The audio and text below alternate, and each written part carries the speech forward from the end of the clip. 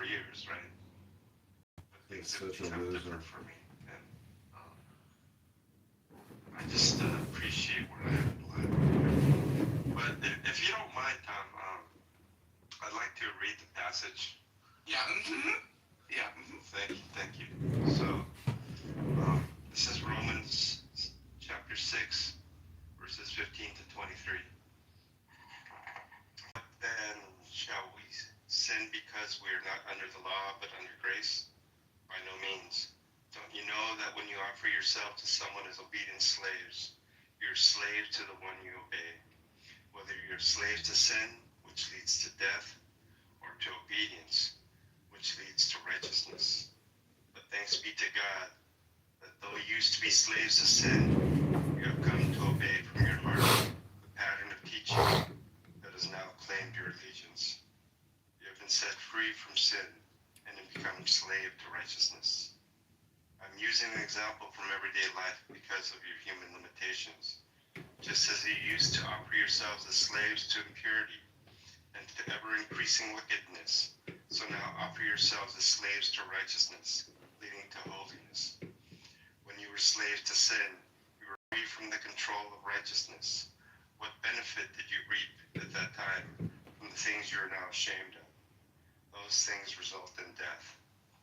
But now that you have been set free from sin and have become slaves of God, the benefit you reap leads to holiness, and the result is eternal life. For the wages of sin is death. The gift of God is eternal life in Christ our Lord. Amen. So, I was reading that verse for that chapter for my morning devotional, and I was just thinking about, the part where it says ever-increasing wickedness. And so, I don't know if you remember, Tom, but when I first got on Clubhouse, and you guys were, Dark Dawkins had come in here, and you guys all came here, I had never cussed for like a while, a long while. And then I remember playing poker, and I had a bad beat or something like that, and I cursed right there. People were like, Yeah. Yeah. and if you remember, man, I started Hey, flicking. John, if you could put me in your queue, I got a question for Tom and you. Okay, and it just became ever increasing, if you remember, and you were able to document all of that to where it got. That Sophia one was off the hook, right? And and that's how it became. Yeah. It just became more and more depraved, right? To where it was just like Chris, there's no point in being here unless you're roasting these it people. was shameful. That's just the Yeah. truth. I was trying to capture your shame, and you were so stubborn. You wanted to try and say that it wasn't really shameful. Mm-hmm. I don't buy it. Well, yeah, it's shameful, but I'll tell you what, man. It's not like I'm going to ask you to like, take it down or anything like that, right? I have no interest in that, as you probably know already, right? It's just a reminder of Yeah. how one can get to that point. Now, it is a case that recently God's been working on my heart, as you know. And so I've come to this point, right, in the new year, and God has been doing wonderful things in my life. And as you know, I haven't been going to church for years, and I started going recently. Man, I'm so glad to be among a body of believers, and how we just pray for each other. We're concerned about it, and we care about each other, to edify one another. That to be in that sort of a situation is a blessing, So I was just thinking about where I want to go, especially with the new year. People think about what's forward. I have hopes for this room. Wow. And I'm excited to come. I was excited to come to this morning. In fact, if you notice, there's my my account, my alt account friend of mine, and I wanted them to experience like what I'm doing here. So, in any case,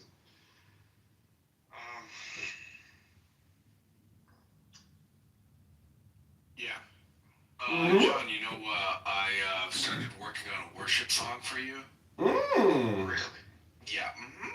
Mm. that's I, enough. huh? Oh, I was just thinking about a couple things about like promises, right? Promises, promises.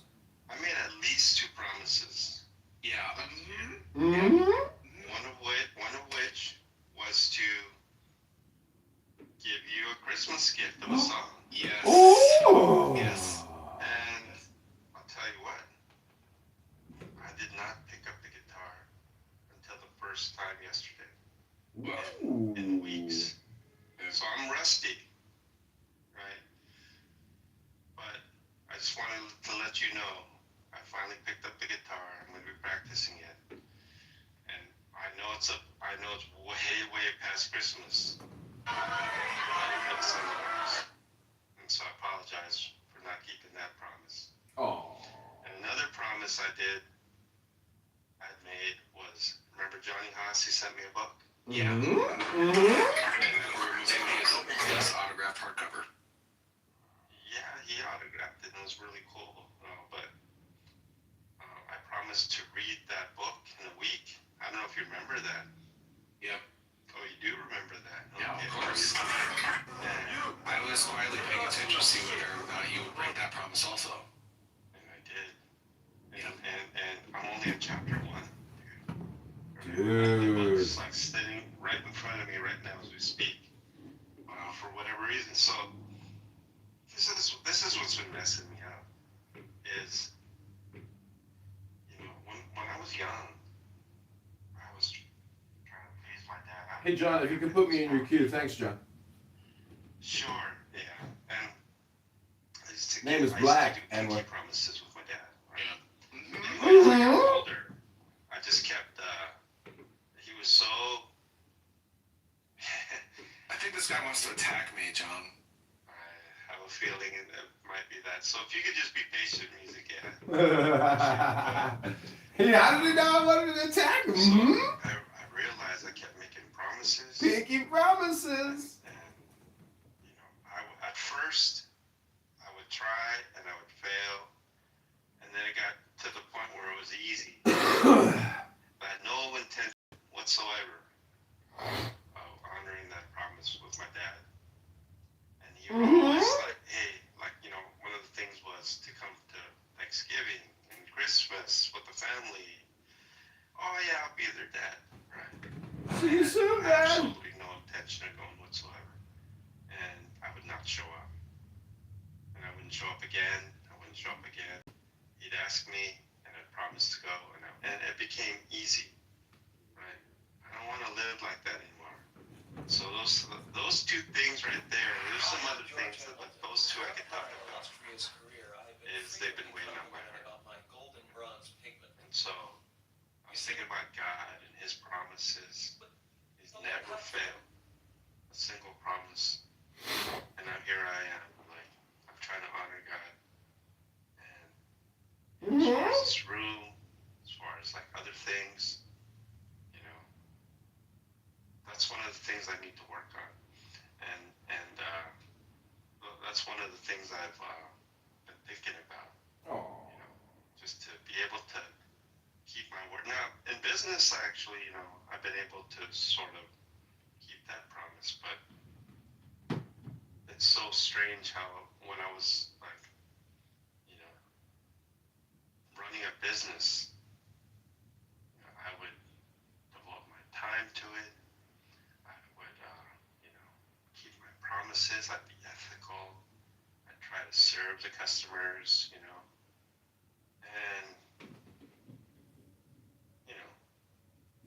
the way it stands, God took it away.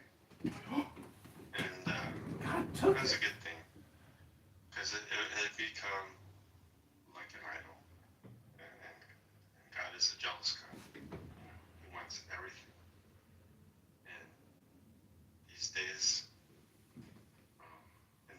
situation I am, um, I can say that everything I have is God's. Everything, every breath, even. So I'm working toward that Woo! in this new year, which I appreciate. But anyway, and also JCC, nice to see you there, sir. I did want to talk to you about, you had a room called God is an Invention of Your Mind or something like that. And I suppose so wanted to join that room, by the way. And, but I didn't. No, it actually was, God is a mental concept. Well, I guess you could say invention, but it's a mental concept. That's what it was. Okay.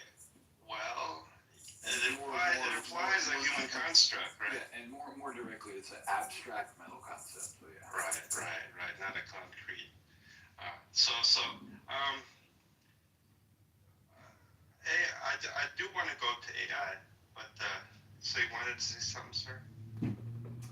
Yeah, I'm just wondering, every time you say something, Tom Rabbit here says, I'm just like, I have gaydar and transdar.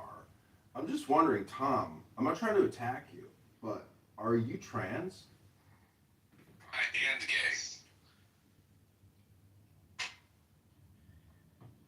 Are you happy gay or are you F word gay? When it comes to me, I don't think L or B or G or T.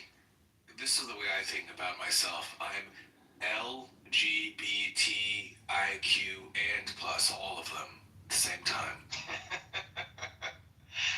Well, I can't attack you, Tom, because as you know on YouTube, they have policies that there's protected classes, and I think you might be one of the lucky ones who fall under that protected class. I can't attack you because I'd violate YouTube terms of service. I'd love to be protected. Wow, that's not the kind of room I want to have, though. Now you have a different account today, music. Yeah, this is black white. John's your name, right? Correct. well, speaking of AI music, John, this song that I wrote, I'd like to maybe play it for you right now. Sure. Now You wrote another song, though? Yeah. And you didn't use AI? No. I used AI, but as always, I wrote the lyrics and melody. They just added the guitar. Wow. I played the song before. No, this is a different song. For the 16th district on. Yeah, that song was. Yeah, Yeah, that was a good song. that's you have some talent. Ain't there, nobody gonna too. tell you. I appreciate it. But yeah, I want to say that literally, I know when I came up with this melody, I was in the car and I was actually listening to Legacy Church, the opening music. Yeah, it was on a Sunday.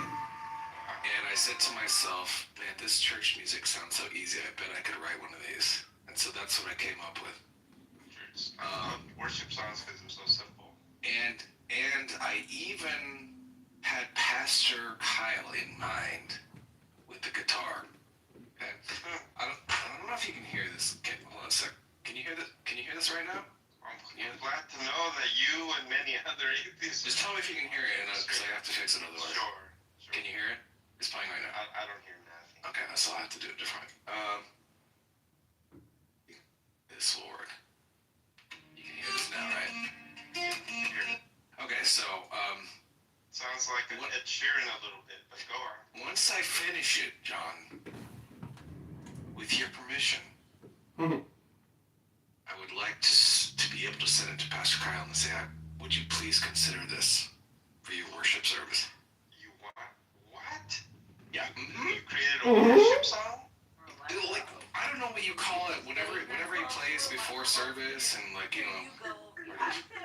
that church music. Okay. I'm pretty decent with lyrics, more so than music. Well, maybe you can help me, because you know how I write this stuff. I just write one verse and chorus and then I just repeat it, because the lyrics are really hard to finish. But keep in mind, the lyrics are just kind of almost placeholder. I know that you're going to disagree with some of them, not going to make sense or whatever, but I just put myself in the mindset of a person who's like writing church music. But I think I have a good melody. Are you ready, John? Yeah. All right. Imagine Pastor Kyle Abby Eva is singing here. this song. All right, everybody, welcome to your Clubhouse experience. This is a song by Tom Rabbit mocking John. I lived a life without your love for me. I didn't see your light covering me. Yes, I was blind, but now I see.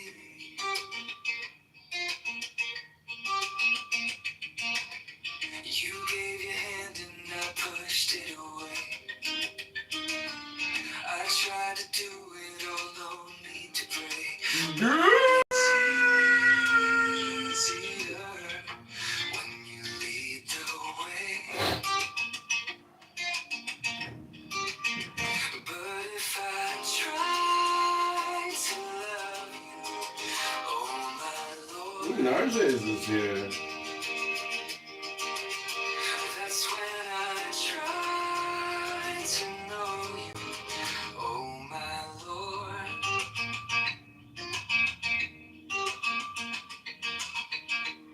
I lived a life without your love for me. I didn't see your light covering me. Yes, I was blind, but now I see.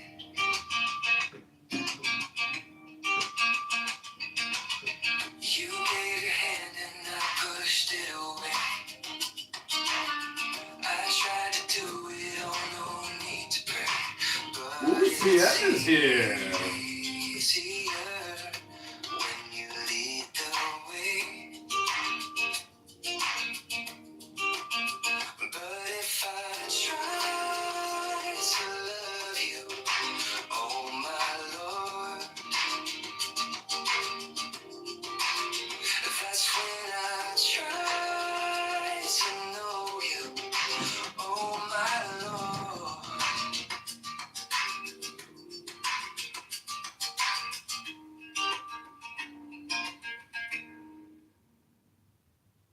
Wow. That's very good, man. I think you have a lot of talents, man. Thanks, John. I hope to see Pastor Kyle singing that to you one day. Well, there's a couple of interesting things. It's from an individual perspective, you know. And so the way I see it, it's like sort of like an individual center, right? Well, like I said, the lyrics are just look. I come up with a melody. I don't know what words go where, so I just have to fit something in there, and that's what fit. But yeah, I'm gonna change it around. No. I like the words too. It represents a sort of a perspective, right? And it just it's about where someone's at. I did want to ask you, man. Years ago, you used to ask me, "Are you going to church?" Yeah. And I said, Mhm. I said no. And you said, I go to church. I go, what? You're an atheist. I don't know how would you be going to church. And they said, I thought about Mo too. Yeah. Mm-hmm. And I think you were going a lot, like every week. Yeah, I went more than you. You did, right? I mean, like once in 4 or 5 years, yeah. You could go twice, you went more than me, right? But you were going a lot more. But I guess my question was like, why did you go to church? Was it just social? I was doing reconnaissance. I wanted to know the enemy. You wanted to know the enemy. Yeah, to be truthful, I was curious, and I wanted to see, kind of like, really experience what it was like in modern day church. It was pretty disgusting.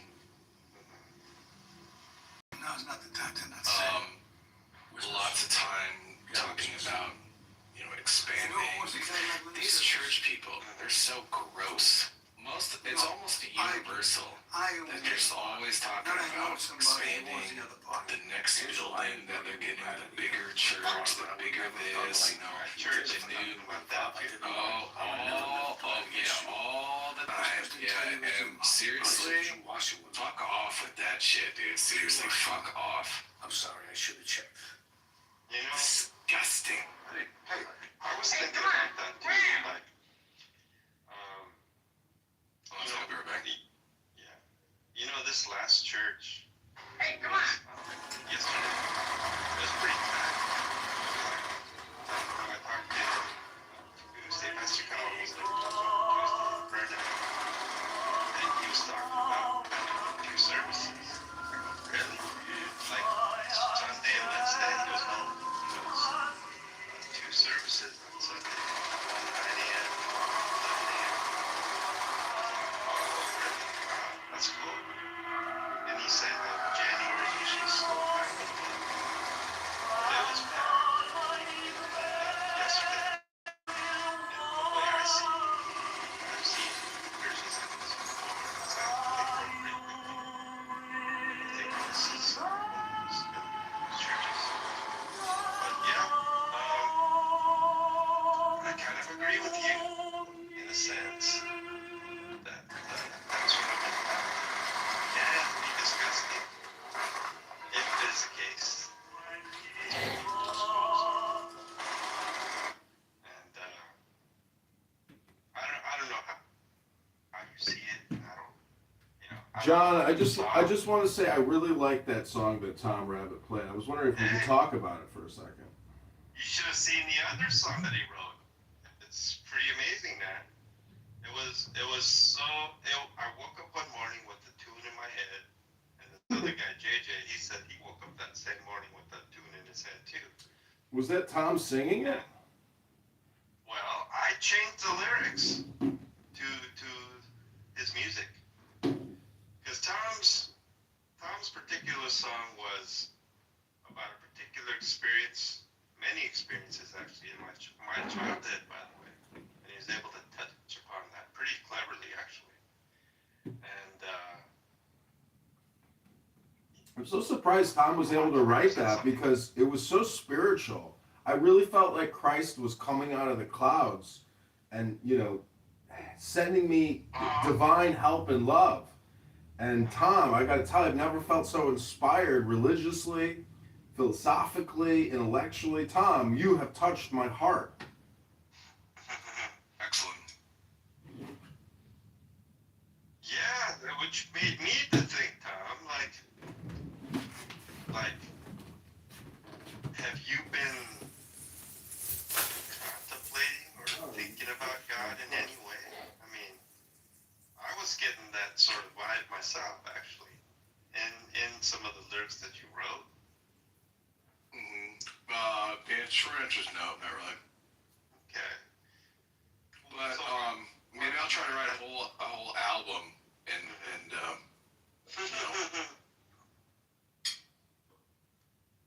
But I could see where you're going with what you're trying to do.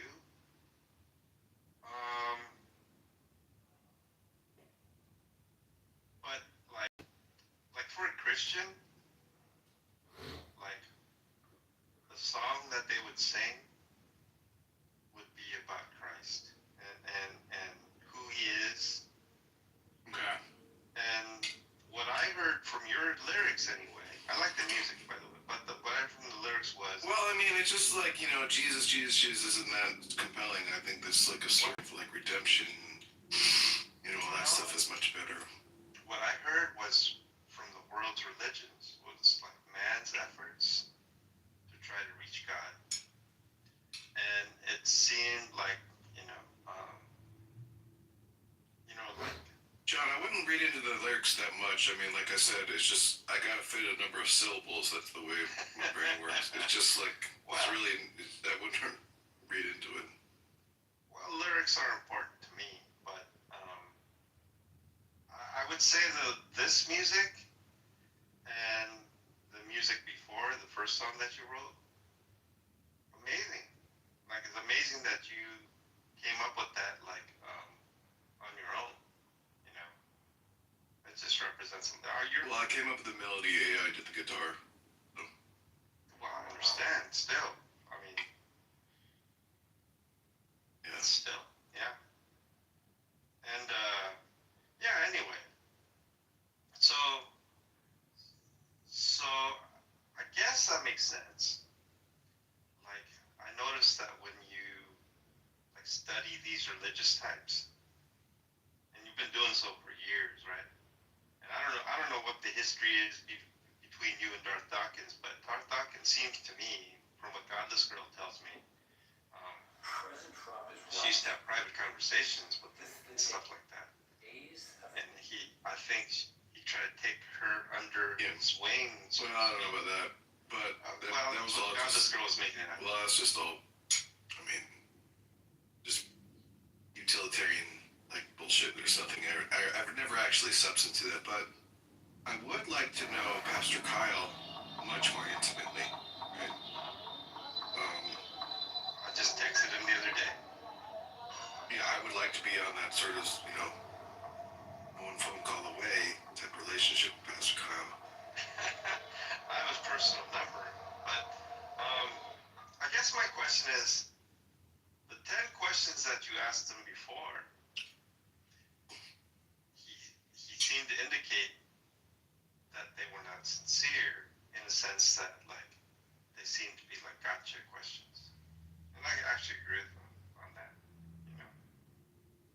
Even when you guys were coming up with questions, a lot of financial questions and so forth, you know. They were questions which were designed to really sort of cut out all the bullshit and see what he's all about. You want to call that a gotcha question? That's what he called it. You could call it whatever. Well, you agree with him.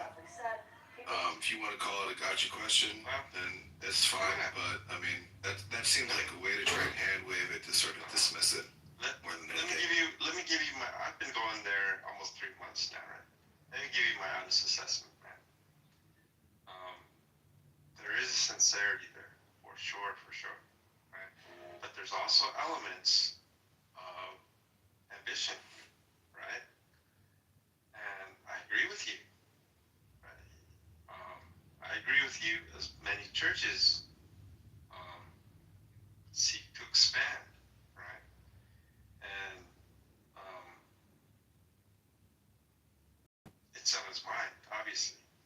Now, when he talks about it, he talks about it in terms of like vision, like a prophetic vision, right? Which I don't disagree with, by the way, just to let you know. But oftentimes, people look to the gift or look to the blessing rather than the gifter or the blesser, you know. And that's easy to happen. So I think that, me personally, I think that God's going to just be working. Because if you think about it, Tom, they celebrated their 6th anniversary the other day, or last week. And it's a small church for 6 years. Yeah, they opened up January 2020, where just 2 or 3 months later, there's COVID. And I heard stories about how they were operating as a church during COVID. And I guess they were flailing, like, really badly.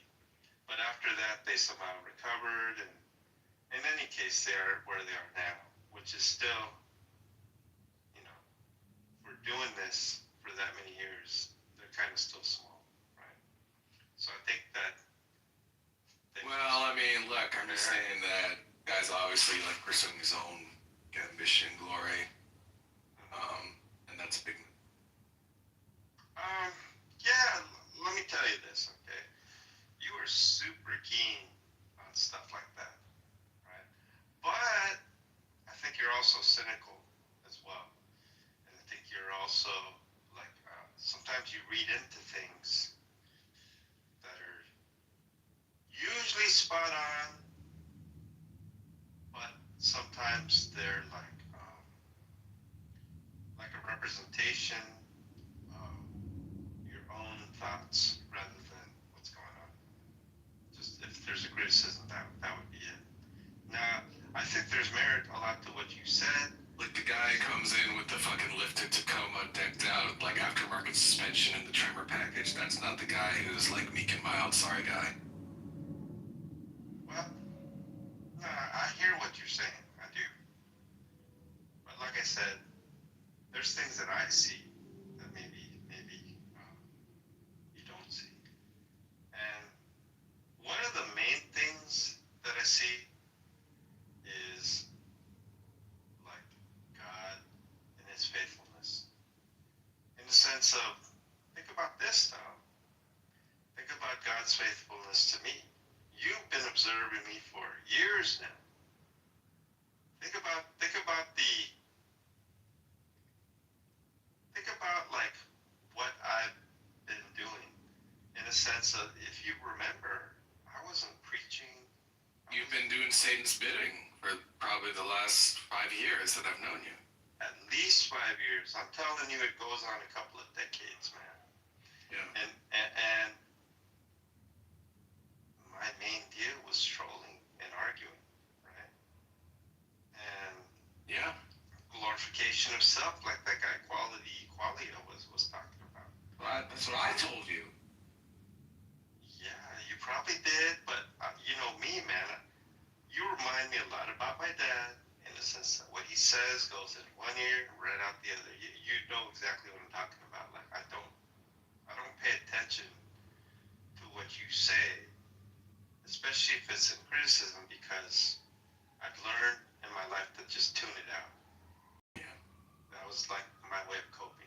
Right? But in hindsight, you're pretty sharp in terms of like your assessments, and they're accurate, right? And they're reflective of the reality that I'm blind to, right? And so, but here's the thing I'm trying to tell you: that God is faithful, even with somebody like me. And like backsliding for me is an understatement. So this is why sometimes I talk to Johnny Haas about how faithful God is, because he's no choir boy either, right? He's been in prison, all sorts of things, even as a Christian, right? And so this is just who God is, right? And so anyway, Kyle's not a perfect person either. Anytime you look toward perfect people, like, look toward people, you're gonna get a flaw, right? And you don't see God in them, they're not gonna see God at all. And I think that's what's been going on. You're pretty good at searching inwardly and observing as a student of human behavior. I don't use the N-word, John. What N-word? You said I'm pretty good at looking inwardly. Okay. I think you are. I don't use the N-word. Well, in any case, you know what I was thinking about? The patriarchs, right? Isaiah, right? He's a man of unclean lips. Right? And the Holy Spirit or the angel just puts a coal on his tongue to purify him. But, I've been reading the Bible over again. I've been reading the New Testament, Old Testament. Hopefully I'll complete it this year, before this year. But I was on Genesis, like 12 or so. And Abraham had a very beautiful wife, Sarai. Before he was Abraham, he was called Abram. And he went to Egypt, and he says to the Pharaoh, like, don't tell him you're my husband, because you're a beautiful woman. And if you tell him you're my husband, then he's going to kill me. So tell him you're my brother. And so that's what happened. But as I'm reading on, this is why John, I got a question for Tom. Tom, he said he wants to write an album. Wouldn't it be amazing if he actually writes? Let me just finish my story if I can, and then I'll let you. I see you're fixated on Tom as you always are, but much of that in this room, by the way, just so you know. But I did want to say this, Tom. I read today that Sarai was having relations with Pharaoh. I didn't even realize that. Scandalous. Did you even know that? Scandalous. Yeah, and so Scandal all these again. people started getting sick around Pharaoh, and Pharaoh was like, "What's going on here?" And he said to Abram, "You lied to me. You told me that she was your sister, but she's your wife, and I've been having relations with her all this time. You need to get out of here." And so he left with all these possessions that he was able to acquire. This is like how subtly can we troll John. Or, Don't try to troll Tom or, Rabbit. the Middle East or the Near East. Great story. And then, he said to Lot, "You go this way near Sodom," or Abram went the other way. But, I was thinking to myself, I'll tell you what, you look at, and all of these characters that God used, they are people that are just upright. John, can you put me in your queue, John? I'd like to ask a question. Well, I will, John, but what I don't want is the hyper focus on Tom. It's not hyper focused, but I would just like to say if Tom could write a full record, 10 songs, 20 songs, and I think there could be a miracle that could come out of that. Tom, are you vaccinated? Are you double boosted? Oh, double, triple, quadruple. So what I'm saying is down the line when you get the turbo cancer and you got the songs, it could be the miracle moment you're looking for because as you are in the agonizing pain of the double vax, triple boost, turbo cancer spread, you can listen to your own music and you can see Christ, manifest before you. It could be that miracle moment where you have a come to Jesus moment. That's all I'm saying. Well, I think that moment's coming.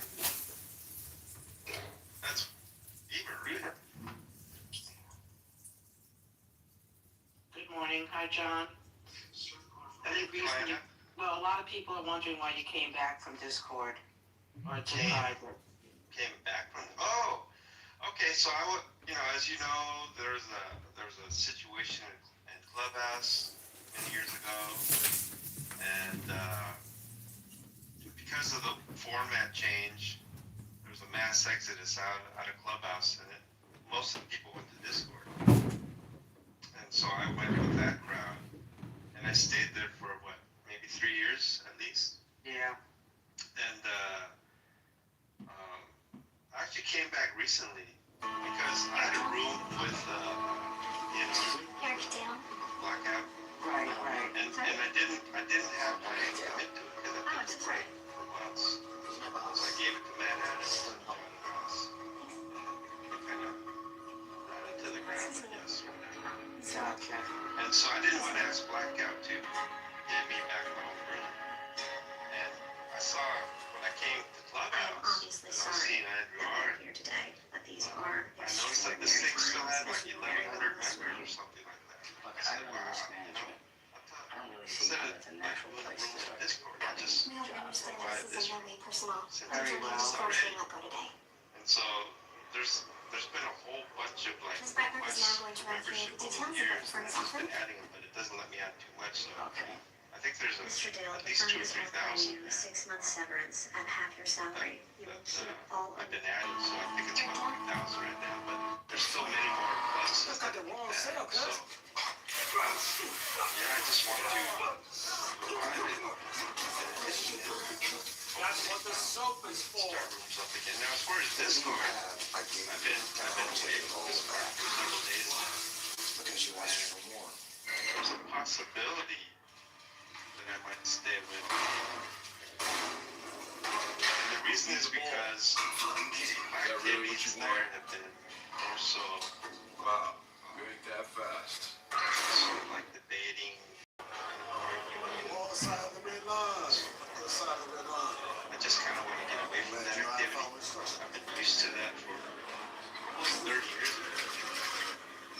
Just want to take a different direction. A different direction.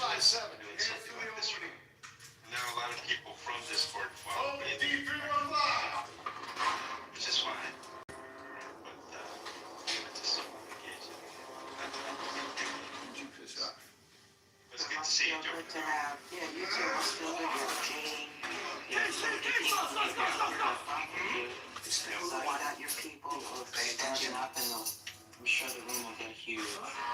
John, do you feel like if you join one of those rooms on Discord, that you aren't able to conduct yourself in a godly way, and you're just powerless against acting in that way that you're trying to avoid, and so your only solution is to just not go in the room altogether?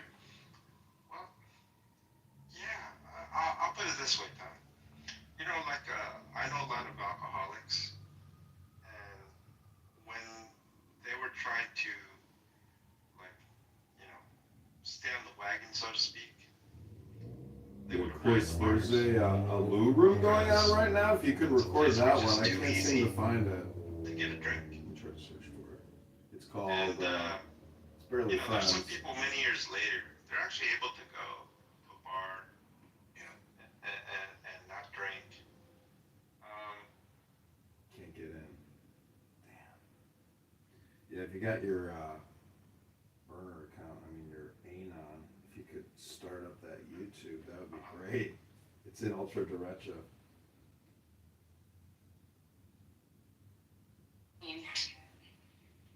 If it's between a PWI and an HBCU, I would always stay in HBCU. We're not comparing PWIs to HBCUs, Kalisha. I know, but he just mentioned Xavier. Xavier is an HBCU. New Orleans. The one in New Orleans. Oh, okay, sorry, I thought you meant the other one. Yeah, not the one in Ohio, I think. No, yes, Xavier University in New Orleans. Like, Can you still view it's shit just from? known for No, I can't. pre-med, pre-pharmacy students, like, they just crank. I think it finally got blocked from ultra derecha. Maybe Tim Robbins. Little teardrops. The owner of JohnKitover.com. Algorithm that's better than just everything in chronological order. It's just hard to figure out what that is.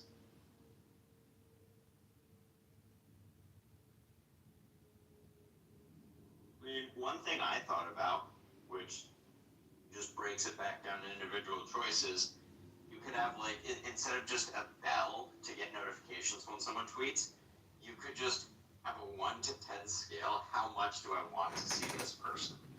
Did you find it, Chris? Even just something like that, and just honestly, you don't have to fill it in for anyone, but if you wanted to, you can. That is the like button. If you hit the like button, it's 10 out of 10, you see them. If you never hit the like button, you never see them. Oh, even if you follow them. Doesn't work. No. So Sean, here's the problem. If you don't like it, then they just disappear, so you can't re-like it. Yeah, And then that's also, the problem. if you do like it, it's too extreme. Because you tend to, I was just talking with someone about this, he's like, oh, I'm seeing all your tweets, and I actually do agree with it, but I want to say, but I don't just feel like it's just the two of us going back and forth. Yeah, so it's either 10 out of 10 or 0 out of 10. There's no modulation. Yeah, exactly. That's exactly what it is.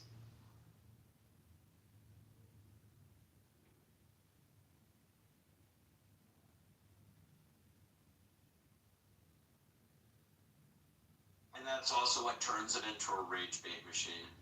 That everything you're seeing is all the 10 out of 10 stuff.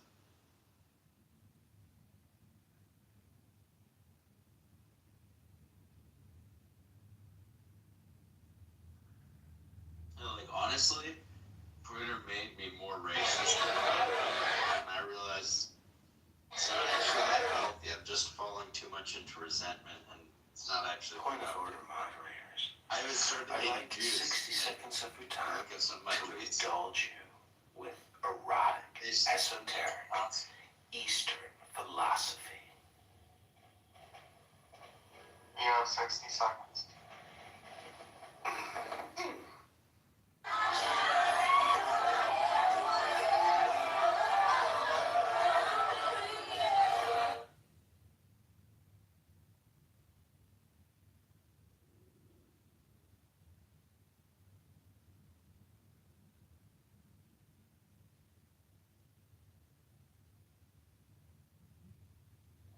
is ready for him to reap.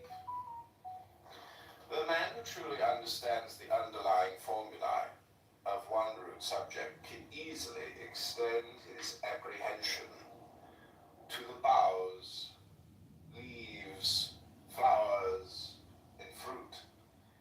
And it is in this sense that the Nice. Was that he made it sound like it was his route and that it was an independent contractor.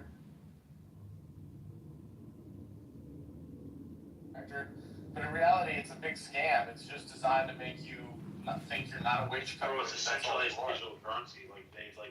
That's why. How many fucking anons are in that room right now? What the fuck? That's why they're buying all the roots back, wink wink, right? And then they're redistributed. You don't own shit. It's just a way to make the fucking peasants feel like they have some kind of ownership over their work when it's a carrot and stick they can never catch. Right. Or it's a pyramid scheme, right? They can maybe pass it on to someone else, but eventually someone doesn't get the carrot. Oh, what it is, it's like it's a file pan where shit. He's back! I thought he had to study for his test! So when we're trying to convey a message, doesn't stick, bro. It's just exactly like a brand new to file fucking pan. That's it. You like those forever chemicals? Huh? You like those forever chemicals? All I'm saying is that life is literally like a dick pic, bro. And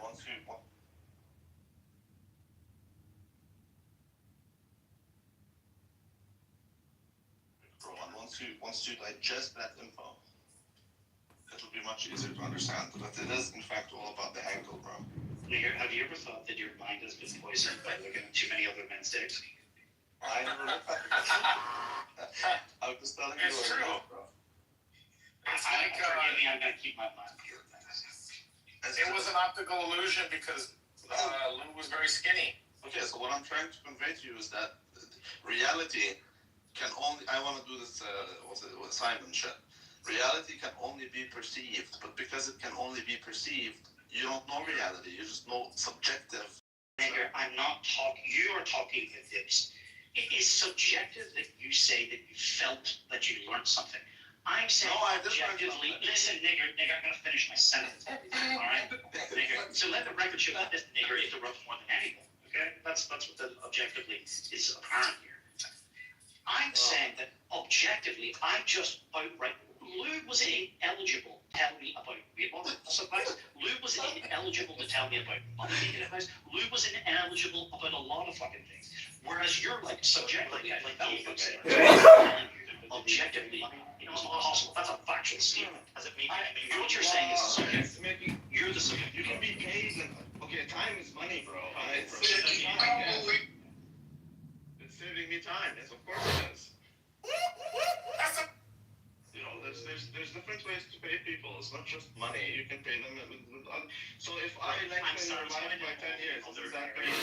All the other pillars. I can pay a woman with that. I'm satisfied. Okay, so I don't need to hear from someone whose pillars are crumbling in these other areas. Okay. I asked Lou to use AI to communicate with me because sometimes he would send me these rambling messages. And he used AI. He said, "Stop texting me. Just use AI." He struggles to get his point across. Like the guy, he struggles to get his point across. You guys struggled. You got to use it in the past tense. He's dead.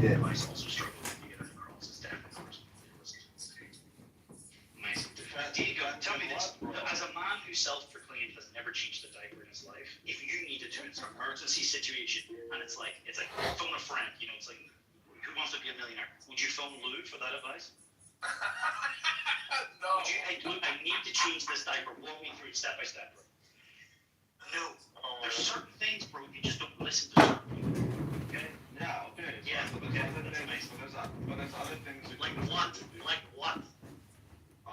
In my case, for example, I learned about loyalty rambles and a lot from I learned about the guy is very genuine.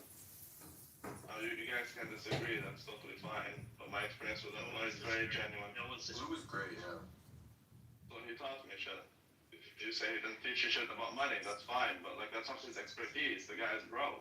He has other But let the expertise. record show, the first 45 minutes of this fucking conversation was about you and AI, right? I don't need to be talking about AI. Yeah, but he taught me about AI. He did. Rico, did he teach you about AI, Rico?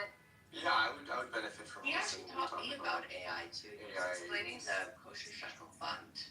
He was very, very knowledgeable when it came Yeah, to he has a And website. everybody thinks a blue belt is knowledgeable when they're white belts, okay? Yeah, but he built the website. It's pretty impressive, It bro. was It's very actually a great impressive. idea. Yeah. Like, He built the entire kosher shekel fund website, and that's not only white belts something think this is impressive. impressive. Did the AI build the website?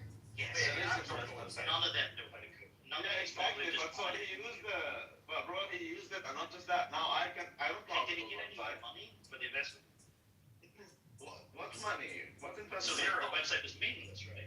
It didn't No actually. one paying for it. It was a troll. Bro, it's a troll. And what? It didn't convince anyone? It's not meant to. It's not meant to convince you. Why not? It's a troll It's website. an investment fund. That's just funny. It's all it is. Maybe. It's just a funny website, but that's all Wait, it I'll is. take your shit. Are you suggesting that if he had the AI knowledge, he could have built a basic online business that would make him money, like Yes. some kind of passive income? But it's not about that. This isn't about AI knowledge, right? It's not about AI knowledge. He has the tools. He has the same tools that all of us have. He doesn't have some special. This is like niggers believing in the magic dirt. Oh well, if I just make it to America, like no, you're a nigger. Are you really? Wherever you're gonna be. You're always just gonna do it. So you think that's like Lou has the special access to the special AI and blah blah blah. Here's the He does it, bro. But for example, I wouldn't like anti-gravity is a software that I wouldn't know about. That is not good for him. Listen, That was great. you don't know what you're talking about. You're a fucking white belt, okay? Now, I'm not going to sit here and claim to be a black belt or a 3-stripe black belt. That's not what I'm saying. Like, you're fucking white belts and claiming to know things that you really don't know. Well, So, you know what? here's the thing. Here's the thing. I'm white. At least I'm Do white. you know what the greatest sign of intelligence is? Do you know what the greatest sign of intelligence is? Is across time, which means across your life, actually getting what you want. Okay? That's right. And someone who didn't get what they want, you know, with enough laps around the fucking sun isn't someone I necessarily need to listen to. Yeah, but none of us get what we want because we want everything. You get what you deserve. Okay? You get what Okay, you deserve. exactly. Okay? You know? And also, here's the thing. Someone had the time. In fact, he had more time than any of us. Okay? But frankly, he had more time than any of us. He had more knowledge, apparently, according to all of you, than all of us or most of us. And he had all the tools that either all of us have access to, or maybe even special tools that he paid Diego's money for. Okay? Every single one. But yet he couldn't fucking apply it and use the AI to build him something that Bro, generates. he didn't Or even that seek morning when to. he's gonna shit talk now. He didn't even seek to. Yeah, his big shit talking was just the beginning. Well, then He didn't maybe even that's seek to. not someone. Bro, maybe, like, listen, if you told me that he was going to go be a monk or join a monastery or whatever, like, maybe, like, sure, okay, like, that's impressive or something. It's not about making money. But, like, what's the point of spending all this time? What's the point of spending all this time? He genuinely has a passion, bro. He actually wanted to later on do something in it. It's easy to have He doesn't passions. have, It's easy to have passions when other people aren't. Bro, you're just not listening. You just keep going, man. It's okay to have passions. It's like the rich wife who has the boutique shop in this quiet town that her husband subsidizes. It's okay to be passions. And I fucking love Lou, but like, It doesn't seem like it. hey, where the fuck were you, nigger? Where the fuck were you with your head? Yeah. I was recovering from a fucking surgery, and I was the one pushing Diego because he's in the US to make a call, and I couldn't fucking speak because I have fucking stitches. It's true. Yeah. Where the fuck were you? Don't you question my fucking friendship or my fucking loyalty? Where the fuck were you with your finger up your fucking ass? He cared My about finger Lou wasn't up where my ass, but don't think so. Well, someone else's finger was up your ass then. Randy, That's defamation.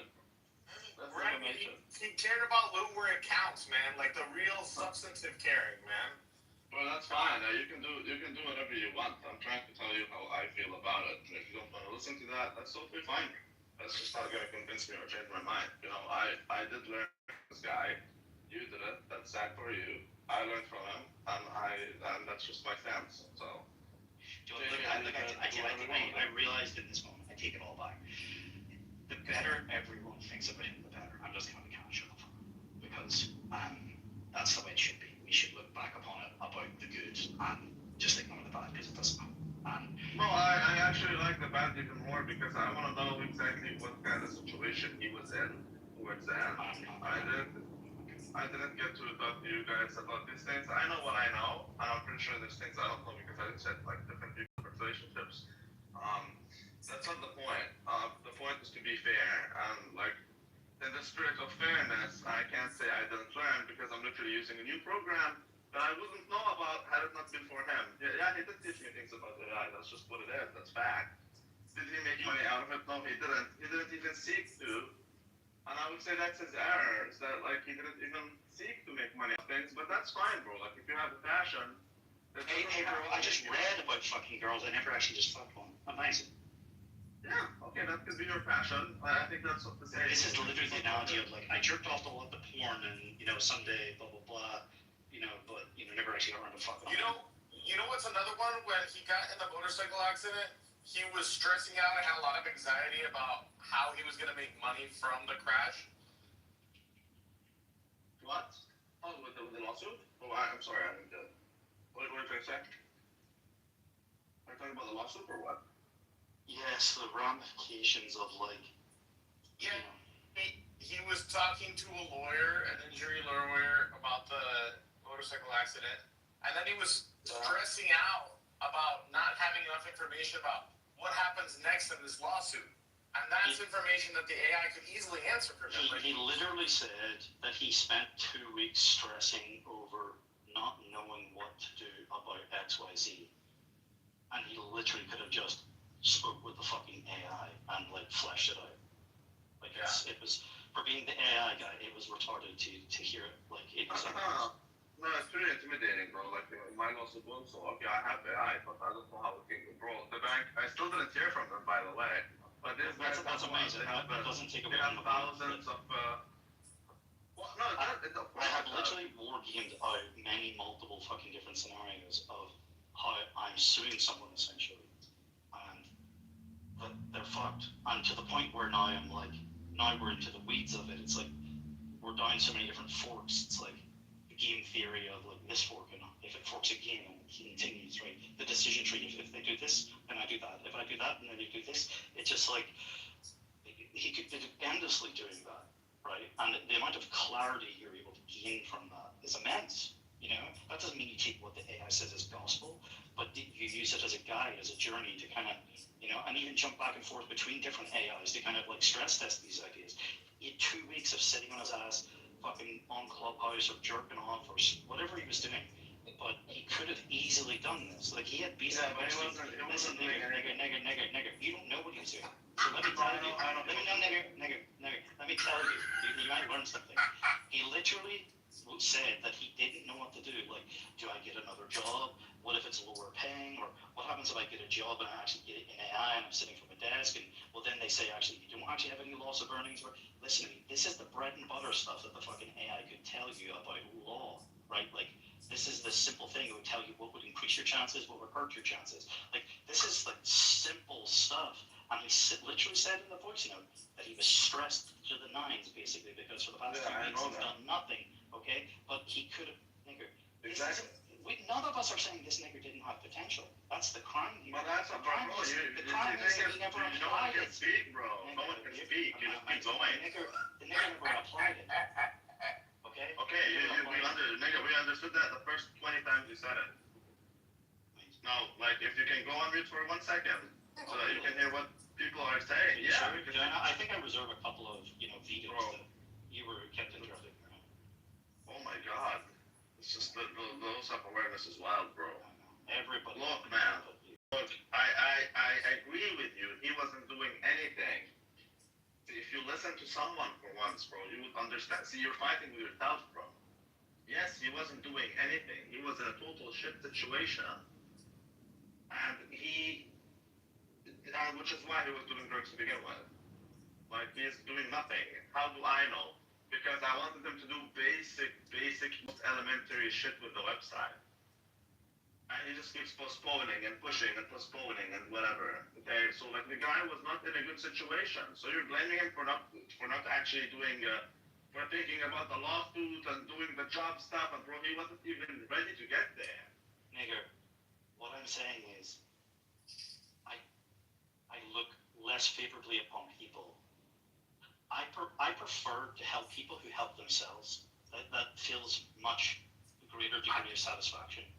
To help people who are already helping themselves versus people, you know, there's like a Dave Chappelle bit or it's like Chris Tucker or something, and they talk about like when he was broke and he was going between comedy sets and trying to make it, and his piece of shit car kept breaking down.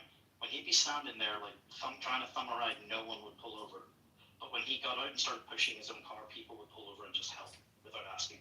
People instinctively like to help people that are helping themselves. We instinctively don't like the diseased and the needy. And he would choose to take inaction, not action. And yeah, especially in the end, yeah. No, that wasn't always the case. Maybe, but it would frustrate me that I knew that he's potential of taking action, that he's smarter than the fucking average Joe, that he was capable of these things, and rather than just flirting with it and like, you know, fucking like brushing up against it or reading about it, and that he should be applying it. Meanwhile, you could argue that maybe I'm not applying it as well as I could, sure. But nigger, I'm in the game. I'm in the arena. He's on the fucking cheap seats on the side. Yeah. I think there's other people in this fucking room that have done that too. And I've also the issue is that you're playing different games. No, nigger, there only is one arena. Yeah, there only is one. There's no one arena. Nigger, there is one arena. Nigger, I disagree. You're an employee, nigger. You're in the fucking seats. You're in the stands, nigger. The rest of us are actually making our own way in life. The captains of our own fucking ships. We're in the arena, nigger. Yeah, I disagree. Yeah, well, that's what someone in the fucking cheap seats would say. You're the restaurant critic. I'm the restaurant critic. I'm the fucking head chef. Impossible What are you? You're the fucking critic that comes in and is like, you just keep going. I know. You're a fucking restaurant critic. Okay, I'm telling you that the guy was in a dark situation. He's not playing the game that you're playing. He's not playing, oh, I need to make more. He lost desire to make money, bro. Nigger, do you understand? Nigger, he had it all to play for. He literally was kind of, like there was an incoming fucking. He had a mini lottery win coming, nigger. It was all to play for. That's true, Randy. It wasn't a matter of fucking if. It was a matter of how much and when it was coming. Yeah, I don't think he cared. Oh no, Diego, he didn't care. Literally didn't care. No, he was counting it prematurely. Nigger, he was spending it before it even arrived. That's a problem in itself. I know. That it wasn't a dark place. Explain, Randy. Explain. No, it was. I can't explain, bro. It's just gonna keep going like it was for the past hour, bro. It's just like there's no conversation here. There's really no conversation. You're gonna have whatever view you wanna have. In the end of the day, the guy's goals weren't your goals. So like, stop judging him by your standards. I had no goal. Oh my God, Like, here we stop go. making me shit on my friend. Let me stop making me shit on my friend. Don't blame me. Don't blame me for your. Fucking like idol worshiping bullshit. No, I'm not. No, I'm not. Lou was not afraid to laugh at himself. It was one of my favorite fucking things. Look at him. He would be like #1 bullshit guy. Like, no, I would never make a fucking PTR like that. I would never fucking do the thing. Like, do you think I would ever call myself Lou, sir? Do you think I'd ever I'd call myself winner, right? I'd never apply some of that stuff, right? Although, by the way, I think that tells a lot, and I think how you speak to yourself, and what you think of yourself is the most important thing. Not what other people say, not what other people think. What you think of yourself and what you speak to yourself. You should. So I had a great deal of problem actually when he would like call himself loser. And it would seem like, oh, he's self-deprecating, but no, it was negative. No, it's not. It's not. It's not. You've got work to do if you think that that's an okay thing to do. But look, I don't think. Anyway, I want to ask you, Q, did you decide to go in the end, or are you en route, or did you not be able to make it?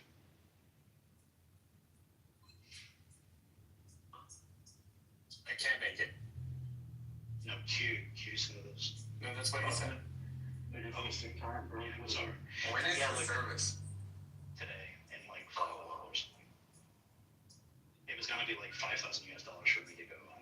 I would have had to have left yesterday and shit. It just wasn't possible. Like, and Diego couldn't make it at short notice or with arrangements. So.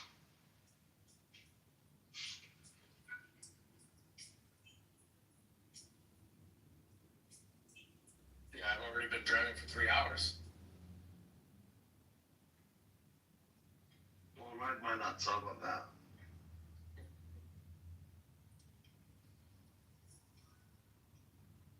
Why is he not?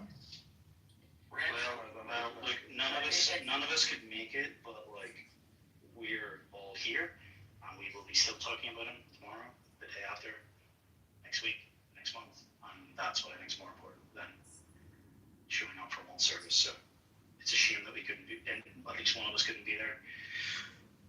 But So what were the goals, Randy? You said he was counting his money. You said he was counting his money before he got it. Yeah, but because he wanted the money, but like I don't think that his goal, he's never finance oriented, bro. He couldn't even go seal the deal with Schmeiler. He was begging for it. Come on. I bet you was. Meanwhile, he was in New York and fucking, you know, out of convenience was like, knock knock, is Danny's legs open, you know? That's Facts. Big facts. That is true. No, that is true, Randy. Is it little Robbie? That is true. Maybe you don't know my boy just as well as you think you know my boy. No, that's not true. He wasn't there for a bit, Danny, bro. Nigga. No, he wasn't there for Danny. Let the record show. Let the record show. He knew she was there. He knew she was God. there. He's not there. He's there for work, bro. Little Robbie, just take the L, bro, sometimes. He's there for. Maybe you should learn that from Lou. Lou knew how to laugh at himself. Lou knew when he was like, I'm good, maybe you could learn that from our great friend, the late Lou. Maybe we could actually walk away from this and you could learn something truly valuable. I disagree. He wasn't there because of her. That's not true. Nigga, that's not what was said. No. That's not what we see. That's a tap dance. That's the Ashkenazi shuffle, okay? That's not what was stated. What was stated was, out of convenience, I said, because he happened to be in the area, he wanted to knock and see if Danny's legs were open, is what I said. Out of convenience, because he was in the area. He did not want to fly to Texas. It's just impossible. That was too easy. Can you take a breath? Nigga, take a breath. That's the righteous. Is this your first time talking to Tim? That's insane. Yes. Bro, it's been like 1 hour. It just keeps going. You know, they don't call him Tim Rambleson for He had a nothing. guaranteed These names are earned. He had a guaranteed in Austin, Texas, and couldn't book a flight. Yeah, But could spend money buying fucking Simon's fucking products and fucking bullshit books. But he couldn't book Southwest fucking Airlines flight to go get his ticket. That's not Maybe did you ever consider To do that. Did you ever consider that maybe he's trying to support his friend, and maybe he's putting his friend ahead of himself? Maybe he Did you should ever put his consider head ahead of himself. bros before hoes. Why would you fly to go do that when you can do that at home? Well, She she because it would was a have sure visited thing. him. She was like, shut up and give me babies. That sounds She would have weird. come to visit him if he allowed it. If he allowed it, she would have come to visit him. Yeah, if he was, if he wanted to, he could have talked her into showing up and, you know, getting a little something. So, Look, bro, you guys are wasting your time and they're either the end of you, as far as I'm bro, don't you question my word. He was looking forward to going to Canada. Exactly, bro. He had a bigger goal to come fuck with you instead of go fuck someone for real. Yes, he did. He was, as I told you a million times, finance isn't the primary thing that he's thinking about. It's not the guy, bro. But we're not all. I'm like that. Sure, he isn't, and that's fine. That doesn't mean he's in the wrong. What are we? Bro. What are you guys even arguing? This is like so strange. He, in many ways, he lived much more than I did, bro. Especially because he pursued. I'm not pursuing my passions per se, because I'm worrying about the things you want me to worry about. most men are motivated by pussy as the primary goal, and everything else to make money for that. Guys aren't into real estate because they like real estate. They're like into real estate because girls like real estate, and it's like it's a status signal. Ask the fucking the status nigger that. Like most of what guys do is about status signaling to get more pussy, and yet this guy got. Apparently, there's a couple of people that are dripping pussy on him on this fucking app and never see it. Come on. I'm not sure what you're trying to say. Yeah, I don't even know what. It comes back to the goals, nigger. About goals, right? His goal isn't finance oriented. It's the only thing. You could have the greatest ship on earth, but if you don't have a plan, you're never gonna leave fucking. Yeah, but he's not exactly. And so we're not arguing that he wasn't a magnificent ship, or he wasn't capable of, crossing the fucking seas. Bro, we're never saying that, bro. Why can't you listen to people when they talk to you, man? I'm saying that. Meanwhile, you're looking at it and going. It doesn't matter what you say. It doesn't matter what you say. You're an Irish leprechaun potato snatch. You're an Irish potato bitch. It doesn't matter what you to say. show for their existence than you have, probably will by the date you're my age. It doesn't matter. It's irrelevant, nigger. You're the king of irrelevant. Anything that matters. Somebody having a tough time like coping with what happened here. Is that why we're like getting all upset and arguing? No, just Rambleton has been arguing with himself since the beginning. Kevin, would you take movie advice from someone that doesn't watch movies? No, I would not. This is it. That's in essence this whole fucking. But no one is taking it. But no one is taking financial advice from Lou, bro. You can't conceptualize. But whoever had No one's taking advice from him. Evan, remember the 75 hard group thing that never happened, right? Yeah. Would you listen to someone about 75 hard who'd never done 75 hard? Generally speaking, people that are truly disciplined and motivated individuals don't rely on like gimmicky things like that. So I generally don't listen to people like that at all promote those kinds of things. That's right. But I don't know. I mean, whoever's making the assessment that Lou is generally a pretty purposeless person, or someone who lacked like an overall vision for his own life, or like I would agree with that assessment. And I feel really bad. I mean, that's how a lot of people go, and that's why a lot of people turn to drugs and alcohol. And I agree, Kevin. Unfortunately, and this Sam nigger is making me say that about my friend who's not even in the ground right now. Bro, I'm not making you do shit. You're the one doing it. You're the one doing it. You're stating things which are just it's just ridiculous. Like, don't blame me. Look, man, if you're gonna disrespect your friend, Kevin, he basically said, I learned a lot from Kevin. This is what he said. Rabbi basically said, I learned a lot from my fat friend how to lose weight. That's basically what he said, and I'm like, for the love of Christ, that's basically this whole conversation. I still don't really understand what's being argued here. Like, I don't even know why. This is like a nonsense conversation. Evan, honestly, it's like Rambleton since the beginning, should blaming Lou and blaming me for it. No. I think I'll verify it. What's I happening? fucking did more than probably anyone. Yeah, wait, I want to hear David translate. I think what's happening here is that Rambleton is interpreting a kind of a disrespect by Randy, elevating Lou to a place where he wasn't. I never It's said not that. real. I never said that. I never said that. But that doesn't. But it doesn't mean that he's not loved. It doesn't mean he's not respected. Right. Well, it doesn't Exactly. seem But like it's it. like, nigger, it's just base this in truth. Just like. Yeah, but no one. Yeah, exactly. It's like the person that gets up on the altar that says. when I tell you that I learned from that, oh my God, and it's just shut like up. you just exaggerate. Shut up. He was the best of men. He was the greatest of us, and blah blah blah. You're just like, come on. Bro, just learn how to take a breath, bro. Learn how to mute the fuck up. Okay.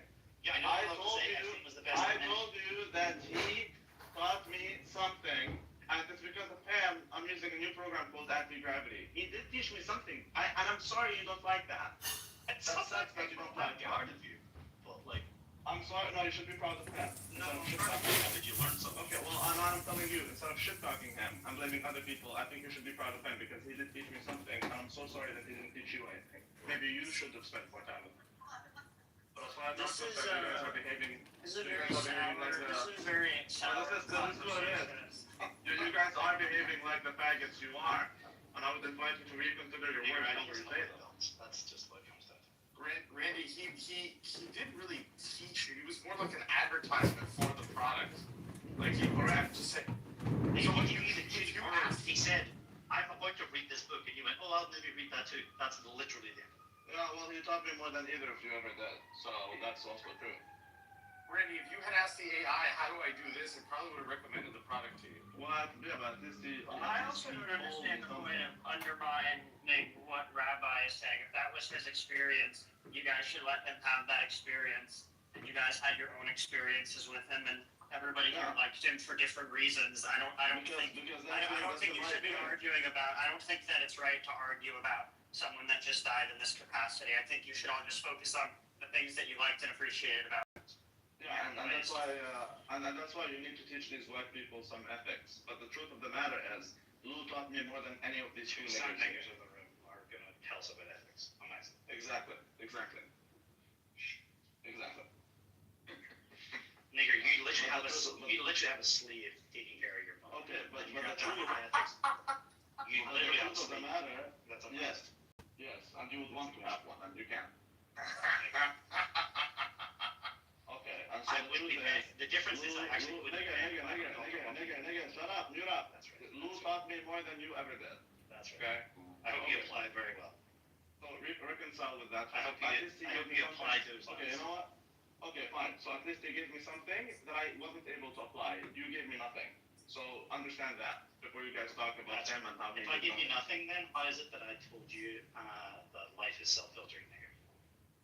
If it wasn't for me, you wouldn't even know what discounting cash flows is, nigger. See, little Robbie has no holes because he has to think about how he's going to backtrack about things he's previously said. No, because I'm actually surprised. I've been away from this app for like 2-3 days because honestly, I don't feel good, bro. And it's not the same. And he was hanging out with me 24/7. And I come here and I see the only thing you guys are doing is just shit talking the guy while claiming to be his friends. And there's nothing to be respected about that.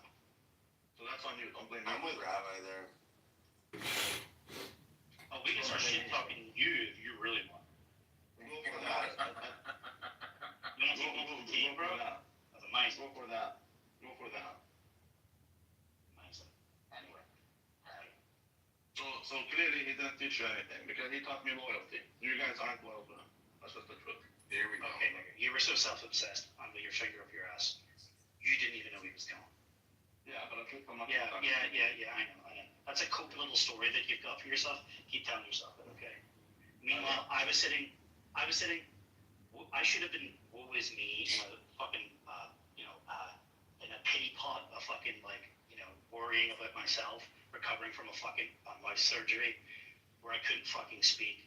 And what I was actually doing was caring about my fucking friend and basically fucking pressuring the ego. And when the cops said, oh, actually, we did the wellness check, and actually, niggers like you with jobs too, well, you say shit like, oh, well, it's out of my hands, I did what I did. And I said, no, that's not a fucking good enough answer. You ring them back, you fucking complain. You ring the fucking realtor, there's the realtor's phone number, there's the property manager's fucking phone number. Call someone till people start complaining. Call someone till it's such a pain in the ass that they go and do something. Nigger, Well, that's the fucking difference. And by my actions, nigger, not by my words, but by my actions, I showed that I fucking cared. So don't you dare fucking tell me that I fucking care. Don't you fucking dare try to tell me that I don't care. Nigga, eat my ass. I can tell you that. Yeah, eat your own ass, son, nigger, okay? But don't you fucking dare try to tell me I don't care. Don't you fucking dare try to tell me I don't care. It's not a dick measuring. It's not a dick measuring contest, but I guarantee you, I fucking probably, and I don't care if you can say I'm not a man. I'll laugh at you anyway. I've probably cried more fucking tears, right? Probably. So, okay.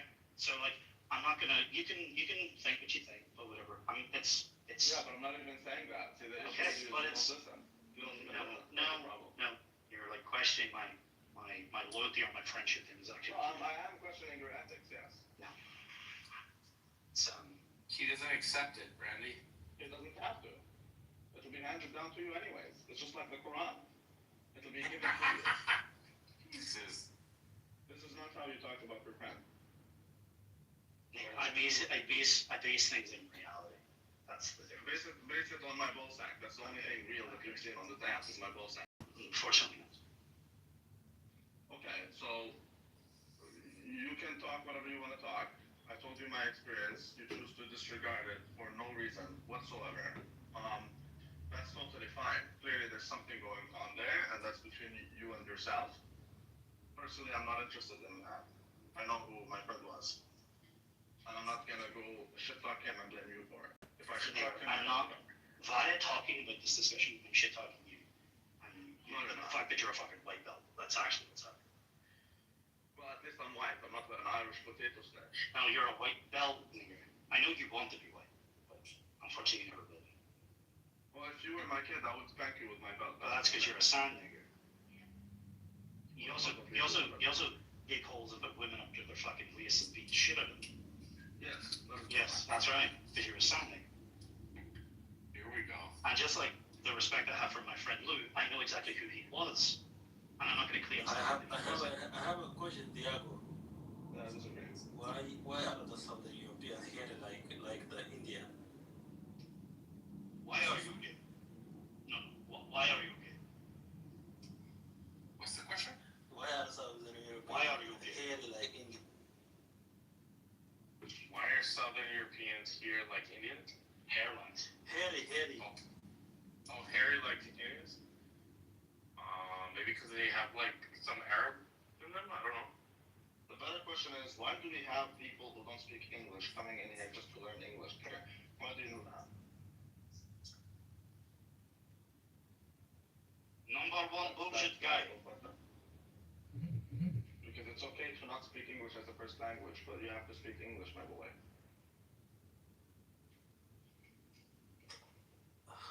How is that not English? English?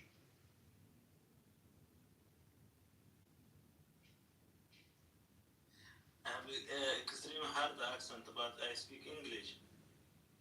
No, I think this is English you're speaking. Zataya. Oh, Zataya.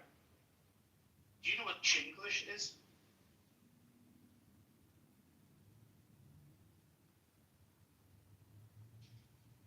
That's right. I don't know if this should matter. Randy, I got very emotional when I was watching these YouTube videos where they were showing kind of like America's Funniest Home Videos, a bunch of random people getting in absurd situations. Nothing graphic, like, you know, it was just funny.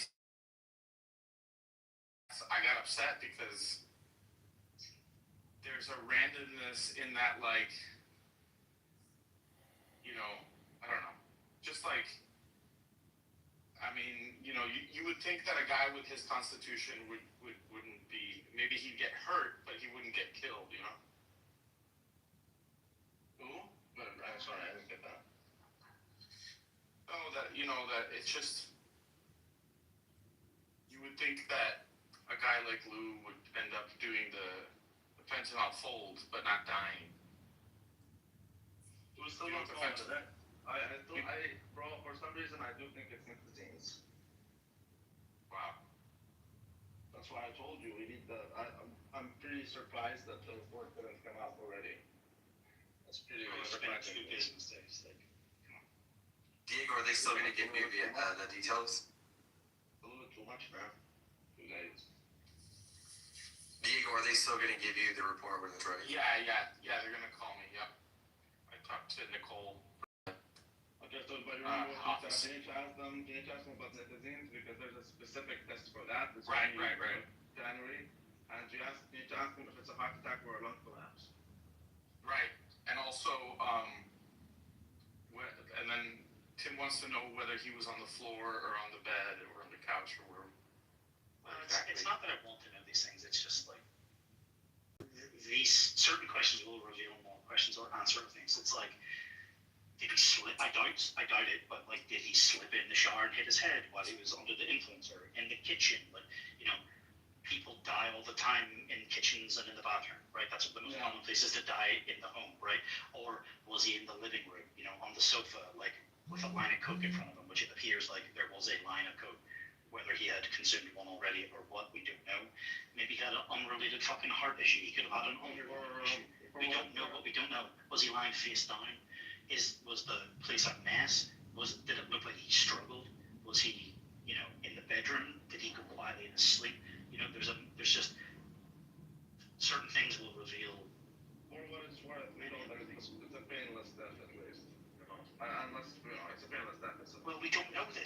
assumptions, okay? That's the point. If he was on nitazines or fentanyl, it is painless. If he Well, fell, I hope so. But the truth is, we don't. We're just. That is the thing is with We're just like, it looks like a duck, quacks like a duck. So it's a duck, like, we're just saying, oh, there was a bag of drugs, therefore it must be that. But we don't know. my God. Okay, so with nitazines, what happens is Here, nobody understands this makes something, but you just come up with trying this. to explain to you, bro. So his heart slows down. It doesn't speed up like with cocaine. But his heart slows down, and basically, it's very potent. It's like 40 times the potency of fentanyl. And if you don't have prior opioid tolerance, then it might be those. Tim Walls put into that job. Did a great job. By the way, in some ways, I'm sorry that we're going to lose him. On the other hand, I'd like him to become the next vice president of the United States. We got elected in 2018, and he. And so people sell it as cocaine, or put it in cocaine, whatever. Regardless, if you die because of this, it's going to be a lung collapse, because what's happening is your body forgets that it needs to breathe. So you would be choking because you're not even breathing. Your body just simply doesn't breathe. But if you're watching someone overdose on it, it looks horrible, but that person doesn't feel anything. That person is, they're like dreaming. They don't feel anything. So at least there's that.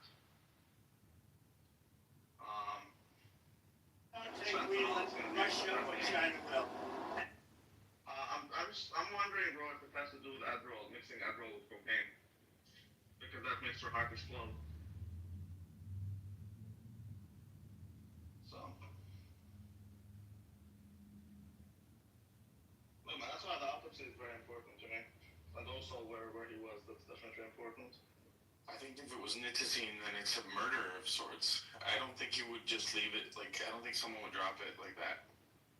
It's a new drug. Well, maybe someone. No, because it's not a home, right? It's like whatever, like cheap apartment complex stuff. It's not. If it was your home, like a townhouse, then yeah, it's targeted. Dude, you know who's Trump hating Patagonia, bro? liberal whack job. You know Patagonia is burning, right?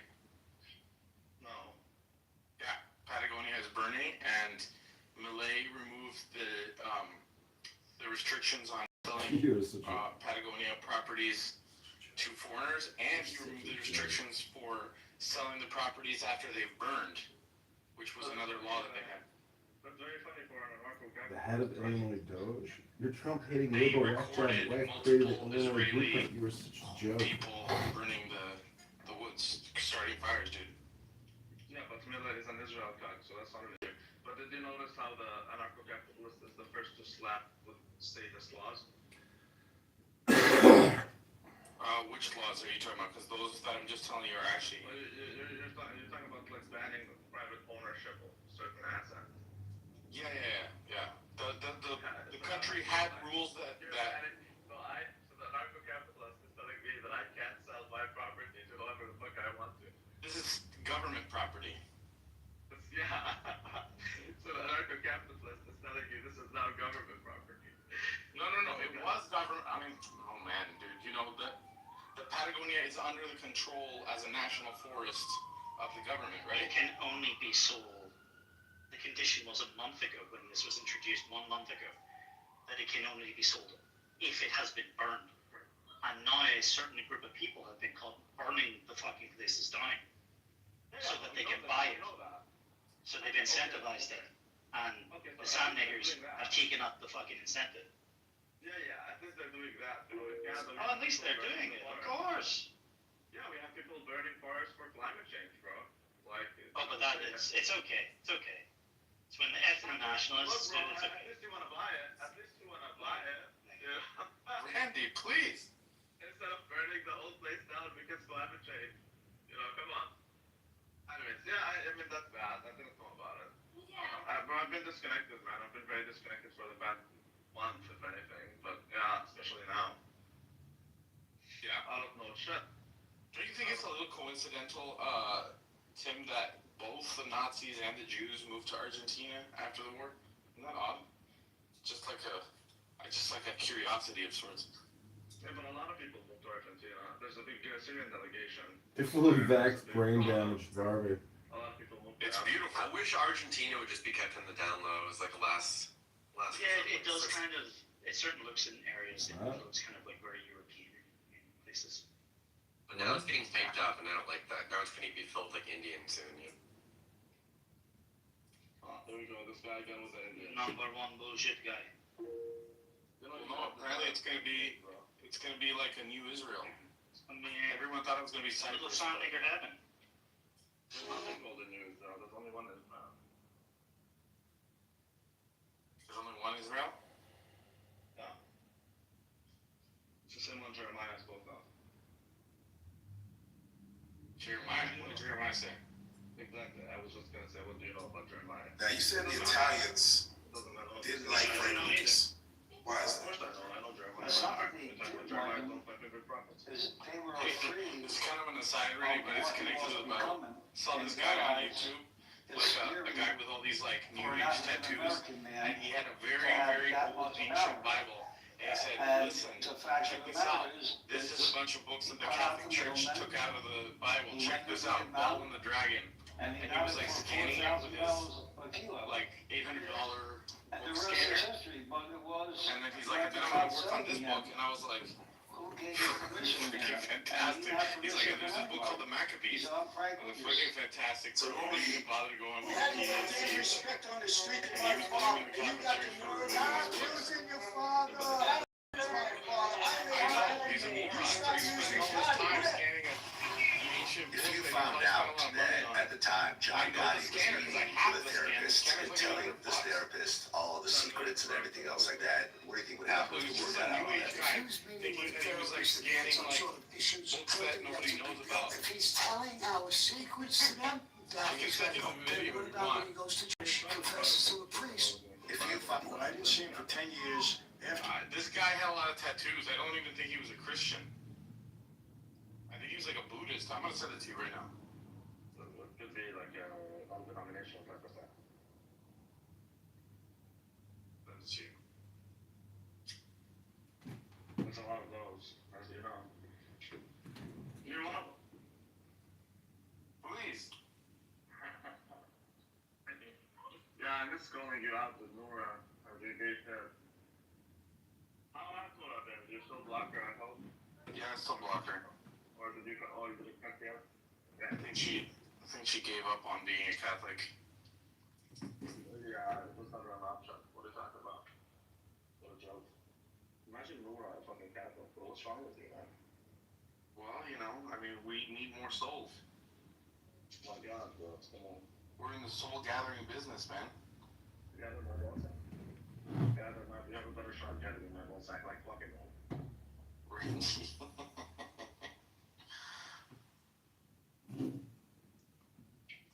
Okay, we're gonna pause these F-word losers and do what's called reading a book to counteract all this stupidity. We're gonna read for about 30 minutes, then I'm gonna go to the gym, and then we'll let these F-words continue their N-word rants about their dead friend who also loved using the N-word, the hard R, all the time, all day long.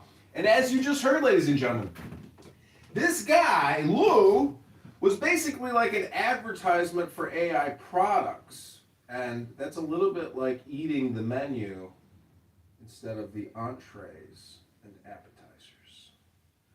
But I hope you're enjoying the recording. This has been brought to you by someone who I think said he put in his 2-week notice. He's moving on to bigger, better things. Congratulations. He's not just a paper pusher anymore. He's a spy. You could probably go to the CIA and be like, yeah, I've been secretly, covertly recording conversations of some of the dumbest people in the world. Maybe I could take this knowledge and expand it into clown world, and we could eliminate the trillions of dollars of worth of fraud that are running through these NGOs. I just saw the list of how much money each state has given NGOs. I think it was just like in the past year. I don't even know the total dates, but it is a huge fucking scam of epic proportions. We need to shut the entire system down And they're doing it basically because Trump is aware. I mean, Nick Shirley, man, changed the fucking world. The poor little Nick Shirley who can't even complete a sentence without making grammatical errors because, I don't know, he's a special one. A special boy. Ah! Okay, we're going to read Dhammapada, sayings of the Buddha. Ribbona Shalom. Here we go.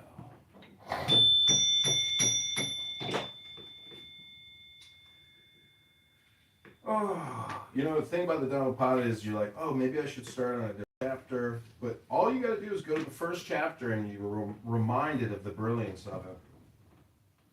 I don't have any cannabis to smoke. I'm all out of cannabis. So you're getting a purely sober John at this moment right now. This is called Twins, chapter 1 of the Dhammapada. Mind is the forerunner of all actions. All deeds are led by mind, created by mind. If one speaks or acts with a corrupt mind, suffering follows, as the wheel follows the hoof of an ox pulling a cart. Mind is the forerunner of all actions. All deeds are led by mind, created by mind. If one speaks or acts with a serene mind, happiness follows, as surely as one's shadow. He abused me, he mistreated me, defeated me, robbed me. Harboring such thoughts keeps hatred alive. He abused me, mistreated me, defeated me, robbed me. Releasing such thoughts banishes hatred for all time. Animosity does not eradicate animosity. Only by loving kindness is animosity dissolved. This law is ancient and eternal. There are those who are aware that they are always facing death. Knowing this, they put aside all quarrels. The one who lives for sensation, indulgent in eating, lazy and lacking in energy. The tempter Mara breaks, just as the wind breaks a frail tree. The one who lives mindfully, senses under control.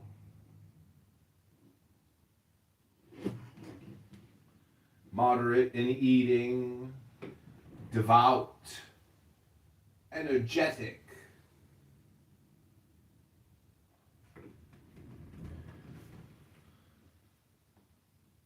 Cannot be overthrown by Mara, just as the wind cannot shake a rocky mountain. The monk's robe does not in itself render one free from stain. If the one who wears that robe is lacking in self-control and honesty, he is unworthy of such a robe. Only one who is free from stain, well-disciplined, honest, and endowed with self-control is worthy of the monk's robe. Those who fail to distinguish the non-essential from the essential, and the essential from the non-essential, will, in feeding on wrong thoughts, fail to attain the essential. On the other hand, those who correctly perceive the essential as essential, and the non-essential as non-essential will in feeding on right thoughts attain the essential. As rain pours through badly thatched houses, so does desire penetrate the undeveloped mind. As rain fails to pour through a well-thatched house, so does desire fail to penetrate the well-developed mind. For the doer of evil there is only grief, here as well as hereafter. In both states he experiences grief, seeing his own unwholesome acts. For the doer of good deeds there is rejoicing, here as well as hereafter. Joy and more joy are his as he sees his own right action. The doer of evil reaps suffering, here and hereafter. In both states remembering, I have committed evil. Not only here, but hereafter, he experiences more suffering, because he has gone to a state of suffering. The doer of good deeds reaps happiness.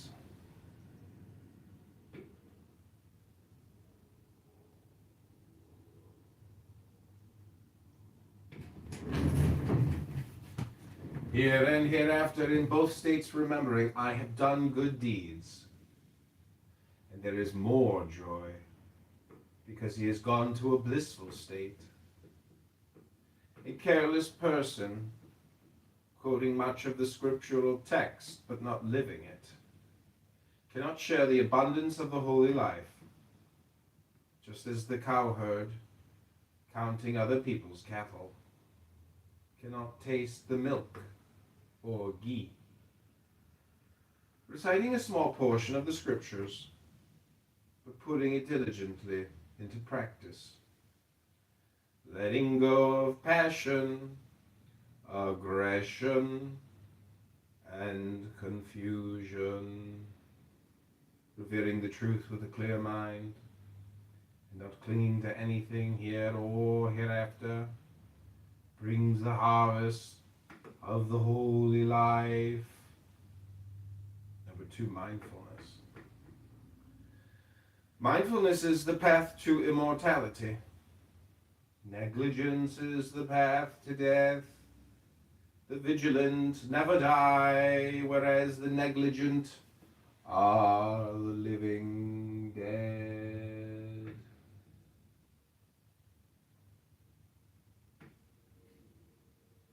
With this understanding, the wise having developed a high degree of mindfulness, rejoice in mindfulness, delighting in the domain of the noble ones.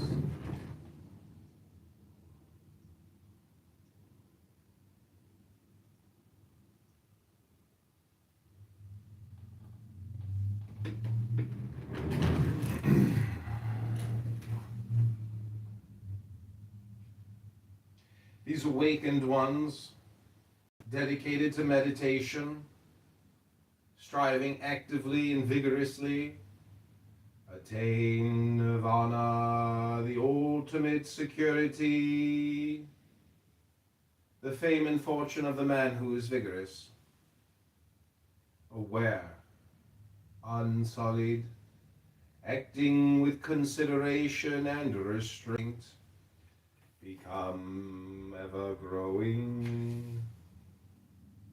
The wise man, by vigor, mindfulness, restraint, and self-control, creates for himself an island which no flood can submerge. The foolish, the unwise, surrender themselves to negligence, whereas the wise man protects mindfulness as his most valuable possession. Don't lose yourself in negligence. Don't lose yourself in sensuality. For it is the mindful and meditative man who will experience supreme happiness. When the enlightened man frees himself from careless behavior through mindfulness, free of sorrow, he gazes on the sorrowing masses, as one on the mountain top gazes on the plain below. The mindful person among the mindless, the aware person among the unaware, surpasses the rest with his wisdom, like a superb racehorse outstripping an old, worn-out horse. By mindfulness did the Magavat, lord of two realms, reach the position of authority among the gods. So vigilance is ever praised and negligence ever disdained. A seeker, concentrating on mindfulness, advances like a fire, consuming the chains of bondage, both great and small. A monk or lay person, rejoicing in mindfulness, seeing the danger of negligence, cannot fall backwards and is close to nirvana.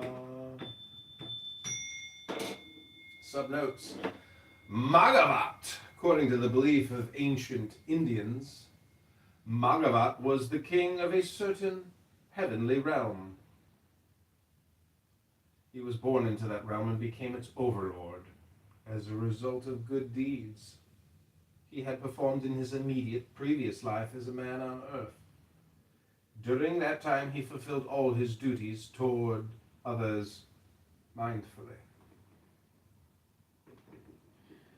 Seeker, originally the term here was bhikkhu, or monk.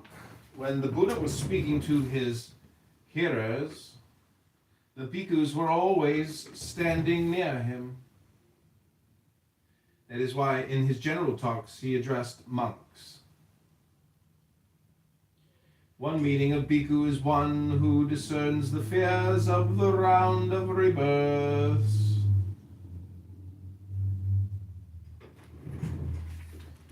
Chapter number 3, Mind.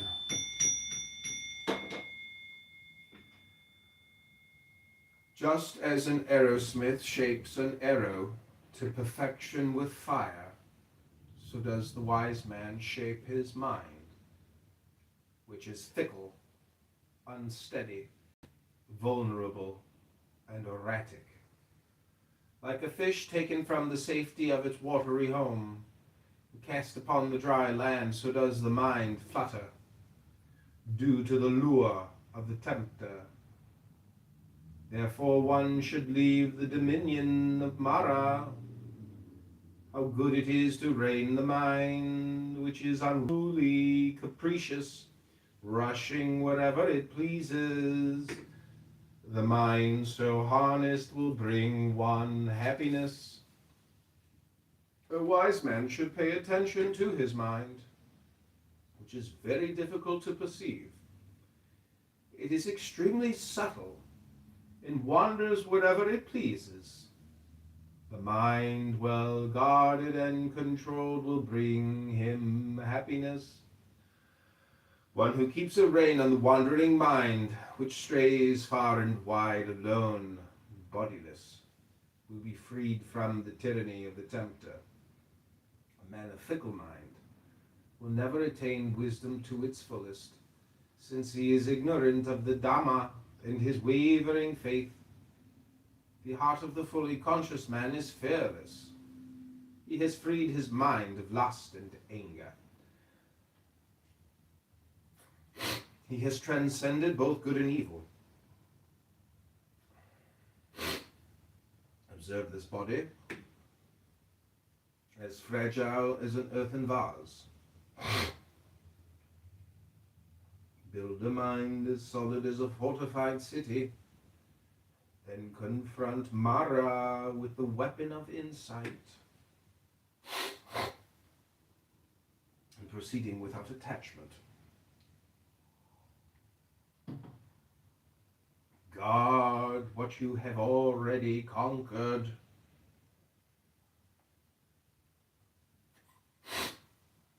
Certainly before long this body will lie on the ground, lifeless and unconscious, cast aside like a useless log. A mind out of control will do more harm than two angry men engaged in combat. A well-directed mind creates more well-being than the wholesome actions of parents toward their children.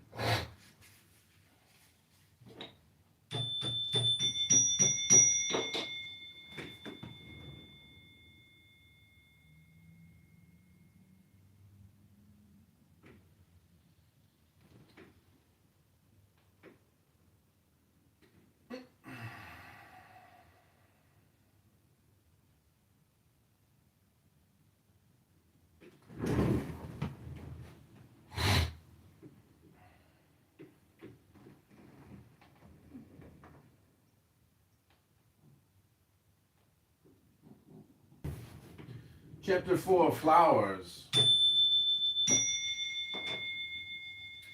Who can truly see this earth, this body, this world of human beings as well as the realm of gods? Who is able to distill the wisdom of the Dhamma as skillfully as a designer of garlands selects choice flowers? Saka, trainee on the first stage of perfection, is able to grasp this earth, the human world, the dwellings of the unhappy ones, as well as the realm of the gods. He can bring forth the shining truth of the Dhamma, even as a skillful gardener selects choice flowers. See this body, as fragile and transient as foam. Know that it is as insubstantial as foam. Thereby destroy the tempter's flowery arrows. Put yourself beyond death's grasp. Just as a raging flood sweeps away a sleeping village, so does death claim a man of distracted mind, as he continually seeks more and more of life's fleeting pleasures. Death drowns the unsatisfied man, whose restless mind clutches for greater and greater pleasures. A monk should dwell and act in the village, like a bee extracting honey from the flower, but leaving the color and fragrance intact. Pay no attention to harsh words uttered by others. Do not be concerned with what others have or have not done. Observe your own actions and inactions. Like a beautiful, brightly colored flower, without fragrance, is the well-spoken word without action. Like a beautiful, brightly colored flower, fragrance.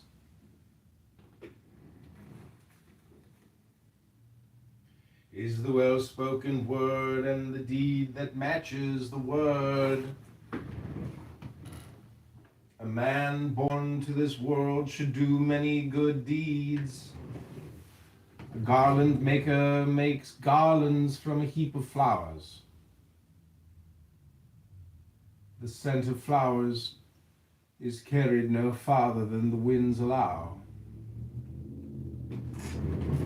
Neither the sandalwood, tagar, nor jasmine, but the fragrance of the deeds of good men spreads to the ends of the earth in all directions, regardless of the wind. The aroma of sandalwood, tagar, lotus, or vasiki is excellent. Superior to these is the fragrance of right action, right speech, right way of earning one's living.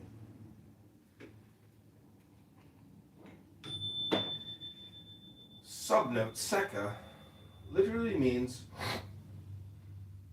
a trainee, but it also refers to the person who entered the state of stream winner's level, where he experiences for the first time the full vision of nirvana. From that stage onwards until he attains arahantship, perfection, he is called Seka. One who is still on the path to perfection,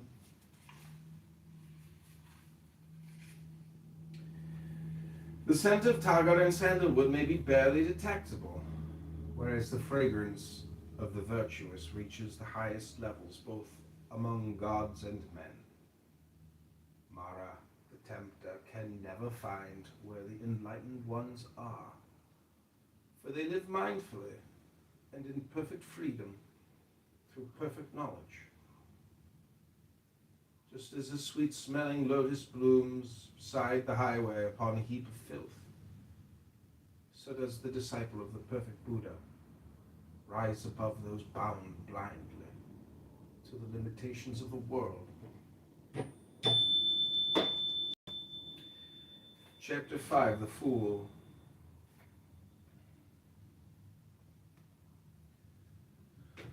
Alright, I'm going to take a quick little break here.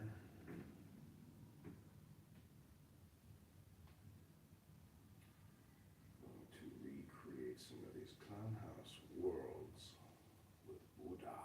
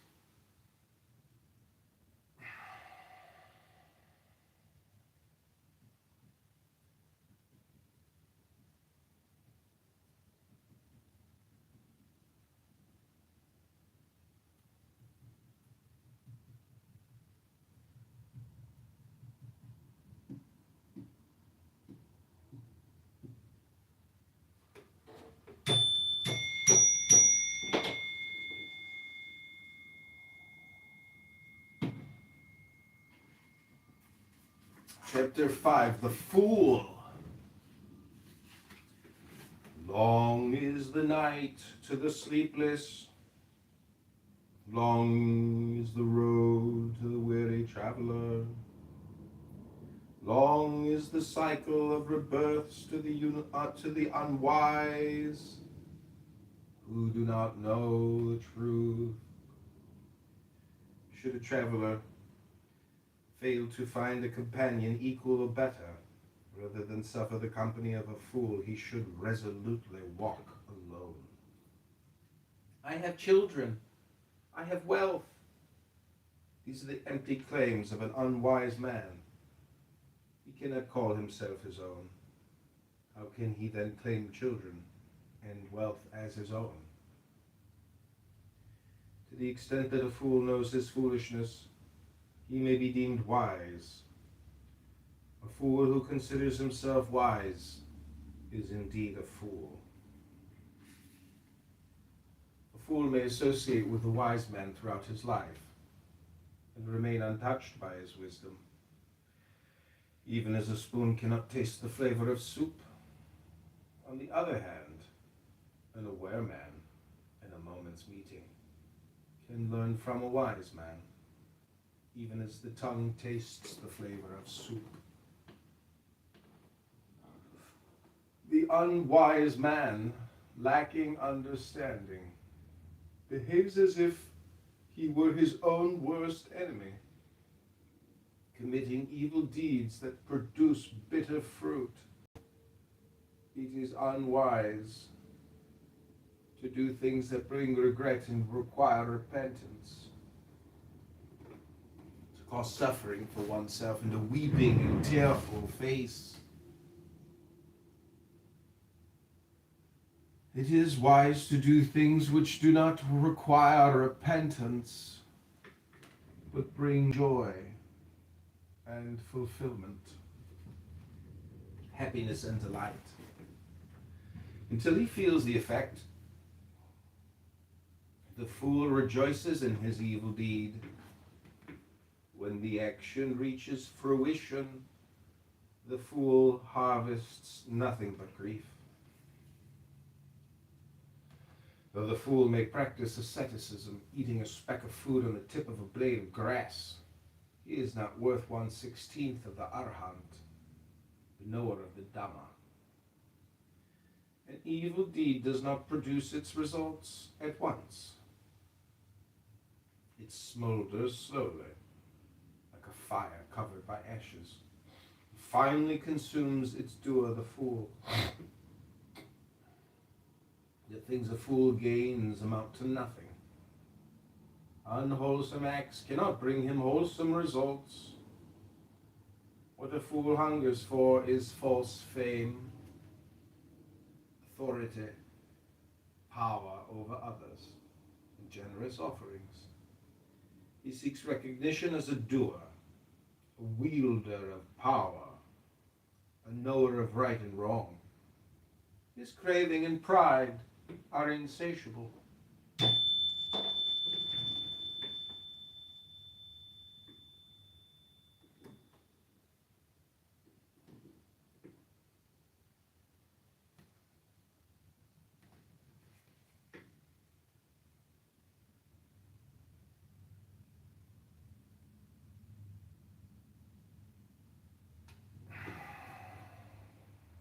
Subnote, in the original text, this verse reads, an evil deed, like milk freshly drawn from the udder, does not produce its results at once. When the Dhammapada was compiled, this metaphor would have been relevant to those familiar with the problem of keeping milk fresh in a hot climate without the aid of refrigeration. To the modern reader, this metaphor of spoiled milk may appear confusing, thus we have omitted it for the sake of clarity and ease in reading the text. There is a path that leads to worldly gain, another road leads to nirvana. Let the seeker, the disciple of Buddha, embracing seclusion, take the path to wisdom and enlightenment.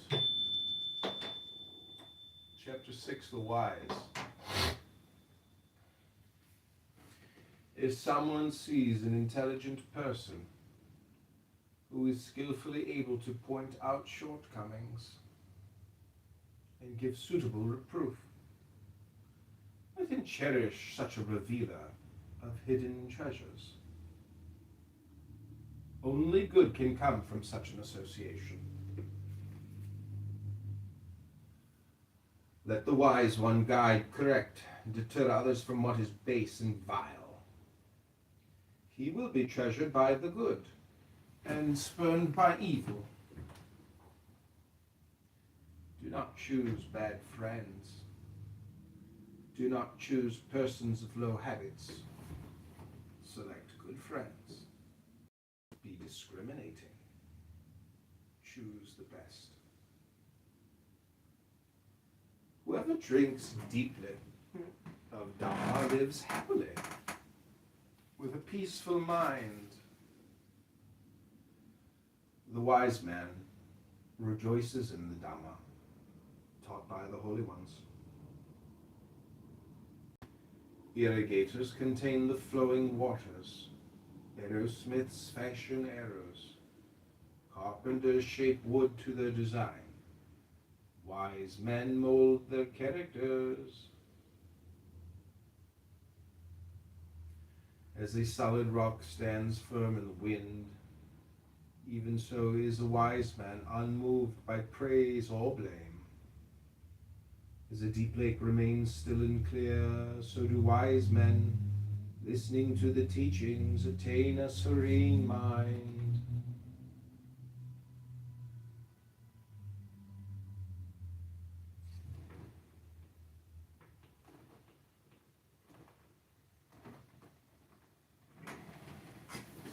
The good certainly cling to nothing.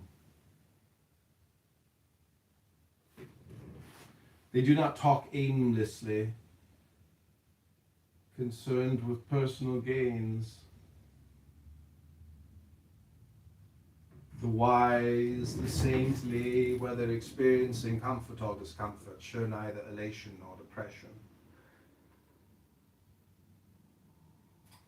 Not for one's own or another's gain should one commit an evil deed, regardless of the desire for children, wealth, or kingdom, or any other kind of success.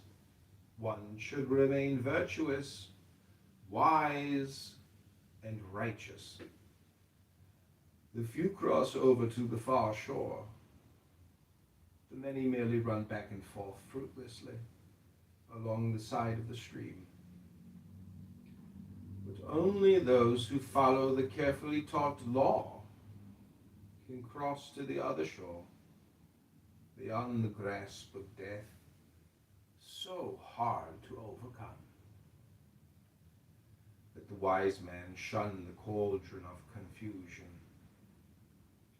and proceed on the path of light. Let him leave the comfort of home, forsaking sensual pleasures, freeing himself from all obstacles, delighting in seclusion, not an ordinary man's choice, and devote himself to cleansing the blemishes of the mind. Those who have carefully cultivated their minds, in tune with the elements of enlightenment, who without grasping, delight in detachment, cleansed of all corruption and therefore shining brightly, send forth brilliant light.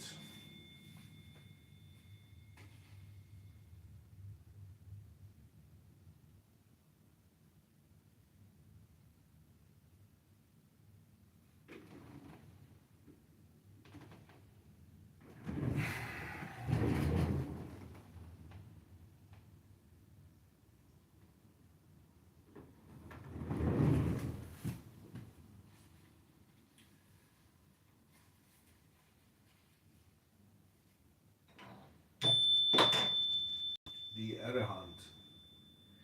There is no burning for him who has completed the journey,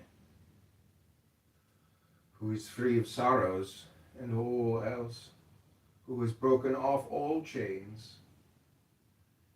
The mindful put forth great effort. They do not remain content in the household life, but leave their homes behind, just as swans leave a muddy lake. Arahants do not hoard. They take a right view of eating, focused on deliverance and void. They leave no trace, like the path of birds in the sky. He who is free from obsessions, eating simply, clear-headed, focused on liberation, like a migrating bird, leaves no trace of a track in the sky. Even the gods delight in the presence of one who has freed himself from pride and mental obsessions, who has his senses under control, like horses trained by an expert trainer. Done with the round of rebirths, he is as accepting as the earth, as firm as a doorpost, placid as a pond free of mud and dutiful. Whoever has reached a state of freedom through perfect wisdom, peaceful and unshakable, is non-violent in his mind, his speech is action. Whoever is in touch with the infinite, free of detachment, desireless, is the highest among men. Delightful is the place where the saints dwell, be it village or forest, cavern or open field. Delightful are forests, where more worldly men find no joy. Being free of the pull of desire, saints who seek no worldly pleasures. find delight in such places.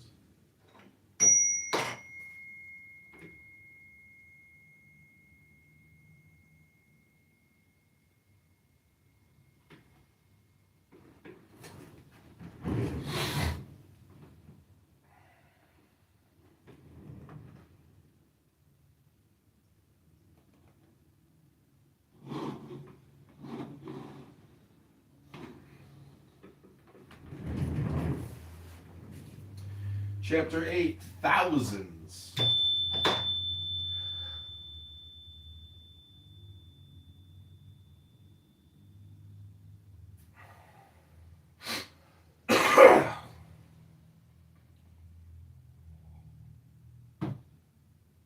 A single wise word, bringing peace to the listener, is worth more than 1,000 speeches full of empty words. A single verse full of meaning, bringing peace to the listener, is worth more than 1,000 verses full of empty words. One may recite 100 verses full of vain descriptions, but a single verse bringing peace to the listener is worth far more. One may conquer 1,000,000 men in a single battle. However, the greatest and best warrior conquers himself. Conquest of oneself is the greatest victory of all. Neither God, nor a heavenly musician, nor a mischievous angel of the highest of the 6 heavenly abodes, the Paranimita heaven, where sensual pleasures prevail, can deprive the self-vanquished, restrained person of victory. The honor paid to the one who has achieved self-mastery for one single instant is worth more than monthly offerings of 1,000 pieces of gold. Honoring the one who has achieved self-mastery for one single instant is worth more than living in the forest, tending the sacred fire for 100 years. Making offerings for glory and recognition is not 1/4 as worthy as honoring the upright. Whoever shows reverence and respect for the aged is rewarded fourfold with long life, beauty, happiness, and strength. Even a single day lived virtuously and meditatively is worth more than 100 years lived wantonly and without discipline. A single day's life of a wise and contemplative man is worth more than 100 years lived wantonly and without discipline. A single day's life of a wise and contemplative man is worth more than 100 years lived wantonly and without discipline. A single day's life of one who puts out great effort is better than a life of 100 years lived in idleness and sluggishness. A single day's life lived by a man who grasps the impermanence of all conditioned things is worth more than 100 years lived in blindness and ignorance. Single day's life of one who sees the deathless state is worth more than 100 years lived without perceiving it. A single day's life of one who sees the truth is worth more than 100 years of not seeing the truth.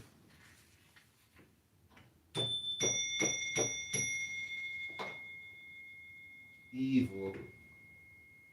Chapter 9. Do not lose a moment of doing good. Protect your mind from evil. Whoever neglects doing good is inviting addiction to evil. If a man has mistakenly committed an evil deed, let him not repeat it. Let him not be addicted to evil, for it is the amassing of evil that brings misery. On the other hand, if a man does good, let him do it repeatedly. Let him put his heart into it, for the accumulation of good brings blessings. Even an evildoer feels happy before his negative actions reach fruition. However, when the evil ripens, he will have a bountiful harvest of evil results. A good man sees what is unwholesome before his good deeds reach fruition. However, when the good ripens, he will have a bountiful harvest of good results. Don't underestimate evil, saying it can't happen to me. As a pot slowly fills up with water, drop by drop.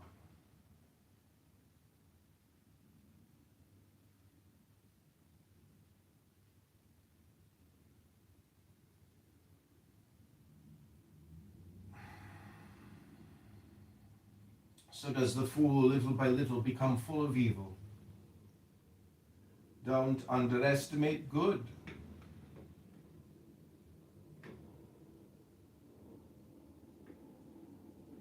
Saying it can't happen to me. Water falling drop by drop will fill even a large pot. Likewise, the wise man accumulating good little by little becomes goodness itself. One should shun all evil. As a merchant with treasure and a small caravan avoids a dangerous road, or as a man loving life shuns poison. If a man has a hand free of wounds, he can take poison in his hand.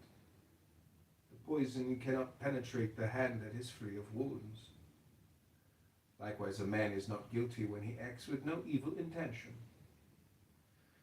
If someone harms an innocent person, one pure and free of guilt, evil results will fall upon the doer, like fine dust thrown against the wind. Some are reborn in a mother's womb. The evildoers are bound to miserable states. The doers of good are reborn to happy states. Those free of any stain go on to perfect peace. There is no place in the world, neither the sky, the sea, nor in mountain crevices, where an evildoer can hide, safe from the consequences of his action. There is no place in the world, neither in the sky, the sea, nor in mountain crevices, where one can escape the inevitability of death.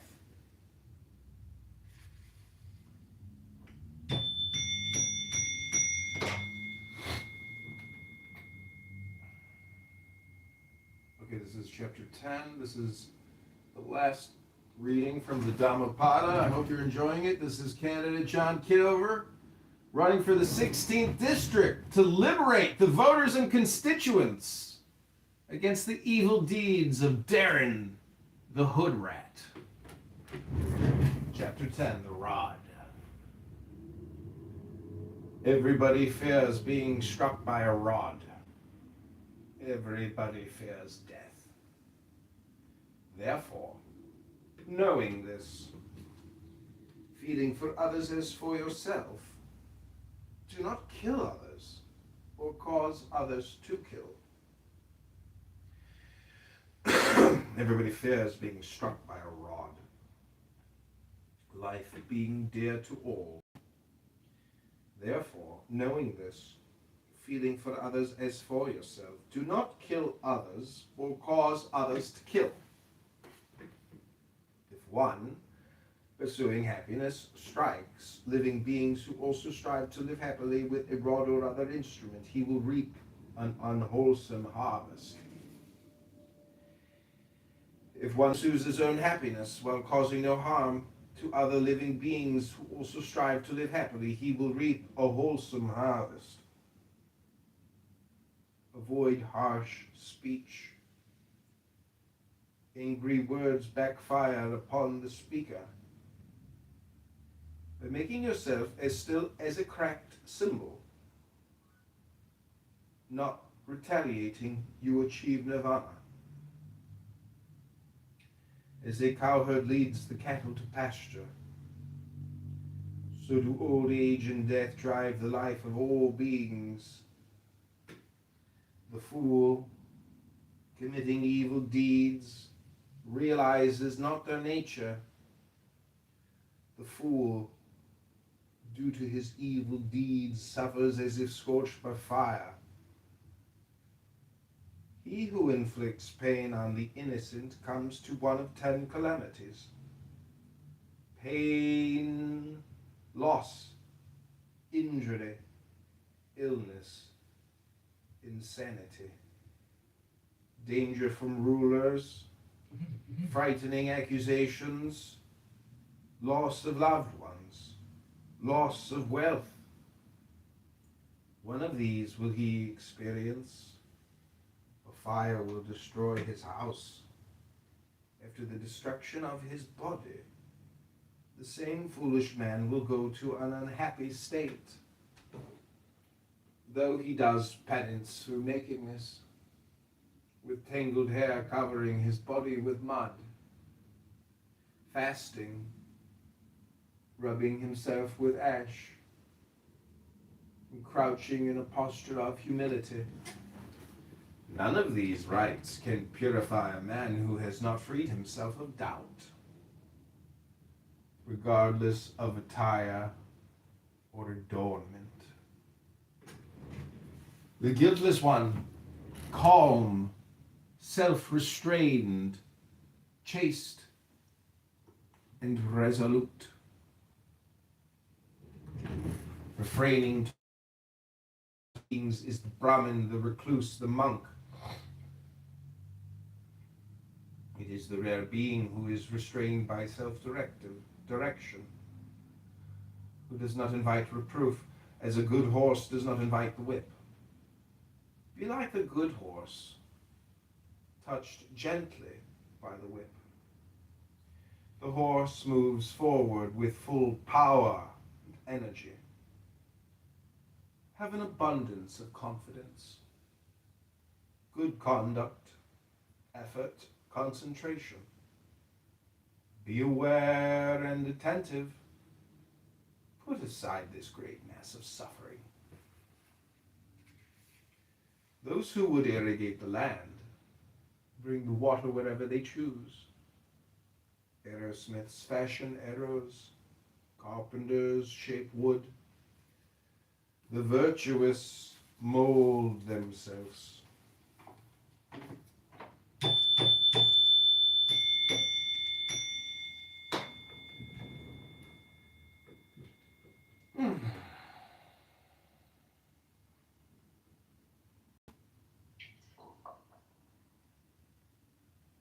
Okay, found it. I'm gonna send this to you on X. If I can find you. Who, me? Yeah. I deleted my account. I have an Randy, why? Telegram it. Just Telegram it. Alright. Why would you do that? Telegram it because I'm private from my phone. Telegram it to me, and then when I get, I'll telegram you back my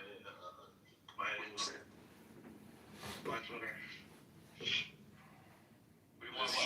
This guy thought he was being so slick. He's like a 212-year-old Bible. I found the secret sauce. Yeah. Yeah, I'll check it. Well, I can't do it now, but I can check it.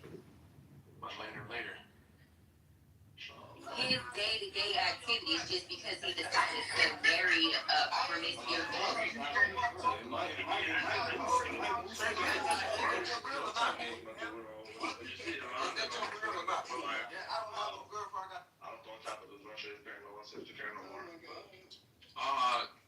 Netanyahu said that he said in the next 10 years they're gonna completely wean off of American support. Well, that's good. Okay. Well, that's gonna happen anyways. It's not that. They're just gonna move on to China, you know. Exactly. Okay. Exactly. I think he's been told you're not getting any more money, and so now he's spinning it like, oh, we want to go independent. I don't think Yeah. so. I don't think he's told. Who wants to go independent? Netanyahu. Has anyone seen White Nigger Cook? No. But I've been off the app, so a little bit, so. I'm probably still gonna go, man. So I think, look, man, the app is different. Like it. Polymarket says that Maduro's gonna get off. He's gonna be released. No, he's not. Oh wait, the Poly Market says. So how much? What's the bets? I don't know, but I mean, right now it's in favor of him getting released. That's wild. Yeah, I doubt it. I doubt it big time. It sounds realistic to me. I would bet against that 100%. Wow.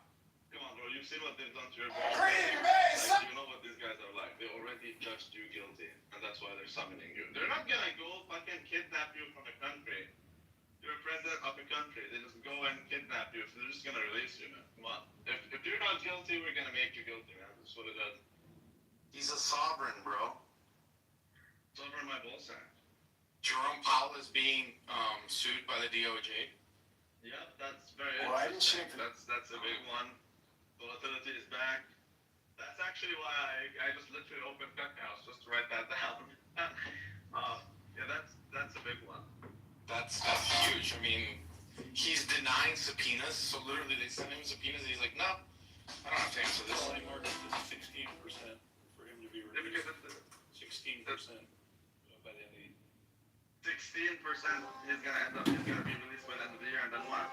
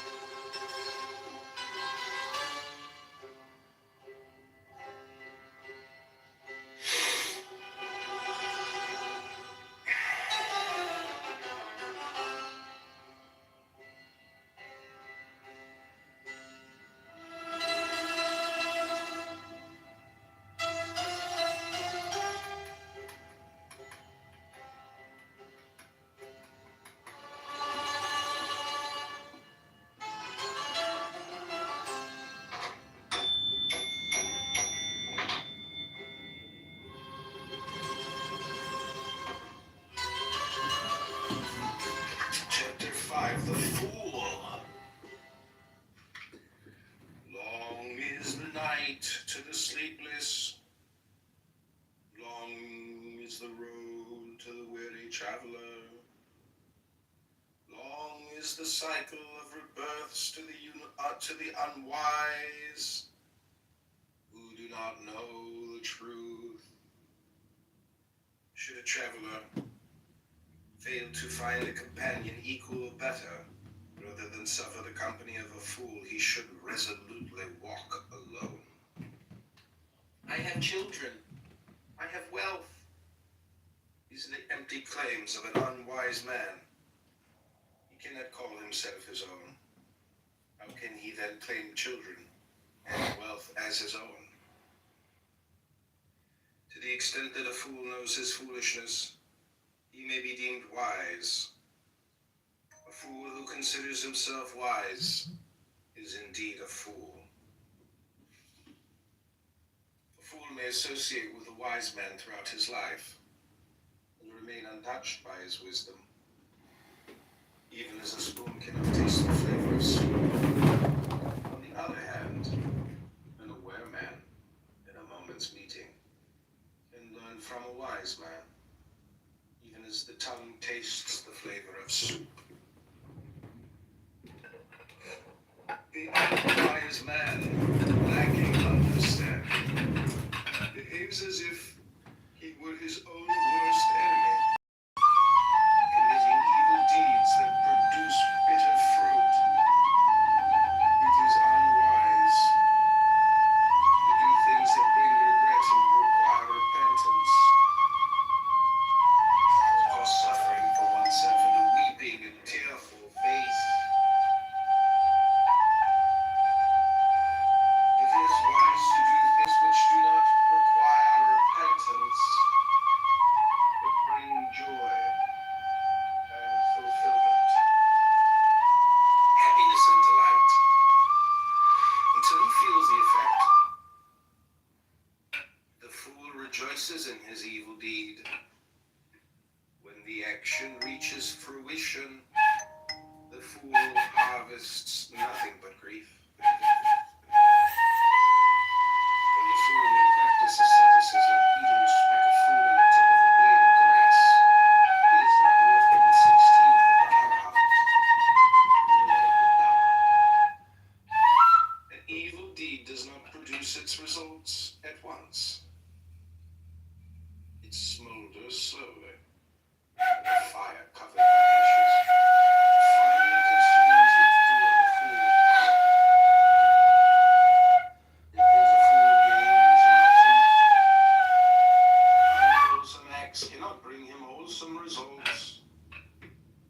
What the fool hungers for is false fame, authority, power over others, generous offerings. He seeks recognition as a doer, a wielder of power, a knower of right and wrong. His craving and pride are insatiable.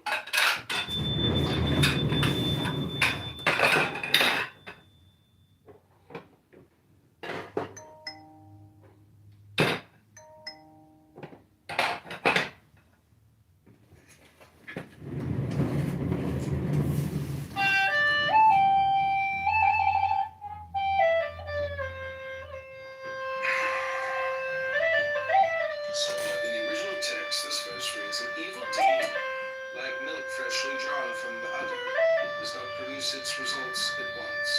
When the Dhammapada was compiled, this metaphor would have been relevant to those familiar with the problem of keeping milk fresh in a hot climate without the aid of refrigeration. To the modern reader, this metaphor is spoiled milk may appear confusing, thus we have omitted it for the sake of clarity and ease in the reading the text. There is a path that leads to worldly gain, another road leads to nirvana. The seeker, the disciple of Buddha, embracing seclusion, take the path to wisdom and enlightenment. Chapter 6, The Wise. If someone sees an intelligent person who is skillfully able to point out shortcomings, suitable reproof. Let him cherish such a revealer of hidden treasures. Only good can come from such an association. Let the wise one guide correct, deter others from what is base and vile. He will be treasured by the good, and spurned by evil. Do not choose bad friends. Do not choose persons of low habits. Select good friends. Be discriminating. Choose the best. Whoever drinks deeply of Dharma lives happily, with a peaceful mind. The wise man rejoices in the Dharma taught by the holy ones. Irrigators contain the flowing waters. Arrowsmiths fashion arrows. Carpenters shape wood to their design. Wise men mold their characters. As a solid rock stands firm in the wind, even so is a wise man unmoved by praise all day. As a deep lake remains still and clear, so do wise men, listening to the teachings, attain a serene mind.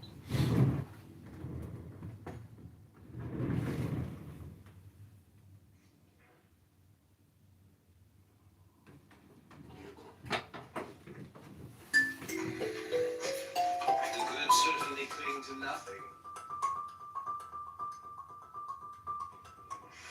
They do not talk aimlessly, concerned with personal gains. The wise, the saintly, whether experiencing comfort or discomfort, show neither elation nor depression. Not for one's own or another's gain should one commit an evil deed, regardless of the desire for children, wealth, or kingdom, or any other kind of success. One should remain virtuous, wise, and righteous. The few cross over to the far shore. The many merely run back and forth fruitlessly along the side of the stream. But only those who follow the carefully taught law can cross to the other shore, beyond the grasp of death, so hard to overcome. Let the wise man shun the cauldron of confusion and proceed on the path of light. Let him leave the comfort of home, forsaking sensual pleasures, freeing himself from all obstacles, delighting in seclusion, not an ordinary man's choice, and devote himself to cleansing the blemishes of the mind. Those who have carefully cultivated their minds, in tune with the elements of enlightenment, who without grasping, delight in detachment, cleansed of all corruption and therefore shining brightly, send forth brilliant light.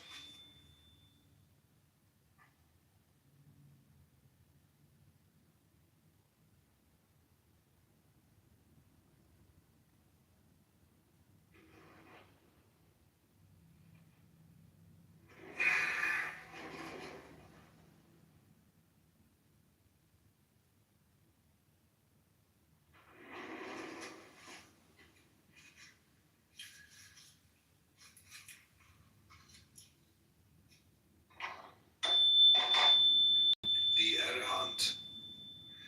There is no burning for him who has completed the journey, who is free of sorrows and all else, who has broken off all chains. The mindful put forth great effort, They do not remain content in the household life, but leave their homes behind, just as swans leave a muddy lake. Arahants do not hoard. They take a right view of eating, focused on deliverance and void. They leave no trace, like the path of birds in the sky. He who is free from obsessions, eating simply, clear-headed, focused on liberation, like a migrating bird, leaves no trace of a track in the sky. Even the gods delight in the presence of one who has freed himself from pride and mental obsessions, who has his senses under control, like horses trained by an expert trainer. Done with the round of rebirths, he is as accepting as the earth, as firm as a doorpost, placid as a pond free of mud and dutiful. Whoever has reached a state of freedom through perfect wisdom, peaceful and unshakable, is non-violent in his mind, his speech is action. Whoever is in touch with the infinite, free of detachment, desireless, is the highest among men.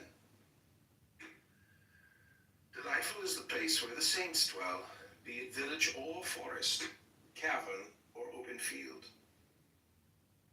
Delightful are forests, where more worldly men find no joy.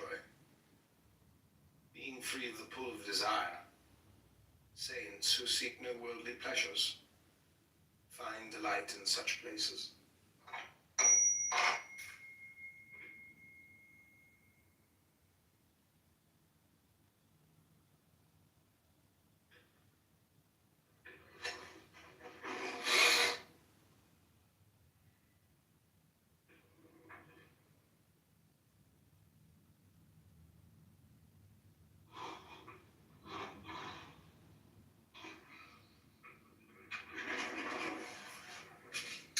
Chapter 8, Thousands.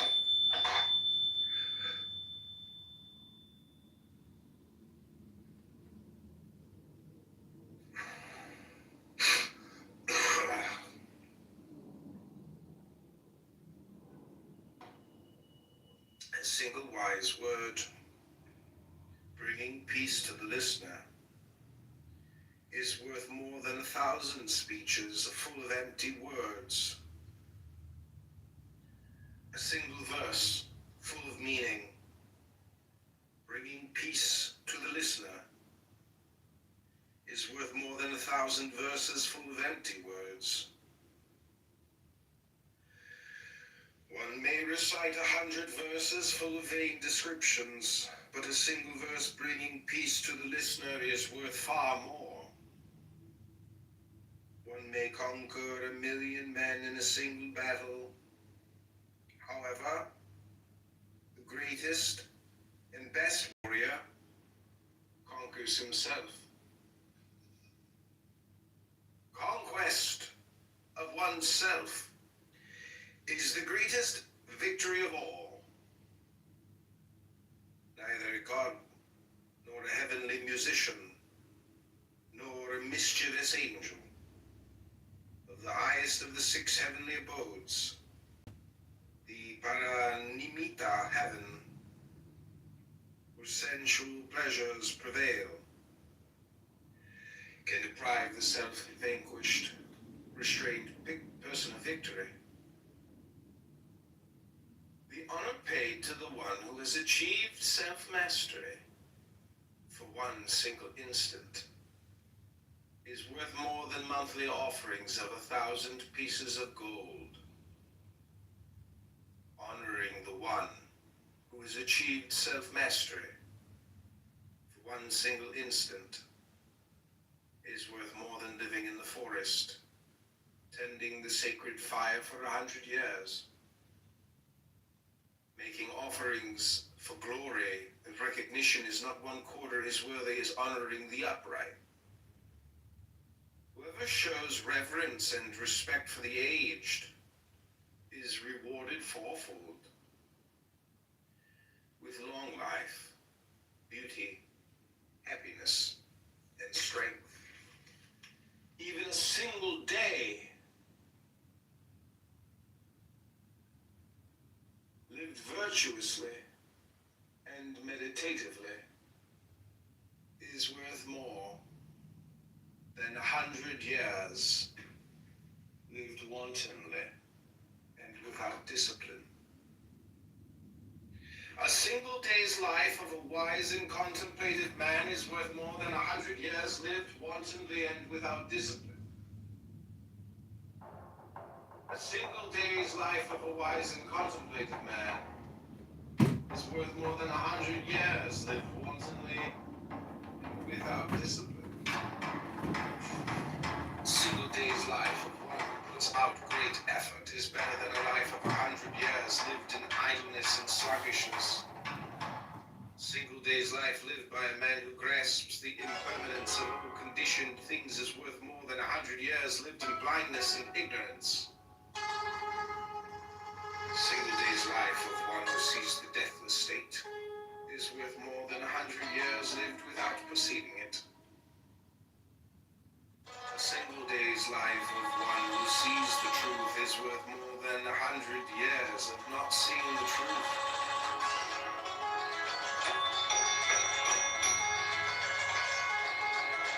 Evil. Chapter 9.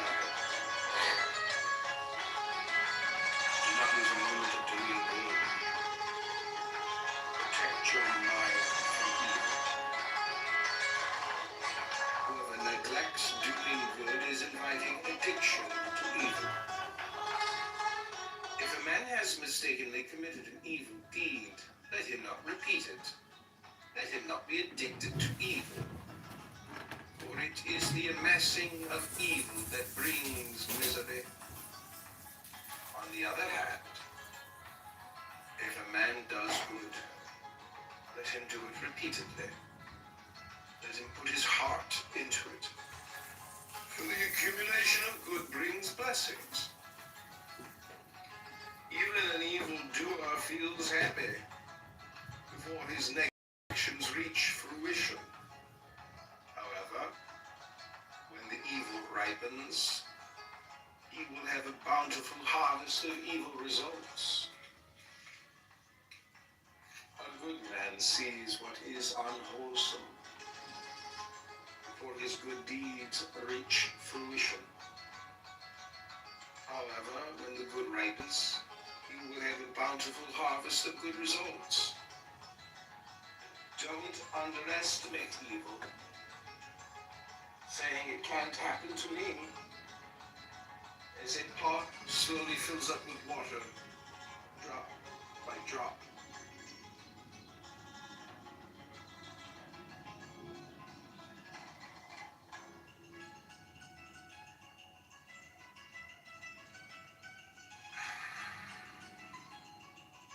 So does the fool little by little become full of evil.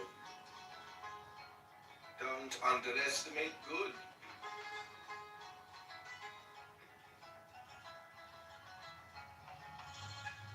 Saying it can't happen to me. Water falling drop by drop will fill even a large pot. Likewise, a wise man accumulating good little by little becomes goodness itself. One should shun all evil. As a merchant with treasure and a small caravan avoids a dangerous road, or as a man loving life shuns poison. If a man has a hand free of wounds, he can take poison in his hand. Poison cannot penetrate the hand that is free of wounds. Likewise, a man is not guilty when he acts with no evil intention.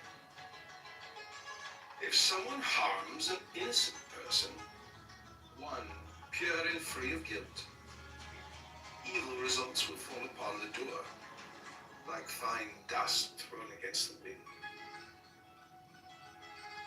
Some are reborn in a mother's womb. The evildoer evildoers are bound to miserable states.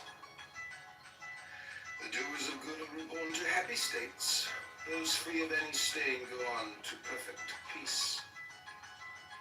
There is no place in the world, neither the sky, the sea, nor in mountain crevices, where an evildoer can hide, safe from the consequences of his action. There is no place in the world, neither in the sky, the sea, nor in mountain crevices, where one can escape the inevitability of death.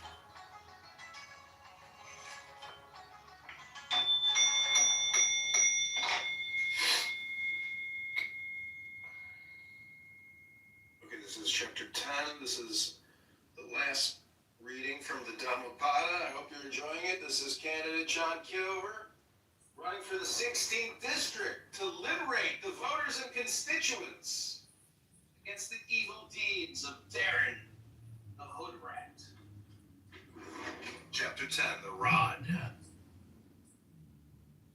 Everybody fears being struck by a rod. Everybody fears death. Therefore, knowing this, feeling for others as for yourself, do not kill others or cause others to kill. Everybody fears being struck by a rod. Life being dear to all. Therefore, knowing this, feeling for others as for yourself, do not kill others or cause others to kill.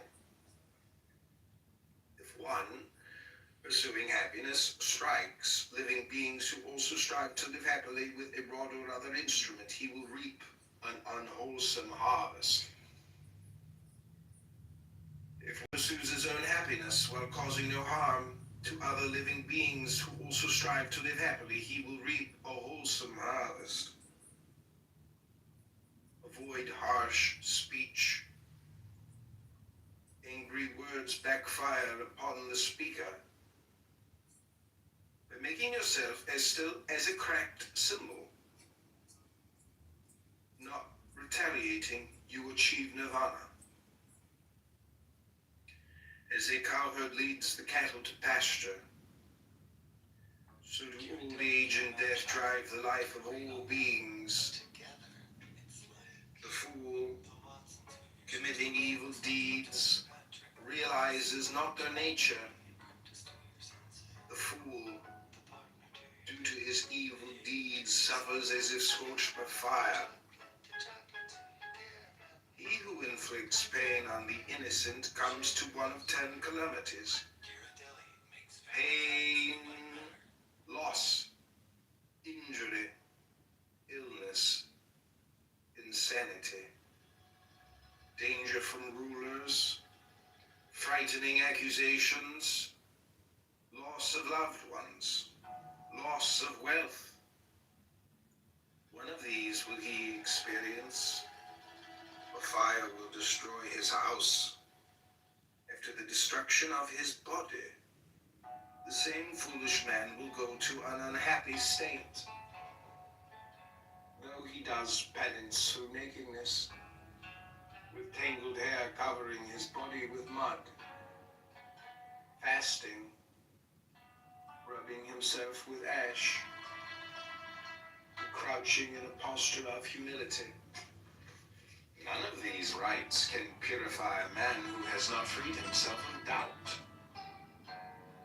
regardless of attire or adornment. The guiltless one, calm, self-restrained, chaste, and resolute, refraining totally from hurting living beings, is Brahman, the recluse, the monk. It is the rare being who is restrained by self-direction, who does not invite reproof, as a good horse does not invite the whip. Be like a good horse, touched gently by the whip. The horse moves forward with full power, energy. have an abundance of confidence. Good conduct, effort, concentration. Be aware and attentive. We decide this great mess of suffering. Those who would irrigate the land bring the water wherever they choose. Arrowsmiths fashion arrows, carpenters shape wood. The virtuous mold themselves.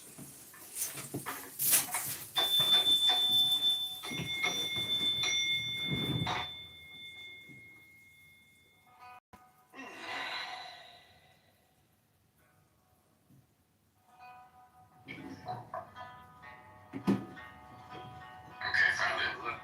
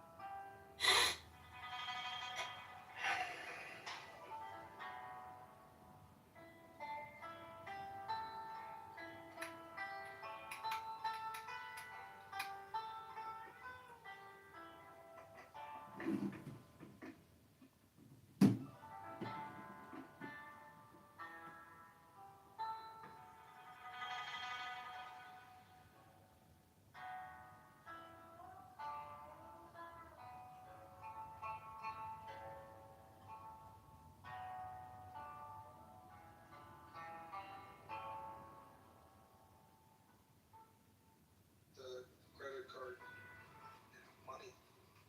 So if you don't offer larger lines of credit, you have less defaults. Oh, yeah. So apparently, they said it would kill some of these businesses. They're worried about it, like, really destroying, like a 10%.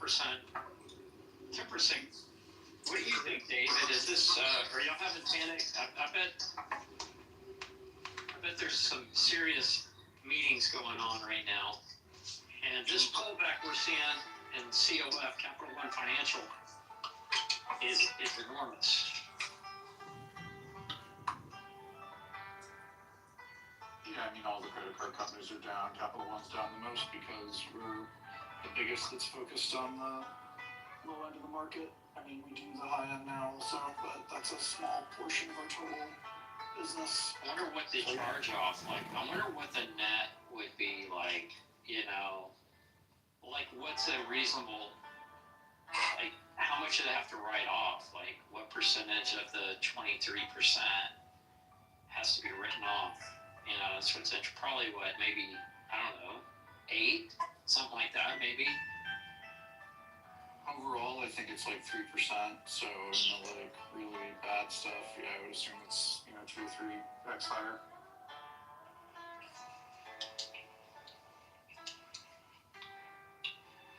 I don't know if anyone's for caps. I think maybe Trump is the only person who wants caps. IOC wants it, Bernie wants it, all kinds of leftists want it.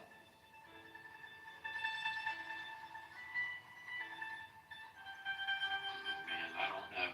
That's a tough one. It was their proposal, it just wasn't as aggressive as Trump's. Theirs was 15%, so it's...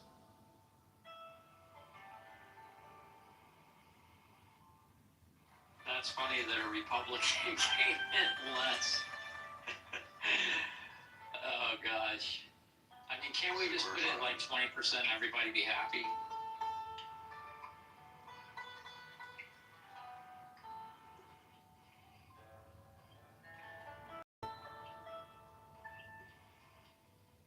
Yeah, but I saw Capital One was down like $20, over $20, I think, this morning. More like 9.5%. Oh, maybe 10%. It's down 6.5% now. Yeah, 6.5, so it's come back a little bit, not too bad.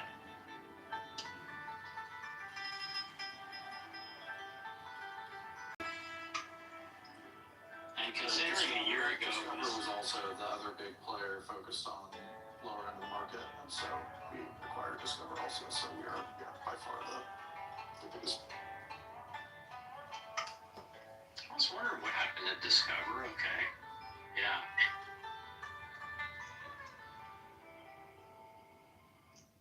Yeah, that deal closed in May.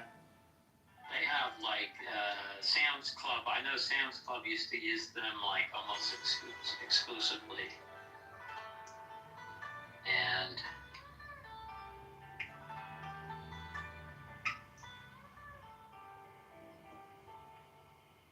you got Amex. Amex has to be down a lot. I'm surprised Amex isn't down more than. Because Amex's biggest business is charge cards. Oh, people pay their balances back, right, on Amex? Yeah. I'm Amex cards, but Amex also has credit cards. They do. It's just, it's not. Yeah. And even the credit cards that they have are, again, targeted very predominantly at the high end of the market where you could conceivably continue to operate. They have something. It's not a huge part of their overall business versus for us, it is a very big part of our business. Everyone's down a little bit, though. At least last I checked, whatever. I think Amex was down 3.5% or something. But there's no way that this is ever. I mean, there's no way they're gonna look caps. I mean, is there a cap on anything in financial markets? I can't even think. Well, they're on caps like this. They're just at the state level. The Supreme Court. They're still going? This is a generic advice that don't buy Starbucks coffee and make your coffee at home. Maybe you can't get rich making $5 and $20 here and $50 there. Like just you're meant to go and earn more money. And the way that I go and earn more money is to free my head from bullshit and not worry about what have I got to time and pay correctly this month. But it doesn't take that much time. I get it. You need to make more money, but you also need to spend less money. I'd rather do both. No, I want to spend. There's 3 Anons in the audience. These fucking losers do not care. They know they're being streamed. They just don't care. Faster than what I spend. By the way, I don't have crazy outgoings. But if I just focus on earning more, like, your energy is finite. I would rather place my energy into earning more. What's interesting is like everything that they say is the exact opposite. It just doesn't. It's such a.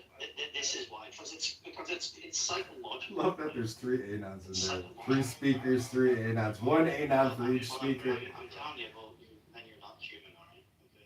It's very easy to own. Oh my god. Okay. It's psychological in the sense that I would rather focus. I think that there's. I think momentum is the greatest force in generating wealth in life. And if you're worrying about like winning on small deals and shit, it's like it gets you nowhere. I think that it is better for me in my life and in general. Like this is getting almost into a woo conversation, right? But I prefer to focus on success maximization, wealth growth, right? Like increasing sales and trying to fill your bowl to the brim. Can I, see $5 on my toilet paper and bullshit, like it's Tao Te Ching can be translated as the book of the imminence of the way, or the book of the way and of how it manifests itself in the world, or simply the book of the way. Since it is already well known by its Chinese title, I have let that stand. About Lao Tzu, its author, there's practically nothing to be said. He may have been an older contemporary of Confucius, 551 to 479 BCE. He may have held the position of archive keeper in one of the petty kingdoms of the time. But all the information that has come down to us is highly suspect. Even the meaning of his name is uncertain. The most likely interpretations, the old master, or more picturesquely, the old boy. Like an Iroquois woodsman, he left no traces. All he left us is his book, the classic manual on the art of living, written in a style of gem-like lucidity, radiant with humor and grace, and large-heartedness and deep wisdom, one of the wonders of the world. People usually think of Lao Tzu as a hermit, a dropout from society, dwelling serenely in some mountain hut, unvisited except perhaps by the occasional traveler arriving from a 60s joke to ask, what is the meaning of life? But it's clear from his teachings that he deeply cared about society. If society means the welfare of one's fellow human beings, his book is, among other things, a treatise on the art of government, whether of a country or of a child. The misperception may arise from his insistence on wei wu wei, literally, doing, not doing, which has been seen as passivity. Nothing could be further from the truth. A good athlete can enter a state of body awareness in which the right stroke or the right movement happens by itself, effortlessly, without any interference of the conscious will. This is a paradigm for non-action, the purest and most effective form of action. The game plays the game. The poem writes the poem. We can't tell the dancer from the dance. Less and less do you need to force things, until finally you arrive at non-action. When nothing is done, nothing is left undone. Nothing is done because the doer has wholeheartedly vanished into the deed. The fuel has been completely transformed into flame. This nothing is in fact everything. It happens when we trust the intelligence of the universe in the same way that an athlete or a dancer trusts the superior intelligence of the body. Hence Lao Tzu's emphasis on softness. Softness means the opposite of rigidity and is synonymous with suppleness, adaptability, endurance. Anyone who has seen a Tai Chi or Aikido master doing not doing will know how powerful this softness is. Lao Tzu's central figure is a man or woman whose life is in perfect harmony with the way things are. This is not an idea, it is a reality.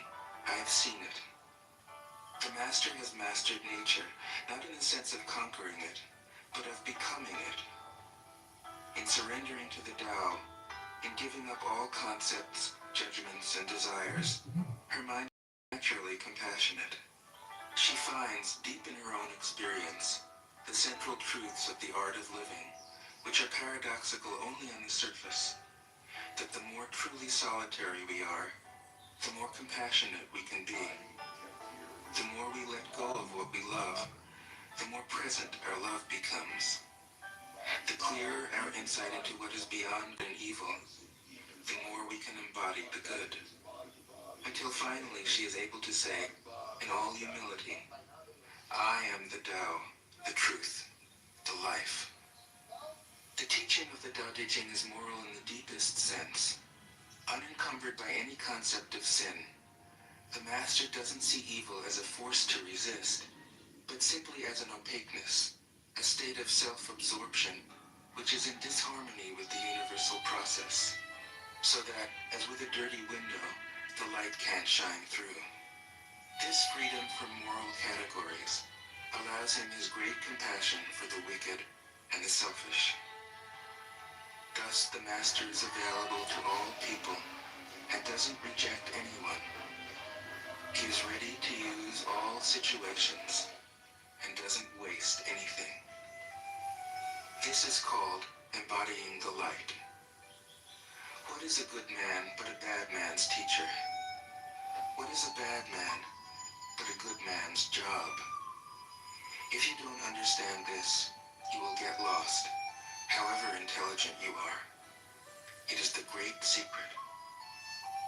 The listener will notice that in the many passages where Lao Tzu describes the master, I've used the pronoun she at least as often as he. The Chinese language doesn't make this kind of distinction. In English, we have to choose. But since we are all potentially the master, since the master is, essentially, us, I felt it would be untrue to present a male archetype, as other versions have, ironically, done. Ironically, because of all the great world religions, The teaching of Lao Tzu is by far the most female. Of course, you should feel free throughout the recording to substitute he for she, or vice versa. As to method, I worked from Paul Karas's literal version, which provides English equivalents, often very quaint ones, alongside each of the Chinese ideograms. I also consulted dozens of translations into English, German, and French.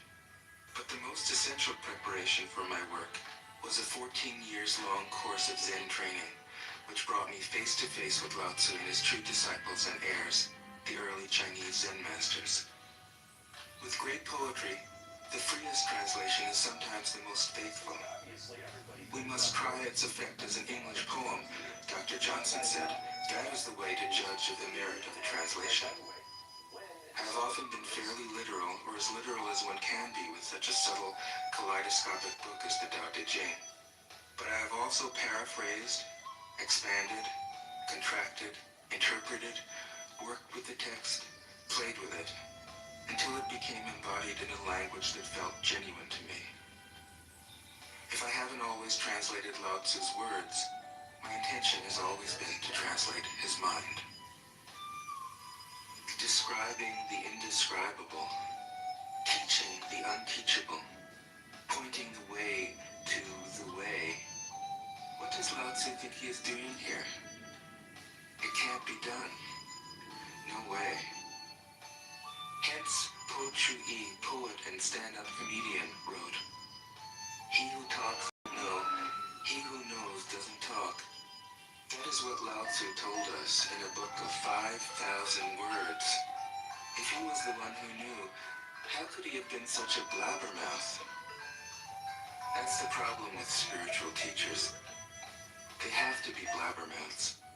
But their words are, in a traditional Buddhist metaphor, fingers pointing at the moon. If you watch the finger, you can't see the moon. How meticulous the great masters had to be. A monk asked Matsu, "Why do you teach mind is Buddha?" Matsu said, "To stop a baby from crying." The monk said, "When the crying has stopped, what then?" Matsu said, "Then I teach, not mind, not Buddha." The monk said, "How about someone who isn't attached to either?" Matsu said, "I would tell him, not beings." The monk said, "And what if you met a man unattached to all things? What would you tell him?" Matsu said, "I would just let him experience the great Tao." In fact, the truth is right before our eyes, right under our noses. So simple that every child understands it. And yet, as Bankei said, the farther you enter into it, the deeper it is. Where is the way to the way? What a question. Still, for complicated minds, drastic measures are needed. Lao Tzu's book was written as a response, out of grandmotherly kindness. According to the oldest biography, Lao Tzu lived for a long time in the country of Chu, but seeing its decline, he departed. When he reached the frontier, the guard said, "Since you were going away, sir, could you write a book to teach me the art of living?" Thereupon, Lao Tzu wrote his book about the Tao, and departed. This is legend, but it is an accurate description of the way in which true teaching happens. He who knows doesn't talk, but words are no hindrance for him. He uses them as he would use gardening tools. When someone asks, he answers.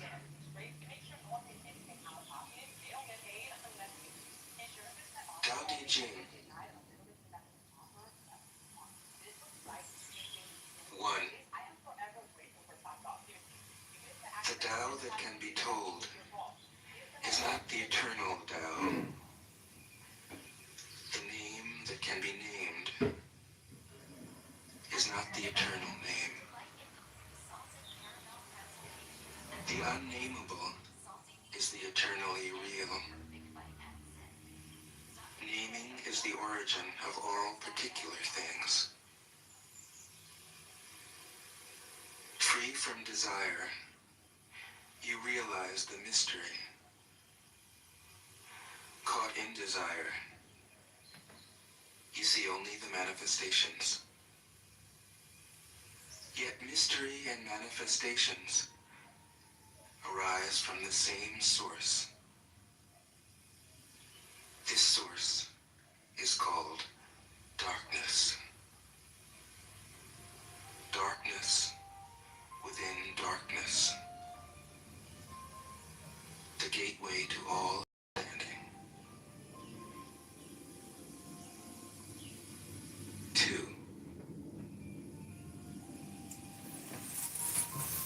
When people see some things as beautiful, other things become ugly. When people see some things as good, other things become bad.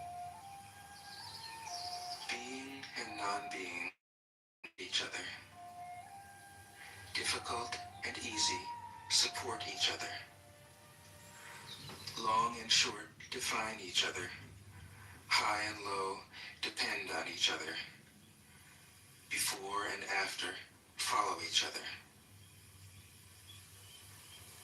Therefore the master acts without doing anything and teaches without saying anything. Things arise and she lets them come. Things disappear and she lets them go. She has but doesn't possess, acts but doesn't expect. When her work is done, she forgets it. This video will demonstrate how That to is file why a it quarterly lasts return forever. electronically. 3. If you overesteem great men, people become powerless. If you overvalue possessions, people begin to steal. The master leads by emptying people's minds and filling their cores, by weakening their ambition and toughening their resolve. He helps people lose everything they know, everything they desire, and creates confusion in those who think that they know. Practice not doing, and everything will fall into place. 4. The Tao is like a well, used but never used up. It is like the eternal void, filled with infinite possibilities. It is hidden but always present. I don't know who gave birth to it. It is older than God.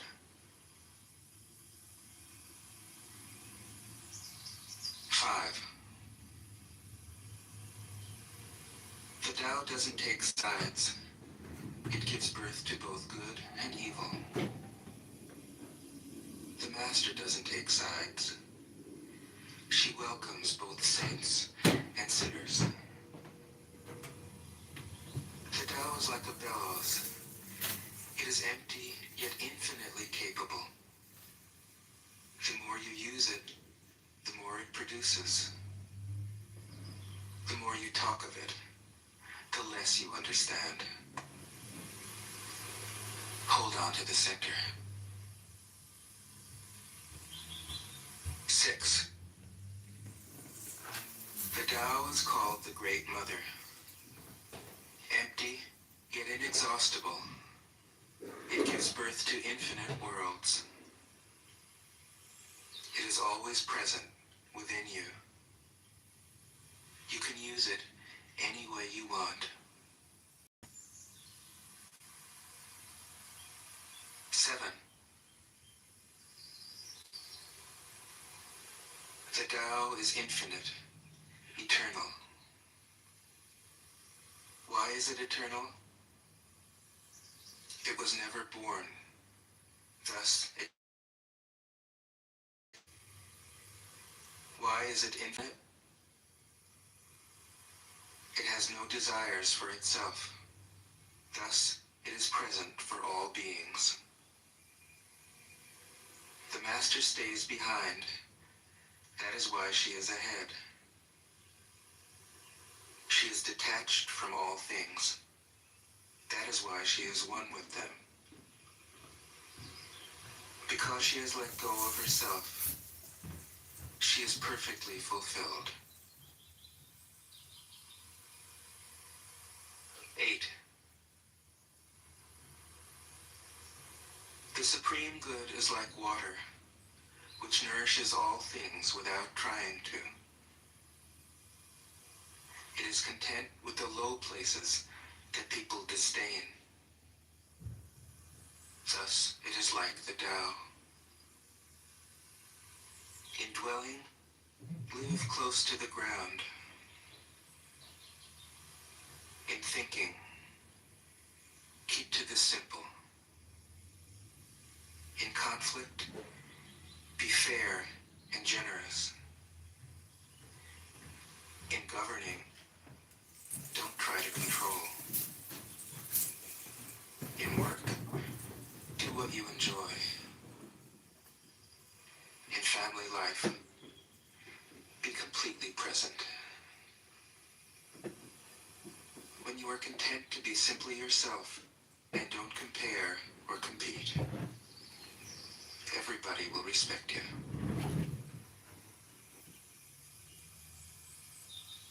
9.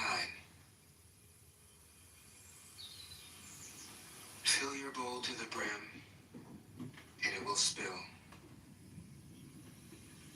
Keep sharpening your knife, and it will blunt.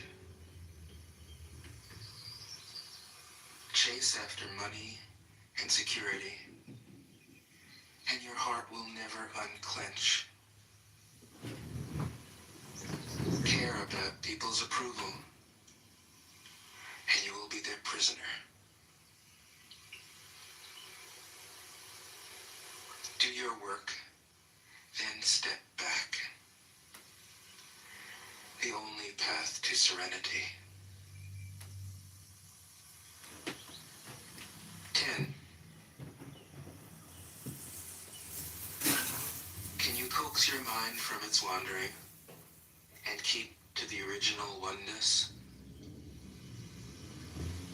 Can you let your body become supple as a newborn child's? Can you cleanse your inner vision until you see nothing but the light? Can you love people and lead them without imposing your will? Can you deal with the most vital matters by letting events take their course? Can you step back from your own mind and thus understand all things? Giving birth and nourishing. Having without possessing. Acting with no expectations.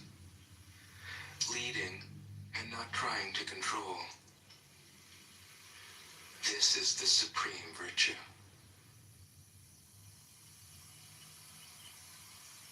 11. We join spokes together in a wheel, but it is the center hole that makes the wagon move.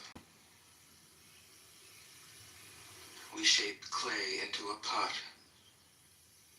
but it is the emptiness inside that holds whatever we want. We hammer wood for a house, but it is the inner space that makes it livable. We work with being, but non-being is what we use. 12. Colors blind the eye. Sounds deafen the ear. Flavors numb the taste.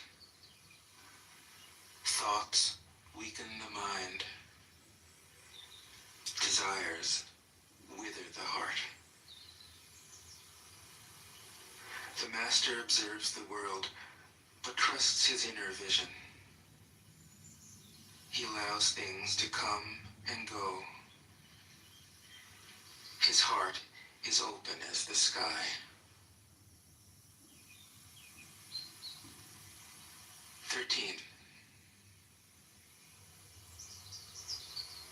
Success is as dangerous as failure.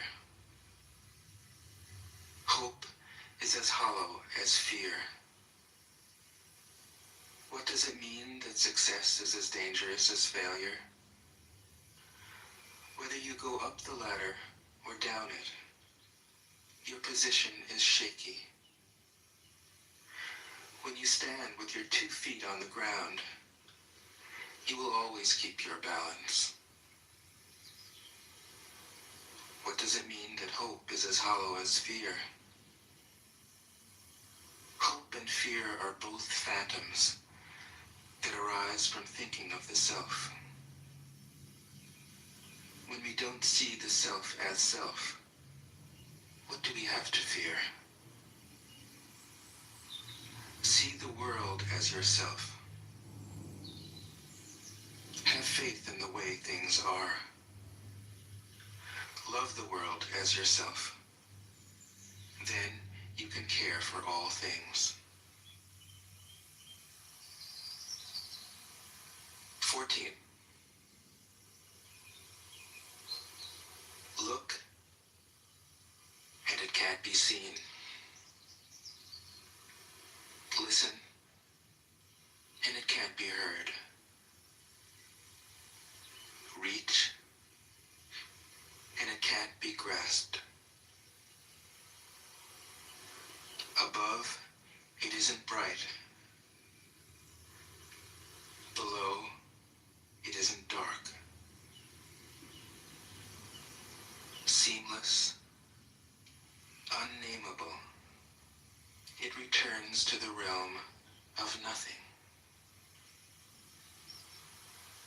Form that includes all forms. Image without an image. Subtle, beyond all conception. Approach it, and there is no beginning. Follow it, and there is no end. You can't know it, but you can be it, at ease in your own life. Just realize where you come from. This is the essence of wisdom. 15. The ancient masters were profound and subtle. Their wisdom was unfathomable. There is no way to describe it. All we can describe is their appearance. They were careful as someone crossing an iced-over stream, alert as a warrior in enemy territory, courteous as a guest, fluid as melting ice, shapeable as a block of wood, receptive as a valley, clear as a glass of water. Do you have the patience to wait till your mud settles and the water is clear?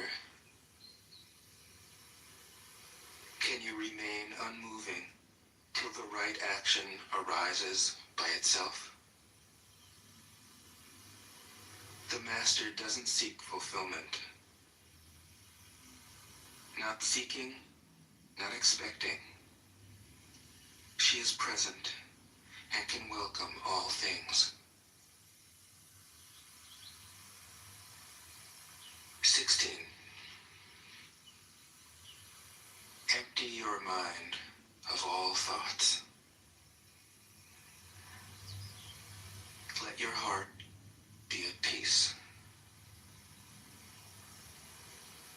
watch the turmoil of beings, but contemplate their return. Each separate being in the universe returns to the common source. Returning to the source is serenity. If you don't realize the source, you stumble in confusion and sorrow. When you realize where you come from, you naturally become tolerant, disinterested, amused, kind-hearted as a grandmother, dignified as a king. Immersed in the wonder of the Tao, you can deal with whatever life brings you. And when death comes, you are ready. 17. When the master governs, the people are hardly aware that he exists. Next best is a leader who is loved. Next, one who is feared. The worst is one who is despised. If you don't trust the people, you make them untrustworthy. The master doesn't talk, he acts. When his work is done, the people say, "Amazing, we did it, all by ourselves." 18. When the great Tao is forgotten, goodness and piety appear. When the body's intelligence declines, cleverness and knowledge step forth. When there is no peace in the family, filial piety begins. When the country falls into chaos, patriotism is born. 19. Throw away holiness and wisdom, and people will be 100 times happier. Throw away morality and justice, and people will do the right thing. Throw away industry and profit, and there won't be any thieves. If these three aren't enough, just stay at the center of the circle and let all things take their course. 20. Stop thinking and end your problems. What difference between yes and no? What difference between success and failure? Must you value what others value? Avoid what others avoid? How ridiculous. Other people are excited, as though they were at a parade. I alone don't care. I alone am expressionless, like an infant before it can smile.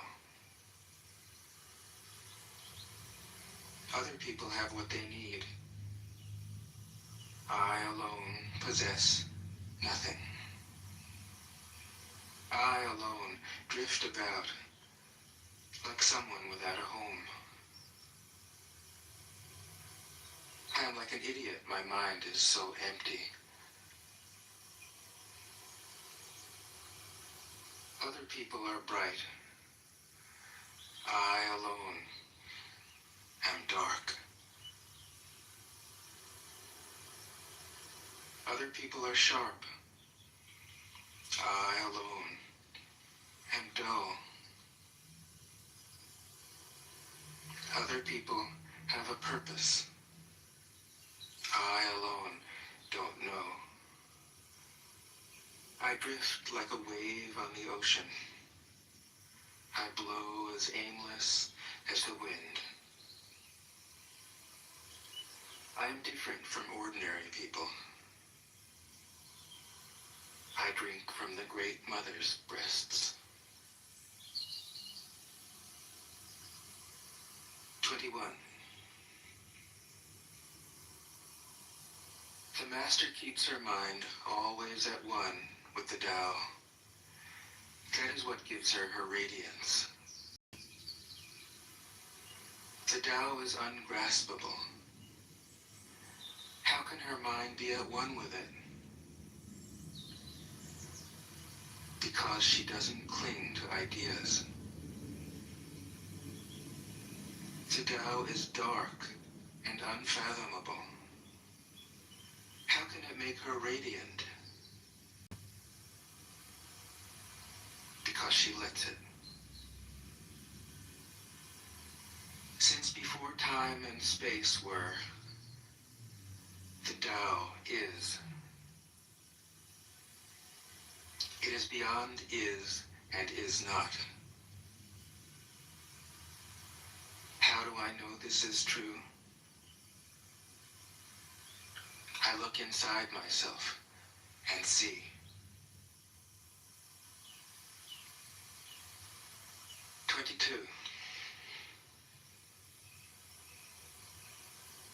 If you want to become whole, let yourself be partial. If you want to become straight, let yourself be crooked. If you want to become full, let yourself be empty. If you want to be reborn, let yourself die. If you want to be given everything, give everything up. The Master, by residing in the Tao, sets an example for all beings. Because he doesn't display himself, people can see his light. Because he has nothing to prove, people can trust his words. Because he doesn't know who he is, people recognize themselves in him. Because he has no goal in mind, everything he does succeeds. When the ancient masters said, if you want to be given everything, give everything up, they weren't using empty phrases. Only in being lived by the Tao can you be truly yourself.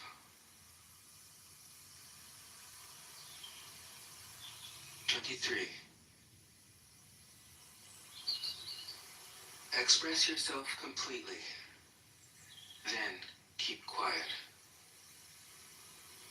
Be like the forces of nature. When it blows, when it rains, there is only rain. When the clouds pass, the sun shines through.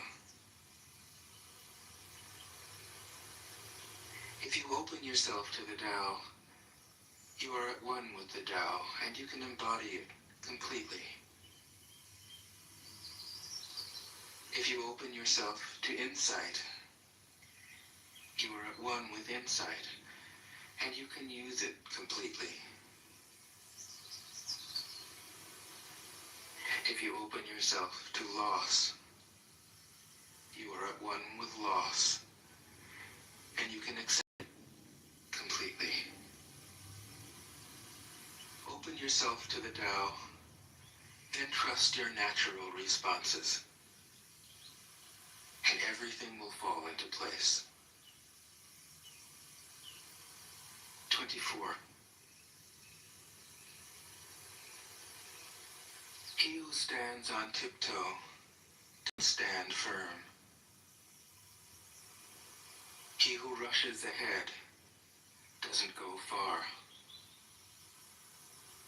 He who tries to shine dims his own light.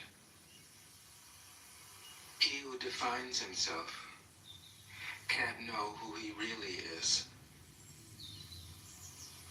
He who has power over others can't empower himself. He who clings to his work will create nothing that endures. If you want to accord with the Tao, just do your job, then let go. 25. There was something formless and perfect before the universe was born.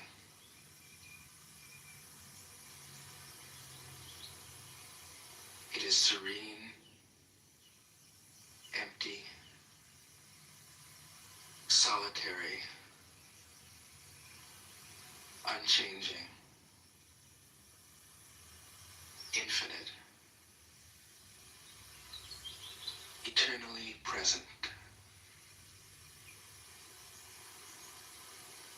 It is the mother of the universe.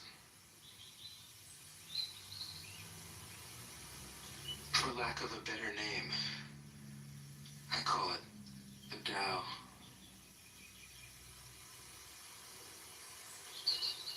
It flows through all things, inside and outside, and returns to the origin of all things. The Tao is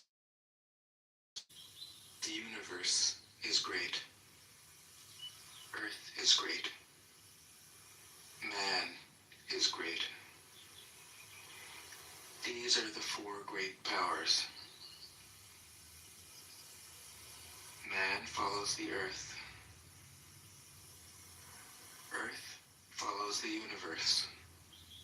The universe follows the Tao. The Tao follows only itself. 26. The heavy is the root of light. The unmoved is the source of all movement. Thus the master travels all day without leaving home.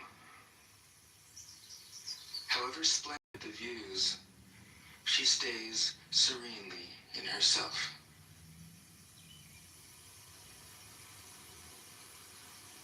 Why should the lord of the country flit about like a fool? If you let yourself be blown to and fro, you lose touch with your root. If you let restlessness move you, you lose touch with who you are.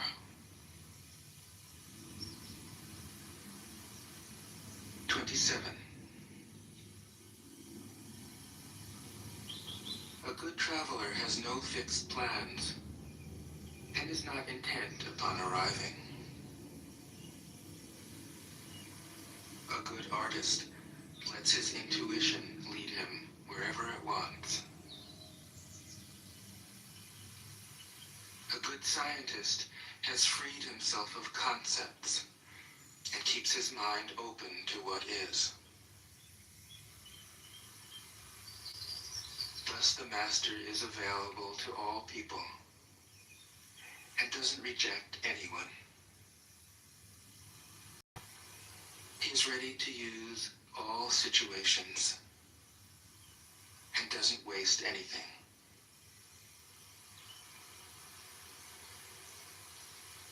This is called embodying the light. What is a good man but a bad man's teacher? What is a bad man but a good man's job? If you don't understand this, you will get lost, however intelligent you are. It is the great secret.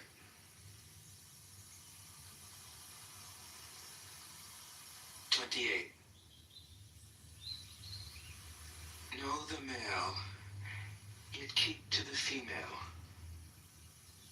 Receive the world in your arms. If you receive the world, the Tao will never leave you, and you will be like a little child. Know the white, yet keep to the black. Be a pattern for the world. If you are a pattern for the world, the Tao will be strong inside you, and there will be nothing you can't do. Know the personal, yet keep to the impersonal. Accept the world as it is. If you accept the world, the Tao will be luminous inside you, and you will return to your primal self. The world is formed from the void, like utensils from a block of wood. The master knows the utensils, yet keeps to the block. Thus she can use all things. 29. Do you want to improve the world? I don't think it can be done. The world is sacred. It can't be improved. If you tamper with it, you ruin it. If you treat it like an object, you'll lose it.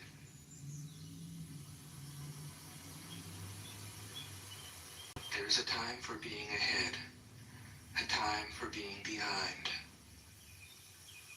a time for being in motion, a time for being at rest, a time for being vigorous, a time for being exhausted, a time for being safe, a time for being in danger. The master sees things as they are, without trying to control them. She lets them go their own way, and resides at the center of the circle. 30. Whoever relies on the Tao in governing men doesn't try to force issues or defeat enemies by force of arms. For every force, there is a counterforce. Violence, even well-intentioned, always rebounds upon oneself.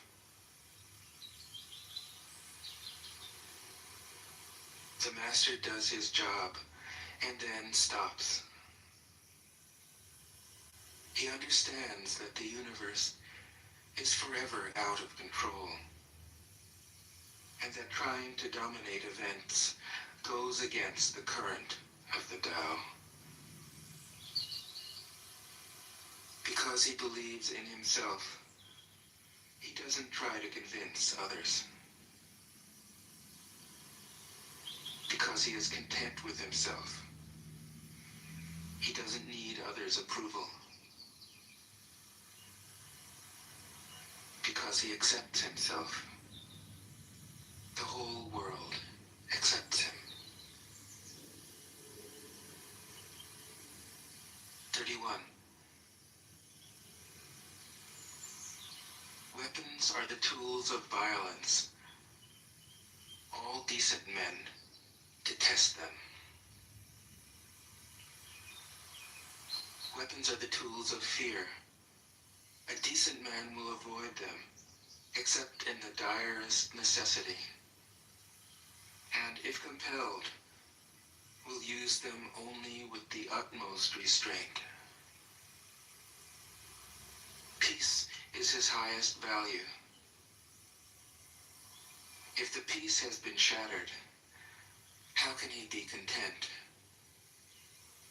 His enemies are not demons, but human beings like himself. He doesn't wish them personal harm, nor does he rejoice in victory. How could he rejoice in victory and delight in the slaughter of men? He enters a battle gravely, with sorrow, and with great compassion, as if he were attending a funeral. 32.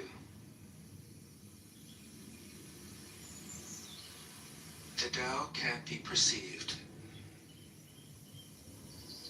Smaller than an electron, it contains uncountable galaxies.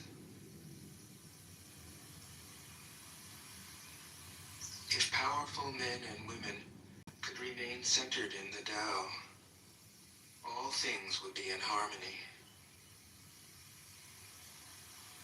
The world would become a paradise.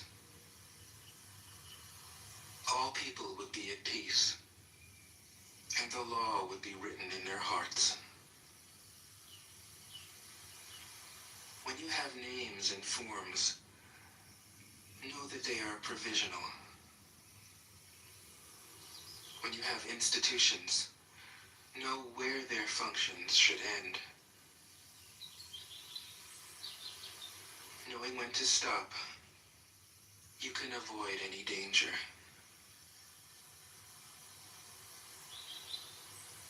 All things end in the Tao, as rivers flow into the sea. 33. Knowing others is intelligence. Knowing yourself is true wisdom. Mastering others is strength. Mastering yourself is true power. If you realize that you have enough, you are truly rich. If you stay in the center and embrace death with your whole heart, you will endure forever.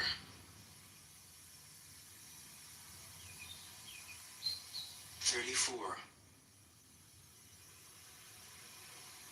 The great Tao flows everywhere. All things are born, yet it doesn't create them.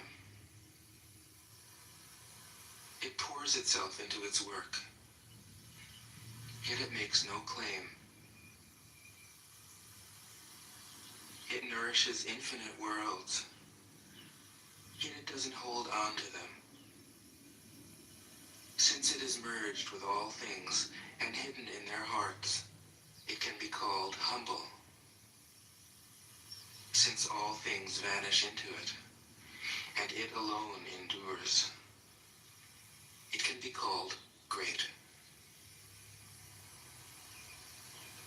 It isn't aware of its greatness. Thus, it is truly great. 35. She who is centered in the Tao can go where she wishes without danger. She perceives the universal harmony, even amid great pain, because she has found peace in her heart.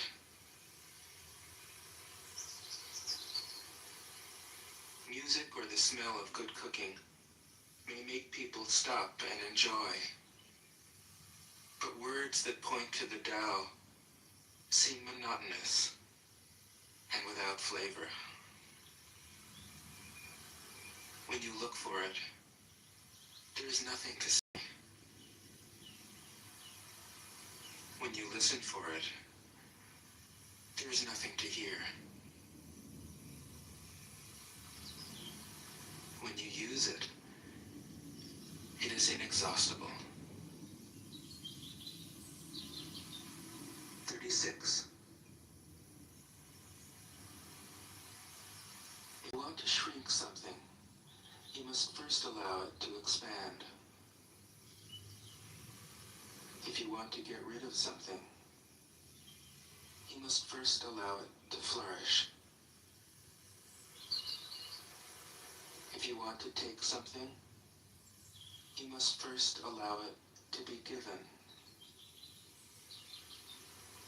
This is called the subtle perception of the way things are. The soft overcomes the hard. The slow overcomes the fast. Let your workings remain a mystery. This is called the subtle perception of the way things are. The soft overcomes the hard. The slow overcomes the fast. Let your workings remain a mystery. Just show people the results.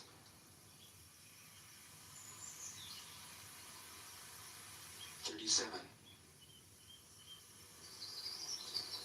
The Tao never does anything, yet through it all things are done.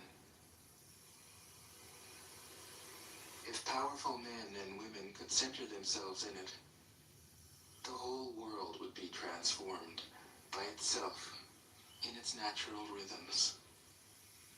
People would be content with their simple, everyday lives, in harmony and free of desire. When there is no desire, all things are at peace. 38. The master doesn't try to be powerful. Thus, he is truly powerful. The ordinary man keeps reaching for power. Thus, he never has enough.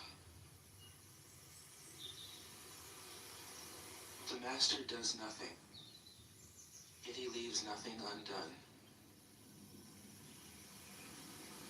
The ordinary man is always doing things, yet many more are left to be done.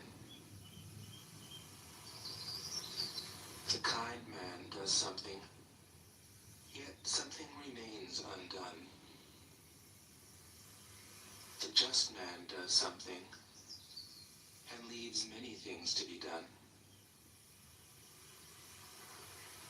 The moral man does something, and when no one responds, he rolls up his sleeves and uses force. When the Tao is lost, there is goodness. When goodness is lost, there is morality.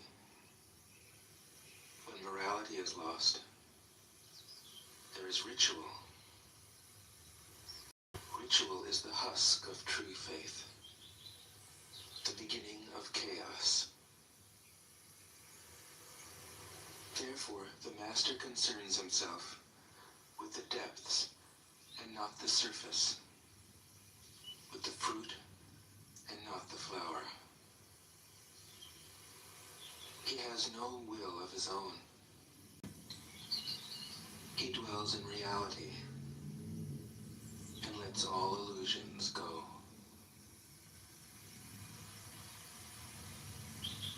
39. In harmony with the Tao, the sky is clear and spacious, is solid and full. All creatures flourish together, content with the way they are, endlessly repeating themselves, endlessly renewed. When man interferes with the Tao, the sky becomes filthy, the earth becomes depleted, the equilibrium crumbles, creatures become extinct. The master views the parts with compassion because he understands the whole. His constant practice is humility. He doesn't glitter like a jewel, but lets himself be shaped by the Tao, as rugged and common as a stone. 40. Return is the movement of the Tao. Yielding is the way of the Tao. All things are born of being. Being is born of non-being.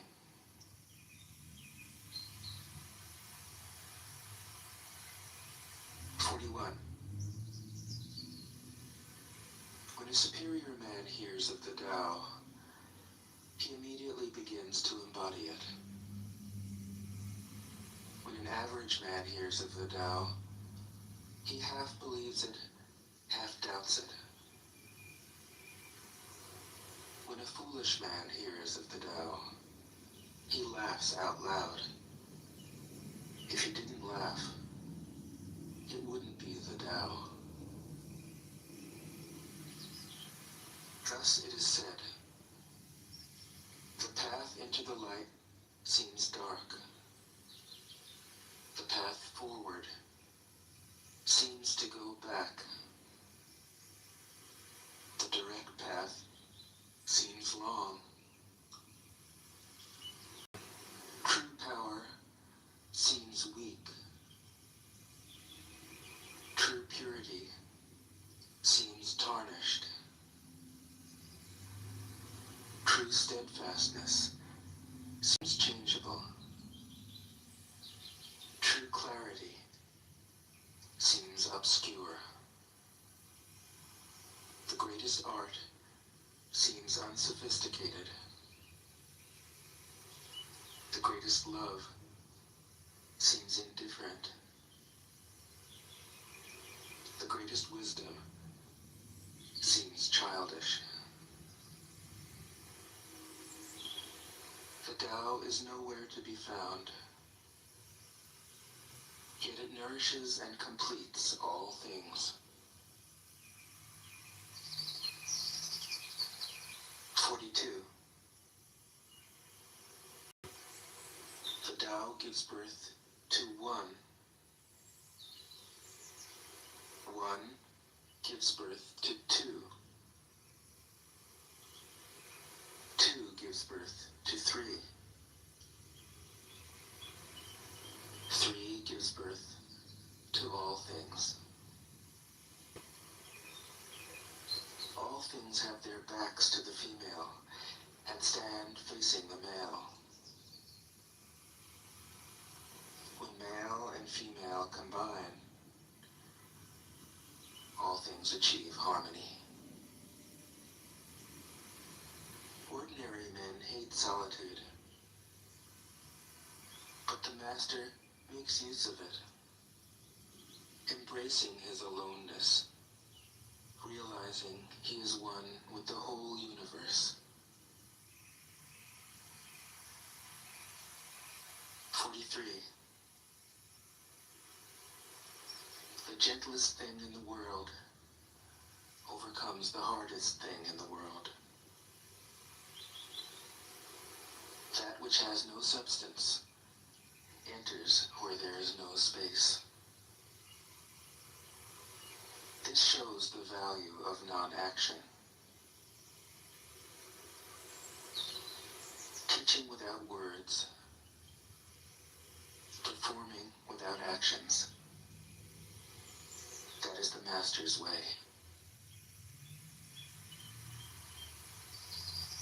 44. Fame or integrity?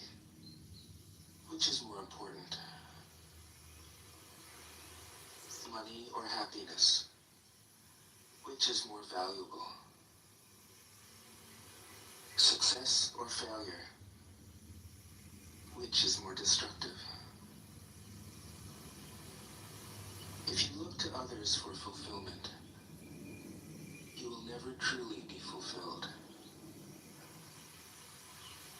If your happiness depends on money, you will never be happy with yourself.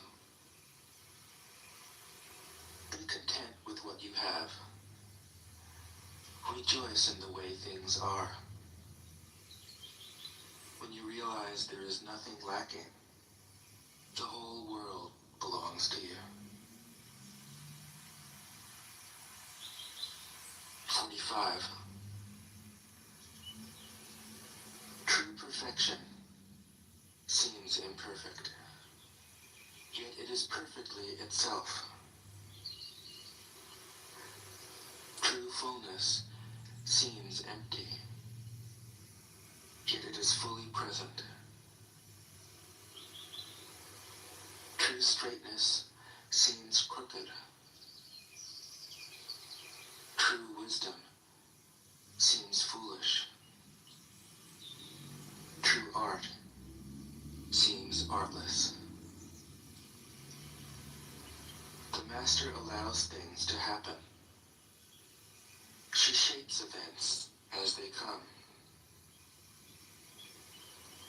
She steps out of the way and lets the Tao speak for itself. 46. When a country is in harmony with the Tao, the factories make trucks and tractors. When a country goes counter to the Tao, warheads are stockpiled in cities. There is no greater illusion than fear, no greater wrong than preparing to defend yourself, no greater misfortune than having an enemy. Whoever can see through all fear will always be safe.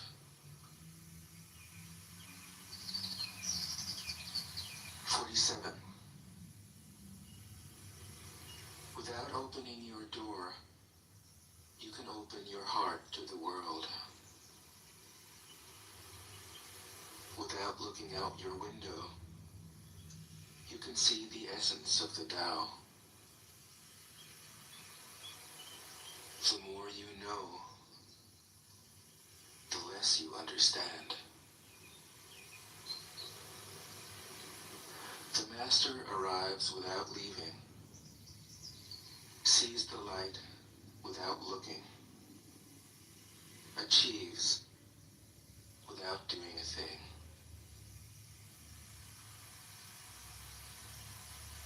48. In the pursuit of knowledge, every day something is added.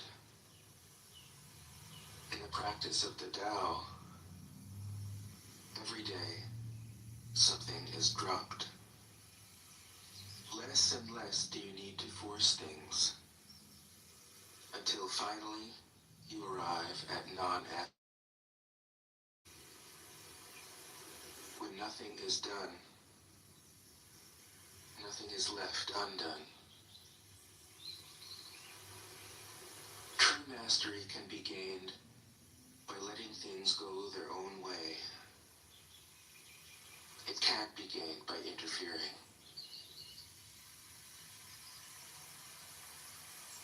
49. master has no mind of her own. She works with the mind of the people. She is good to people who are good. She's also good to people who aren't good. This is true goodness. She trusts people who are trustworthy. She also trusts people who aren't trustworthy. This is true trust. The master's mind is like space. People don't understand her. They look to her and wait. She treats them like her own children.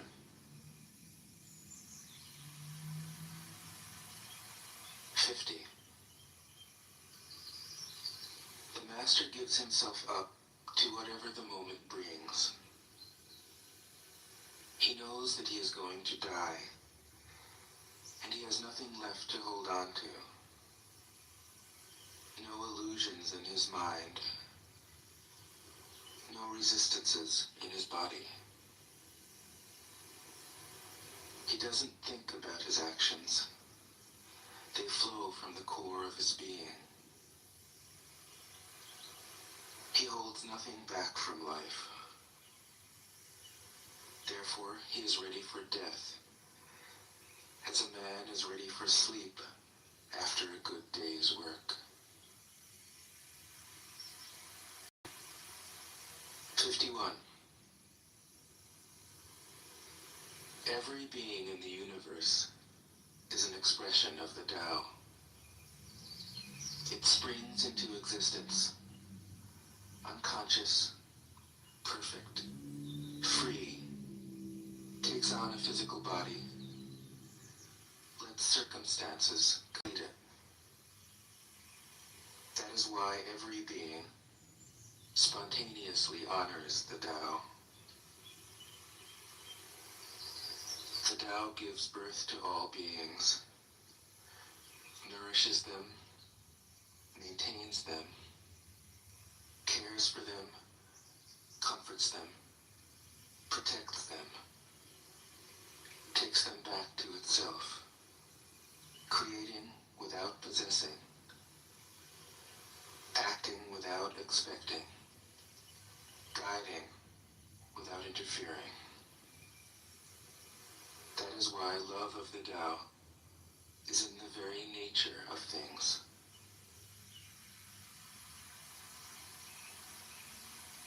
52. In the beginning was the Tao. All things issue from it. All things return to it. To find the origin, trace back the manifestations. When you recognize the children and find the mother, you will be free of sorrow. If you close your mind in judgments and traffic with desires, your heart will be troubled. If you keep your mind from judging and aren't led by the senses, your heart will find peace. Seeing into darkness is clarity. Knowing how to yield is strength. Use your own light and return to the source of light. This is called practicing eternity.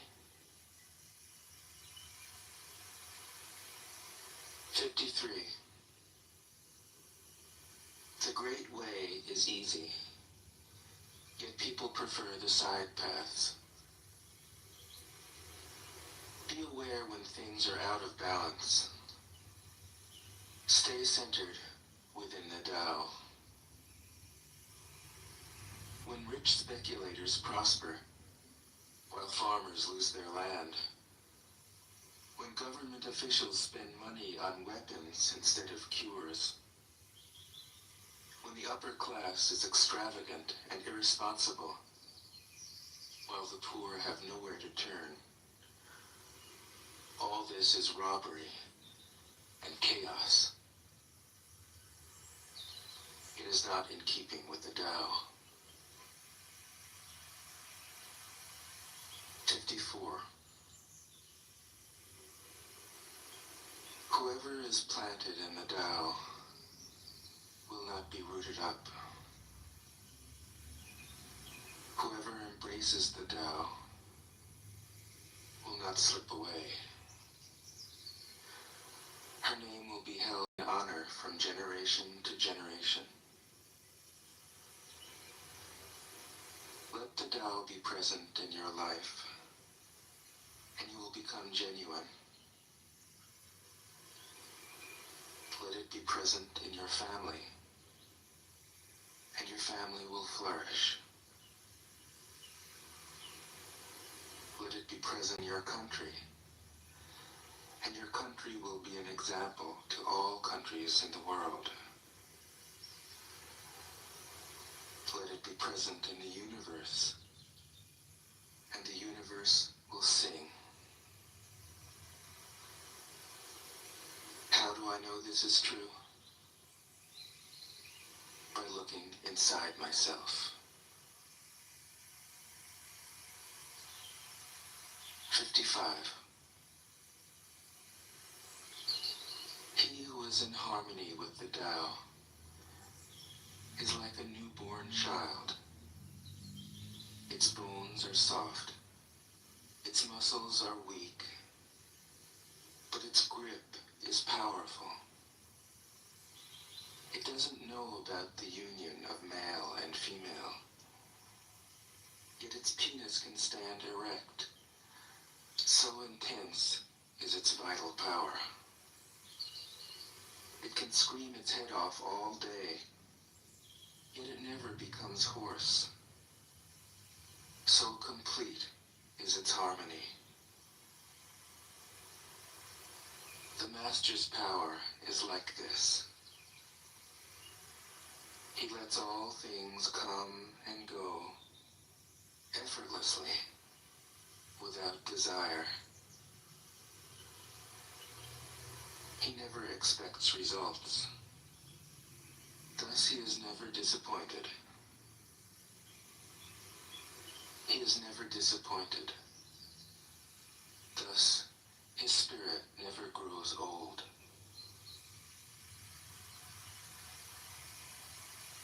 56. Those who know don't talk. Those who talk don't know. Close your mouth. Block off your senses. Blunt your sharpness. Untie your knots.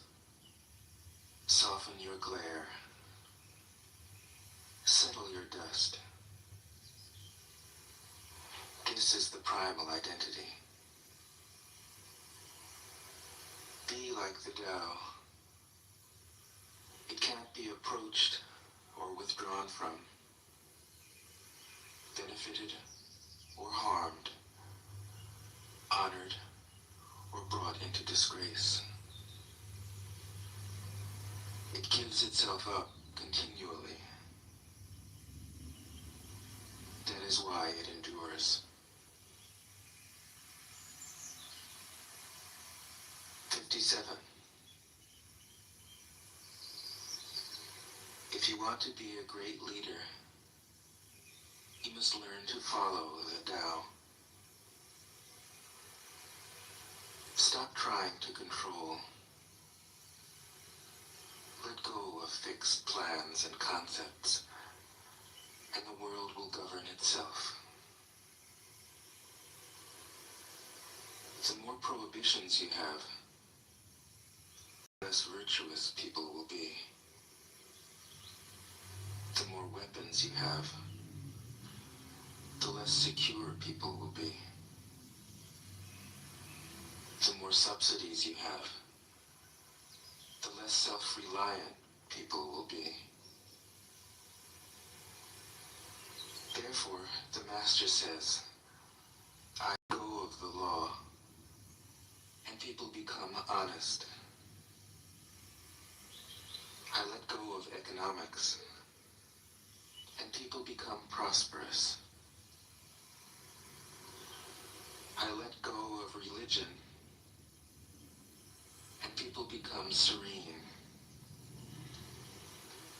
I let go of all desire for the common good, and the good becomes common as grass.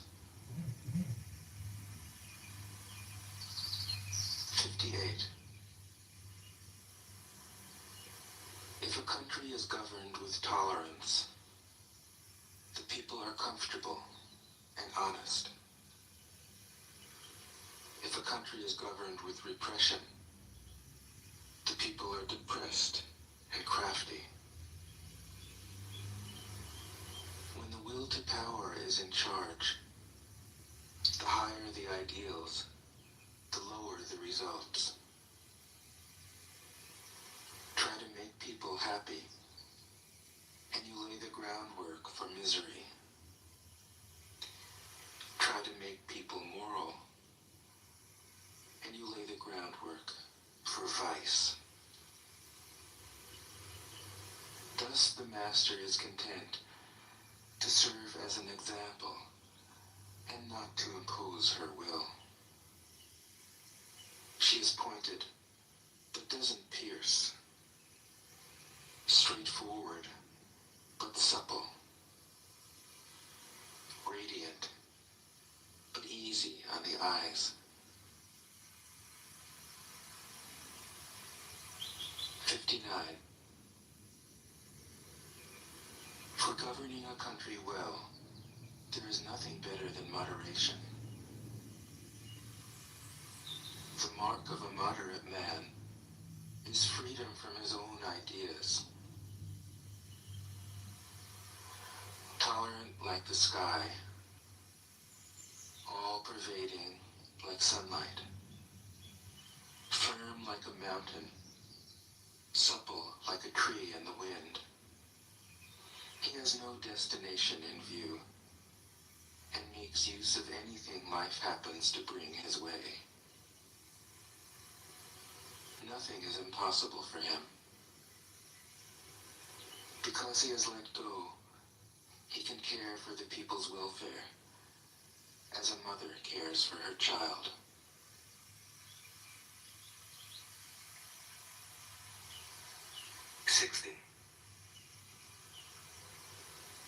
Governing a large country is like frying a small fish. You spoil it with too much poking. Center your country in the Tao, and evil will have no power. Not that it isn't there, but you'll be able to step out of its way. Give evil nothing to oppose, and it will disappear by itself. 61. When a country obtains great power, it becomes like the sea. All streams run downward into it. The more powerful it grows, the greater the need for humility. Humility means trusting the Tao, thus never needing to be defensive. A great nation is like a great man. When he makes a mistake, he realizes it. Having realized it, he admits it. Having admitted it, he corrects it. He considers those who point out his faults as his most benevolent teachers. He thinks of his enemy as the shadow that he himself casts. If a nation is centered in the Tao, if it nourishes its own people and doesn't meddle in the affairs of others, it will be a light to all nations in the world. 62. The Tao is the center of the universe, the good man's treasure, the bad man's refuge. Honors can be bought with fine words. Respect can be won with good deeds. But the Tao is beyond all value, and no one can achieve it. Thus, when a new leader is chosen, don't offer to help him with your wealth or your expertise. Offer instead to teach him about the Tao. Why did the ancient masters esteem the Tao? Because being one with the Tao, when you seek, you find. And when you make a mistake, you are forgiven. That is why everybody loves it. 63. Act without doing. Work without effort. Think of the small as large, and the few as many.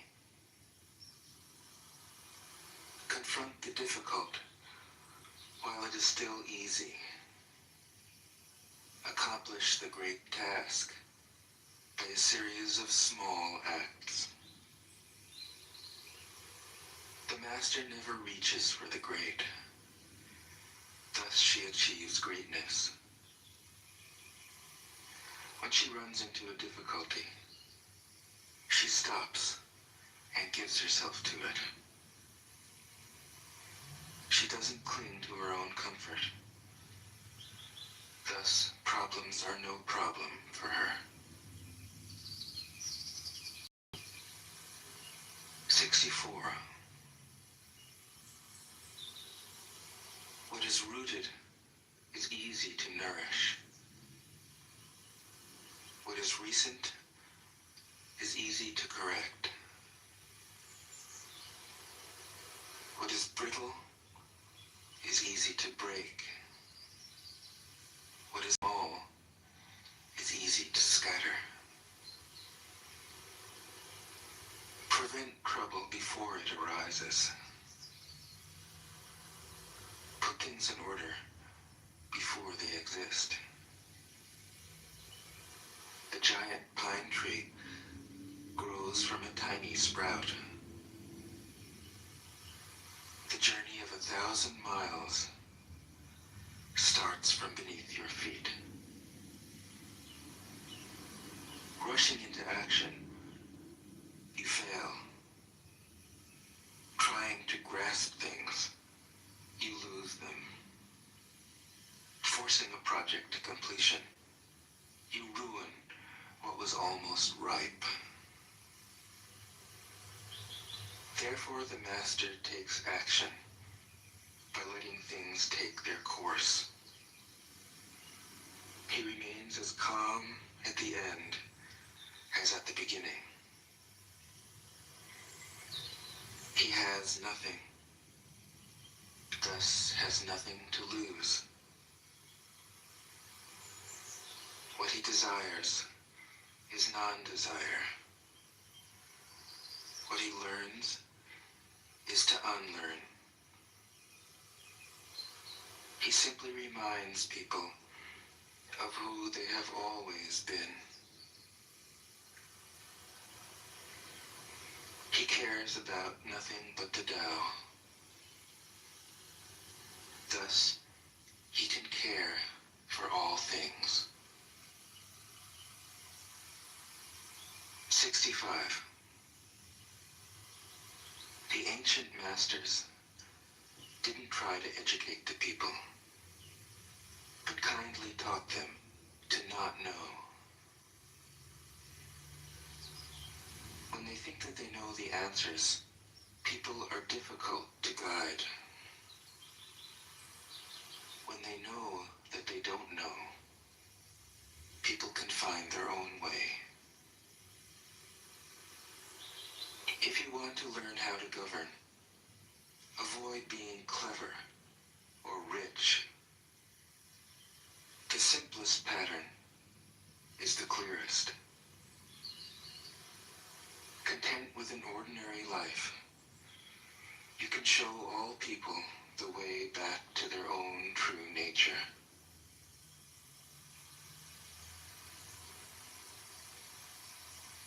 '66. All streams flow to the sea because it is lower than they are. Humility gives it its power. If you want to govern the people, you must place yourself below them. If you want to lead the people, you must learn how to follow them. The master is above the people, and no one feels oppressed. She goes ahead of the people, and no one is manipulated. The whole world is grateful to her, because she competes with no one. No one can compete with her. 67. Some say that my teaching is nonsense. Others call it lofty, but impractical. But to those who have looked inside themselves, this nonsense makes perfect sense. And to those who put it into practice, this loftiness has roots that go deep. I have just 3 things to teach: simplicity, patience, compassion. These 3 are your greatest treasures. Simple in actions and in thoughts, you return to the source of being. Patient with both friends and enemies, you accord with the way things are. Compassionate toward yourself, you reconcile all beings in the world. 68.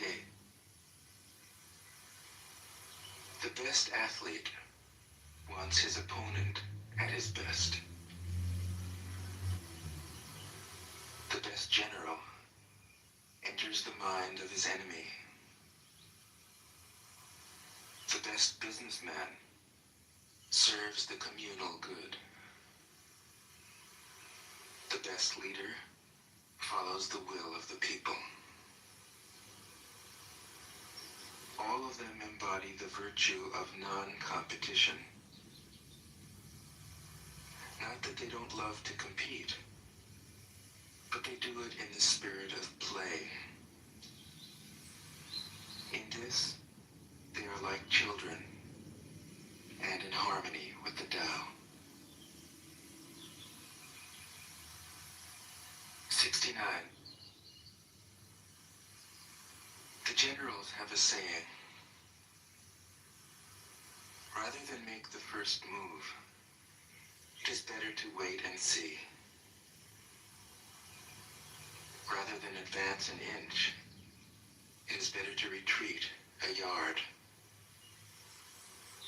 This is called going forward without advancing, pushing back without using weapons.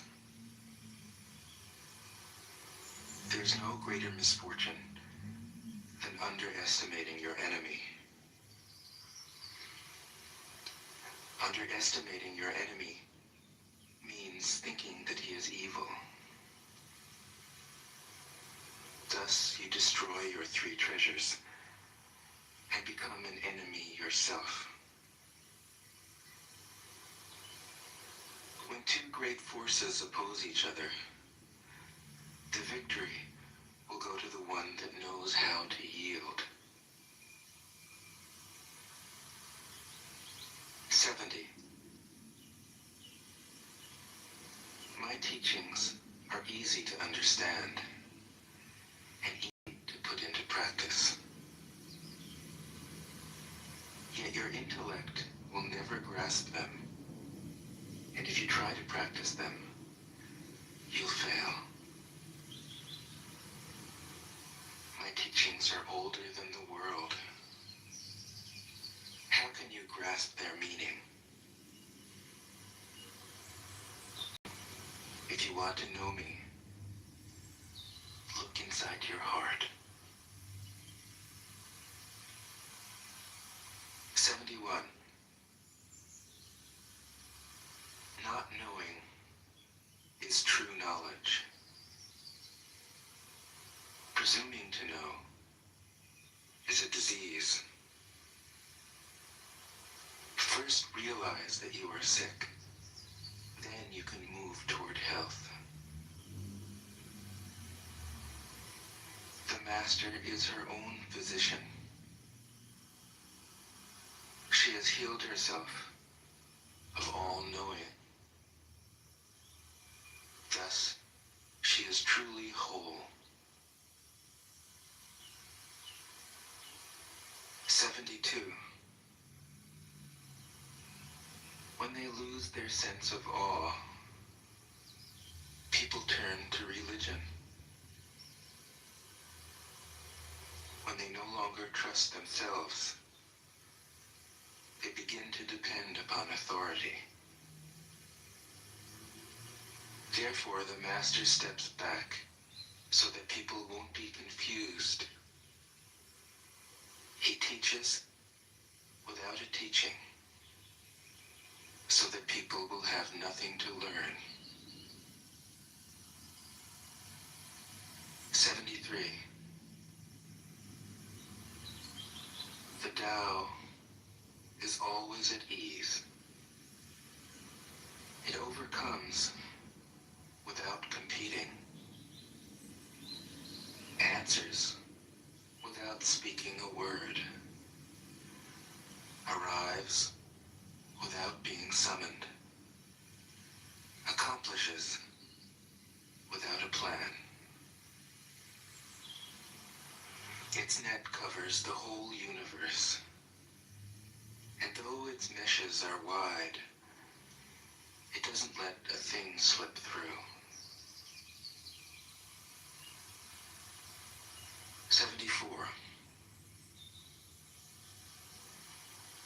If you realize that all things change, there is nothing you will try to hold on to.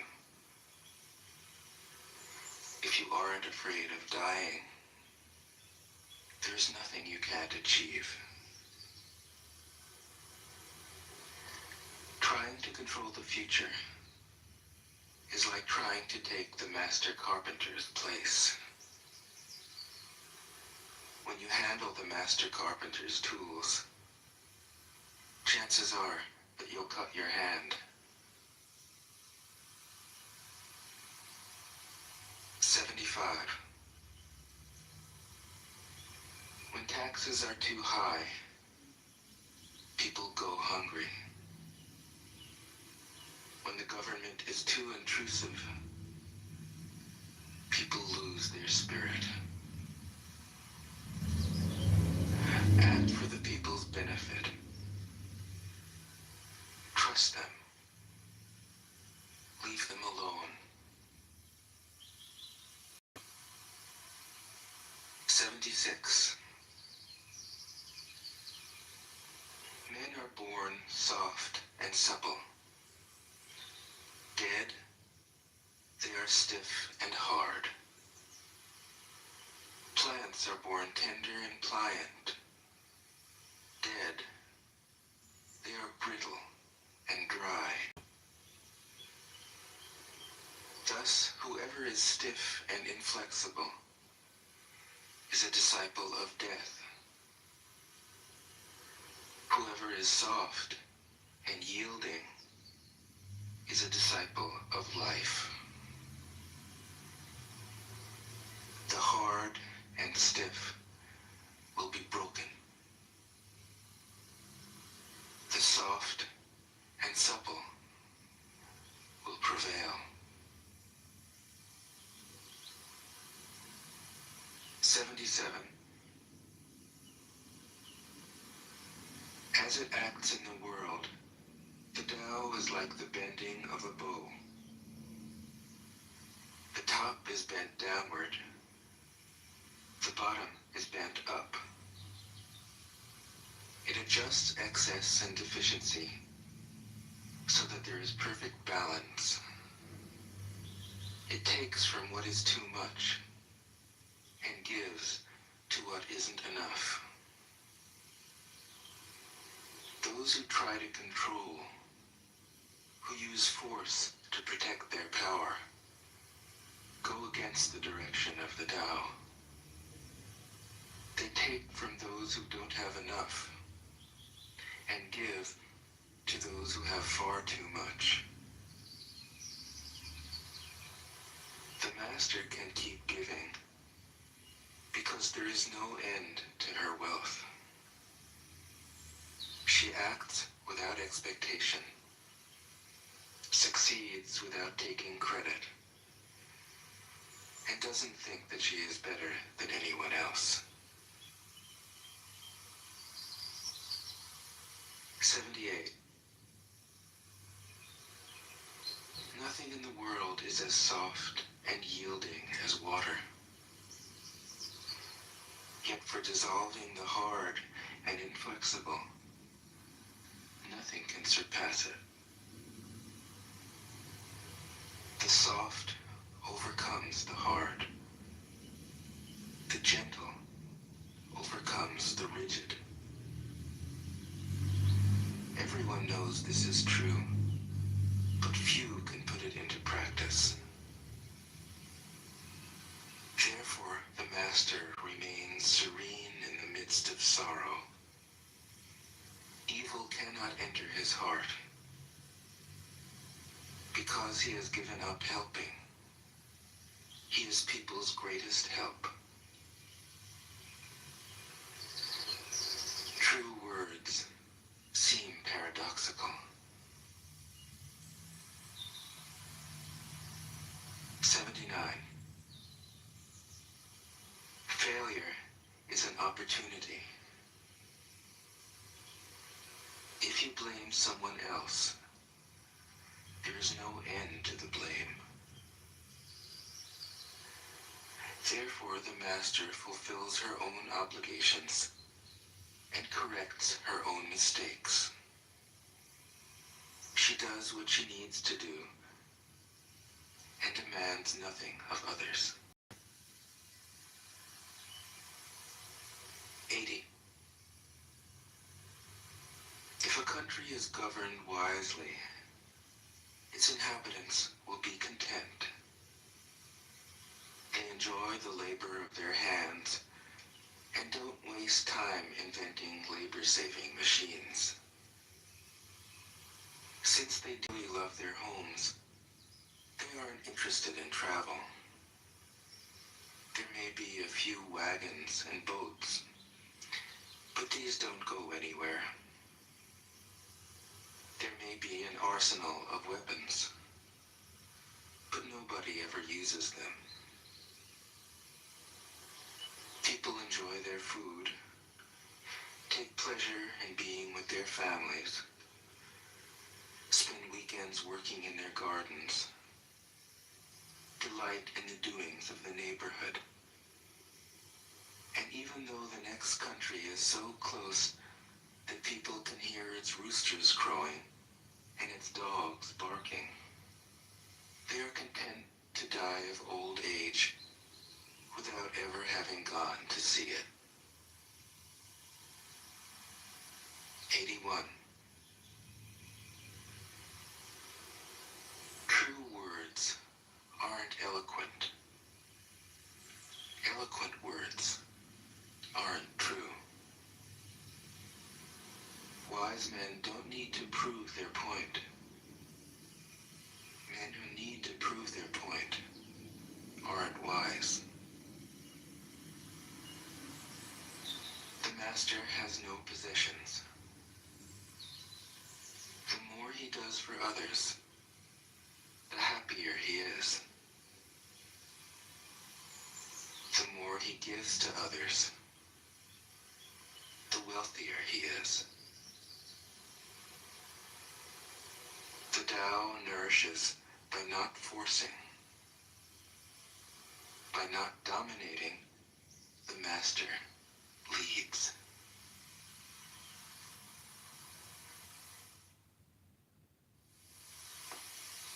Tao Te Ching can be translated as the Book of the Imminence of the Way, or the Book of the Way and of how it manifests itself in the world, or simply the Book of the Way. Since it is already well known by its Chinese title, I have let that stand. About Lao Tzu, its author, there's practically nothing to be said. He may have been an older contemporary of Confucius, 551 to 479 BCE. He may have held the position of archive keeper in one of the petty kingdoms of the time. But all the information that has come down to us is highly suspect. Even the meaning of his name is uncertain. The most likely interpretations, the old master, or more picturesquely, the old boy. Like an Iroquois woodsman, he left no traces. All he left us is his book, the classic manual on the art of living, written in a style of gem-like lucidity, radiant with humor and grace, and large-heartedness and deep wisdom, one of the wonders of the world. People usually think of Lao Tzu as a hermit, a dropout from society, dwelling serenely in some mountain hut, unvisited except perhaps by the occasional traveler arriving from a 60s joke to ask, what is the meaning of life?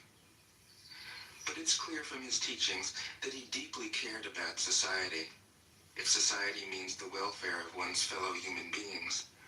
His book is, among other things, a treatise on the art of government, whether of a country or of a child. The misperception may arise from his insistence on wei wu wei, literally, doing, not doing, which has been seen as passivity. Nothing could be further from the truth. A good athlete can enter a state of body awareness in which the right stroke or the right movement happens by itself, effortlessly, without any interference of the conscious will.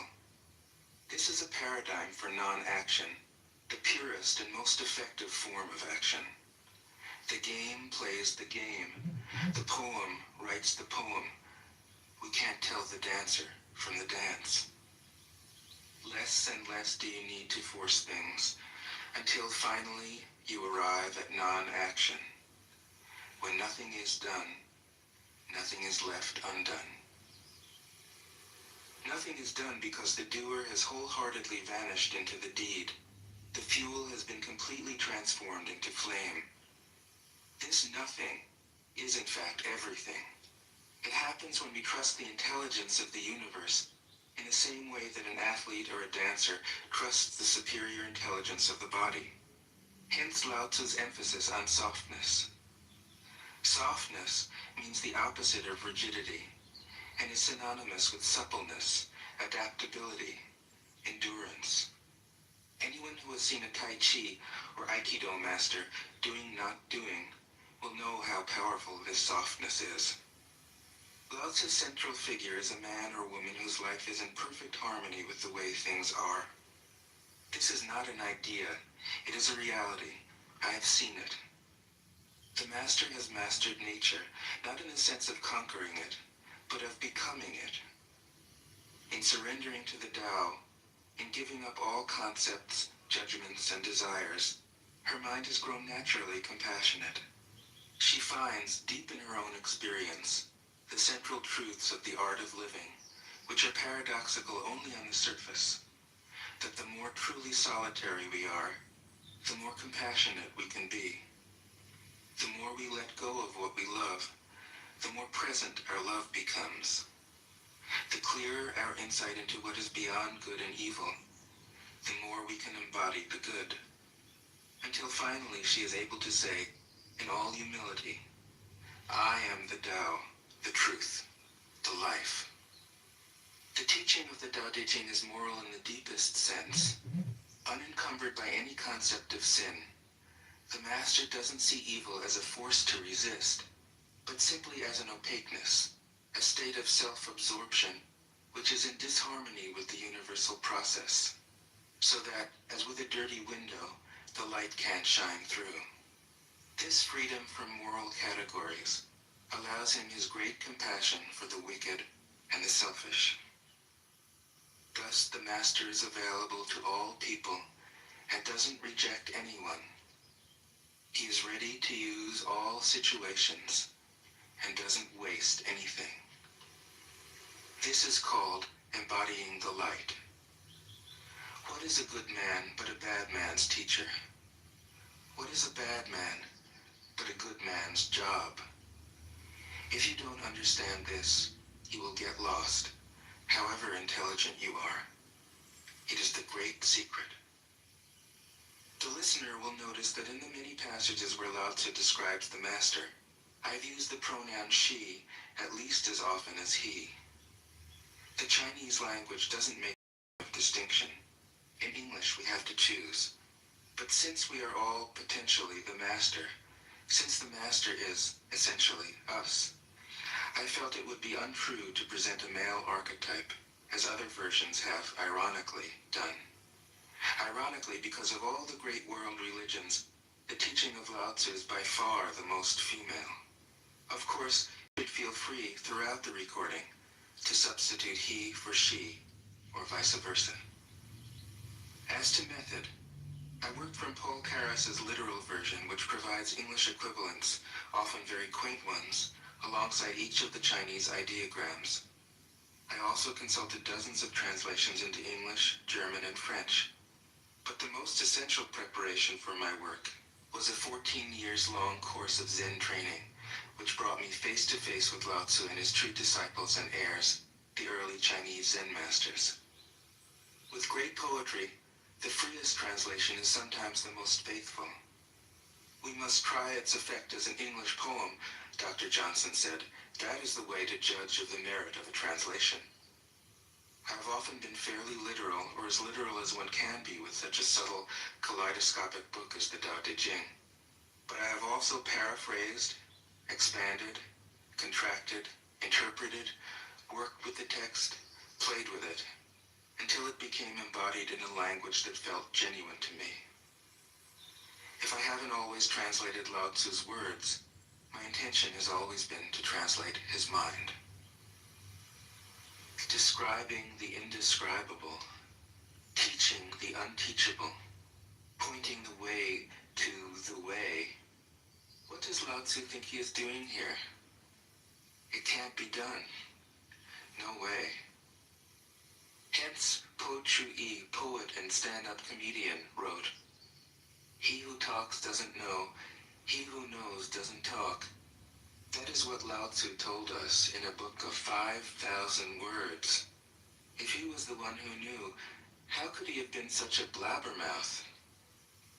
That's the problem with spiritual teachers.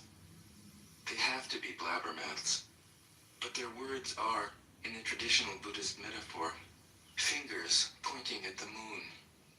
If you watch the finger, you can't see the moon. How meticulous the great masters had to be. A monk asked Matsu, "Why do you teach mind is Buddha?" Matsu said, "To stop a baby from crying." The monk said, "When the crying has stopped, what then?" Matsu said, "Then I teach, not mind, not Buddha. The monk said, how about someone who isn't attached to either?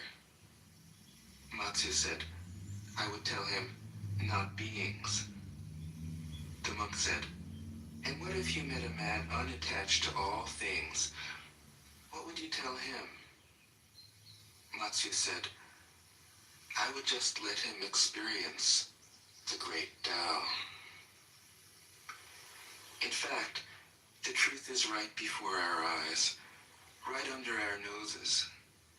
So simple that every child understands it. And yet, as Bankei said, the farther you enter into it, the deeper it is. Where is the way to the way? What a question. Still, for complicated minds, drastic measures are needed. Lao Tzu's book was written as a response out of grandmotherly kindness. According to the oldest biography, Lao Tzu lived for a long time in the country of Chu, but seeing its decline, he departed. When he reached the frontier, the guard said, since you were going away, sir, could you write a book to teach me the art of living? Thereupon, Lao Tzu wrote his book about the Tao and departed.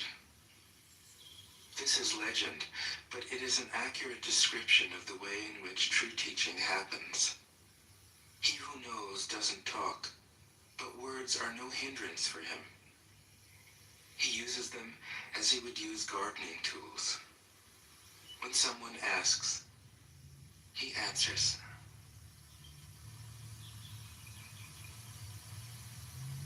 Tao De Jing. 1. The Tao that can be told is not the eternal Tao. The name that can be named is not the eternal name. The unnameable is the eternally real. Naming is the origin of all particular things. Free from desire, you realize the mystery. Caught in desire, you see only the manifestations. Yet mystery and manifestations arise from the same source. This source is called darkness.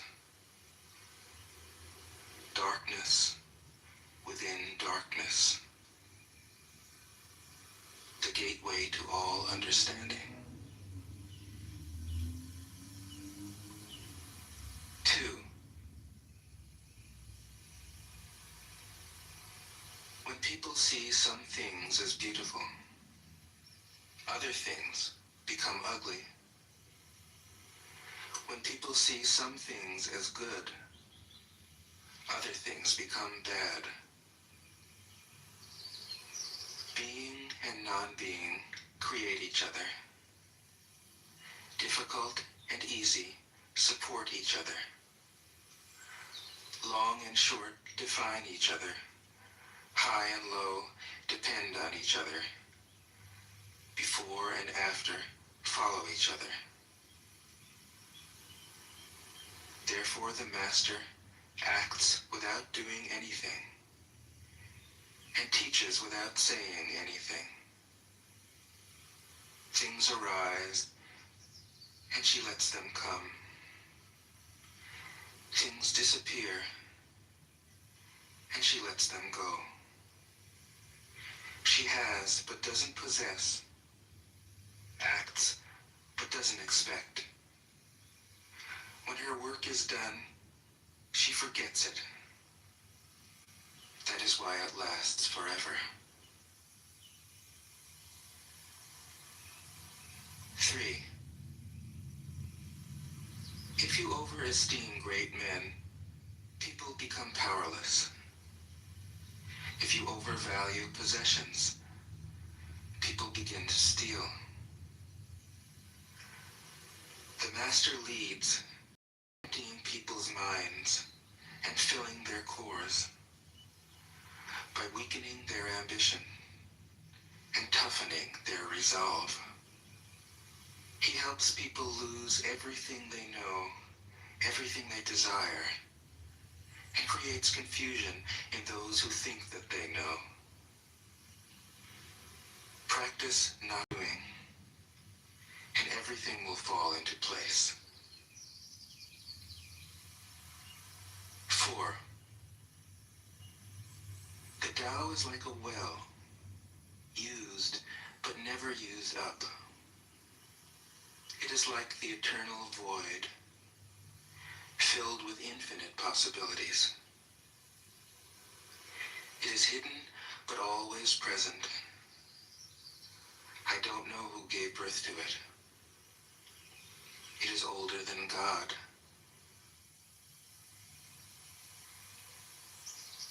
5. The Tao doesn't take sides. It gives birth to both good and evil. The Master doesn't take sides. She welcomes both saints and sinners. The Tao is like a bellows. It is empty, yet infinitely capable. The more you use it, the more it produces. The more you talk of it, the less you understand. Hold on to the center. 6. The Tao is called the Great Mother. Empty, yet inexhaustible, it gives birth to infinite worlds. It is always present within you. You can use it any way you want. 7. The Tao is infinite, eternal. Why is it eternal? It was never born, thus it can never die. Why is it infinite? It has no desires for itself, thus it is present for all beings. The Master stays behind. That is why she is ahead. She is detached from all things. That is why she is one with them. Because she has let go of herself, she is perfectly fulfilled. 8. The supreme good is like water, which nourishes all things without trying to. It is content with the low places that people disdain. Thus, it is like the Tao. In dwelling, live close to the ground. In thinking, keep to the simple. In conflict, be fair and generous. In governing, don't try to control. In work, do what you enjoy. In family life, be completely present. When you are content to be simply yourself and don't compare or compete, everybody will respect you.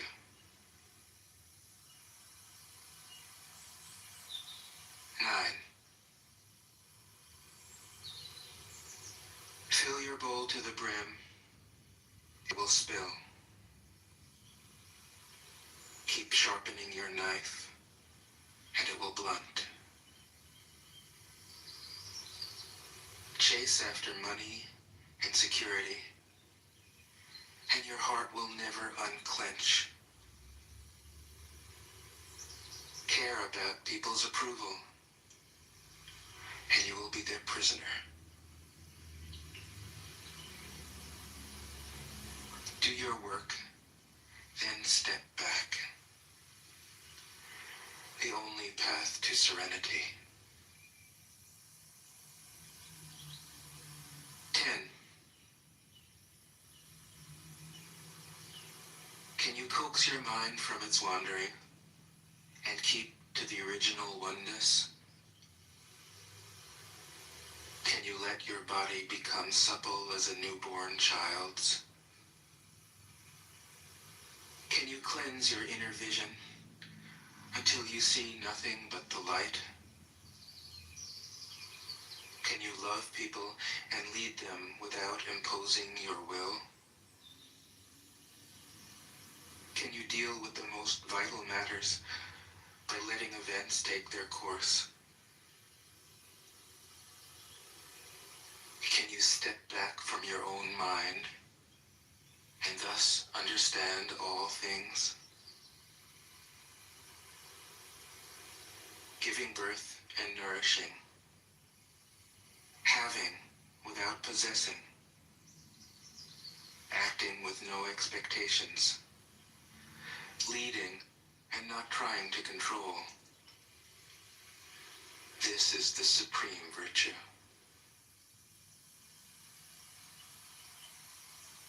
11. We join spokes together in a wheel, but it is the center hole that makes the wagon move. We shape clay into a pot, but it is the emptiness inside that holds whatever we want. We hammer wood for a house, but it is the inner space that makes it livable. We work with being, but non-being is what we use. 12. Colors blind the eye. Sounds deafen the ear. Flavors numb the taste. Thoughts weaken the mind. Desires wither the heart. The master observes the world, but trusts his inner vision. He allows things to come and go. His heart is open as the sky.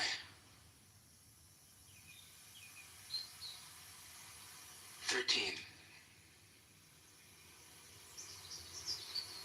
Success is as dangerous as failure. Hope is as hollow as fear. What does it mean that success is as dangerous as failure? Whether you go up the ladder or down it, your position is shaky. When you stand with your 2 feet on the ground, you'll always keep your balance. What does it mean that hope is as hollow as fear? Hope and fear are both phantoms that arise from thinking of the self. When we don't see the self as self, what do we have to fear? See the world as yourself. Have faith in the way things are. Love the world as yourself. Then you can care for all things. 14. Look, and it can't be seen. Listen, and it can't be heard. Reach, and it can't be grasped. Above, it isn't bright. Below, it isn't dark.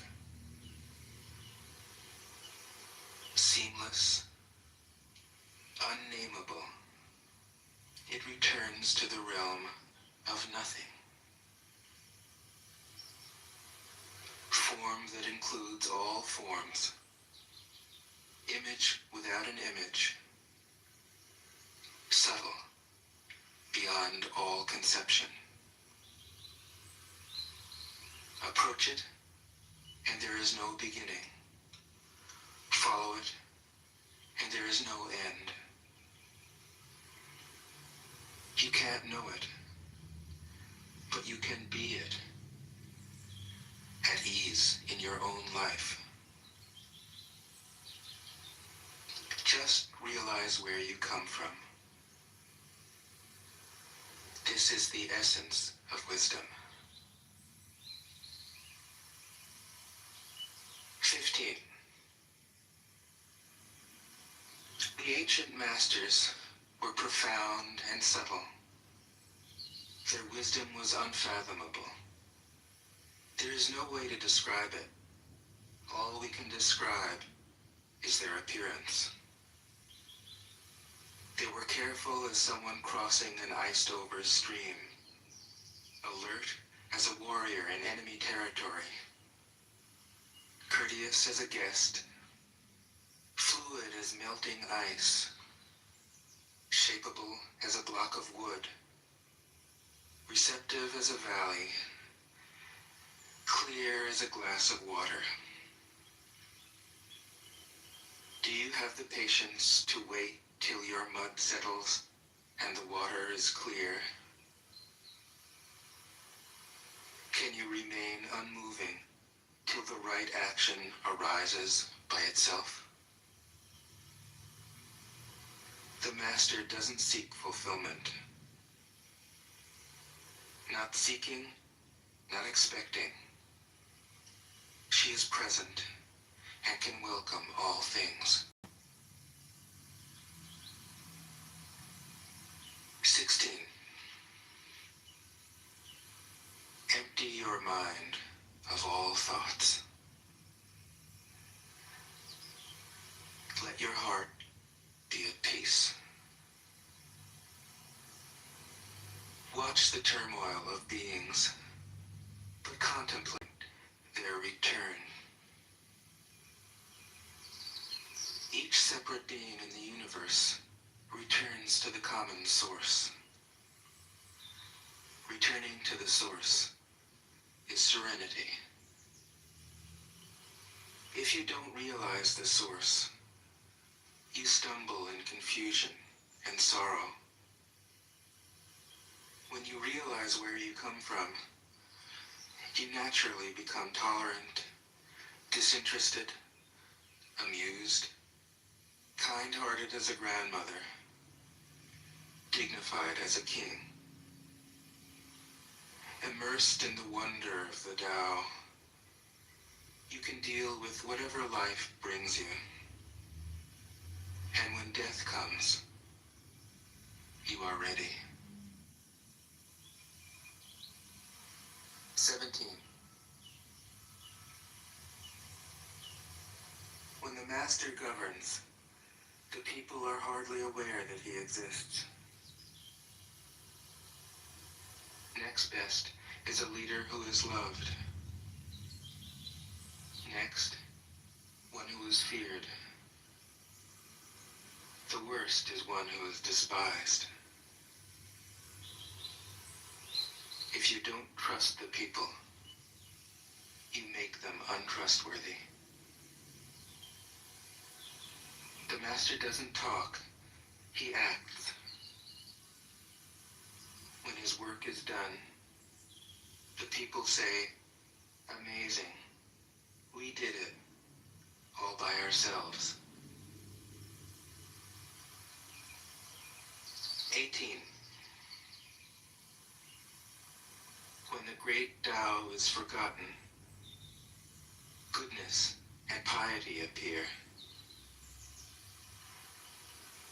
When the body's intelligence declines, cleverness and knowledge step forth. When there is no peace in the family, filial piety begins. when the country falls into chaos, patriotism is born. 19. Throw away holiness and wisdom, and people will be 100 times happier. Throw away morality and justice, and people will do the right thing. Throw away industry and profit, and there won't be any thieves. If these three aren't enough, just stay at the center of the circle and let all things take their course. 20. Stop thinking and end your problems. What difference between yes and no? What difference between success and failure? Must you value what others value? Avoid what others avoid? How ridiculous. Other people are excited, as though they were at a parade. I alone don't care. I alone am expressionless, like an infant before it can smile. Other people have what they need. I alone possess nothing. I alone drift about like someone without a home. I am like an idiot. My mind is so empty. Other people are bright. I alone am dark. Other people are sharp. I alone am dull. Other people have a purpose. I alone don't know. I drift like a wave on the ocean. I blow as aimless as the wind. I am different from ordinary people. I drink from the Great Mother's breasts. 21. The Master keeps her mind always at one with the Tao. That is what gives her her radiance. The Tao is ungraspable.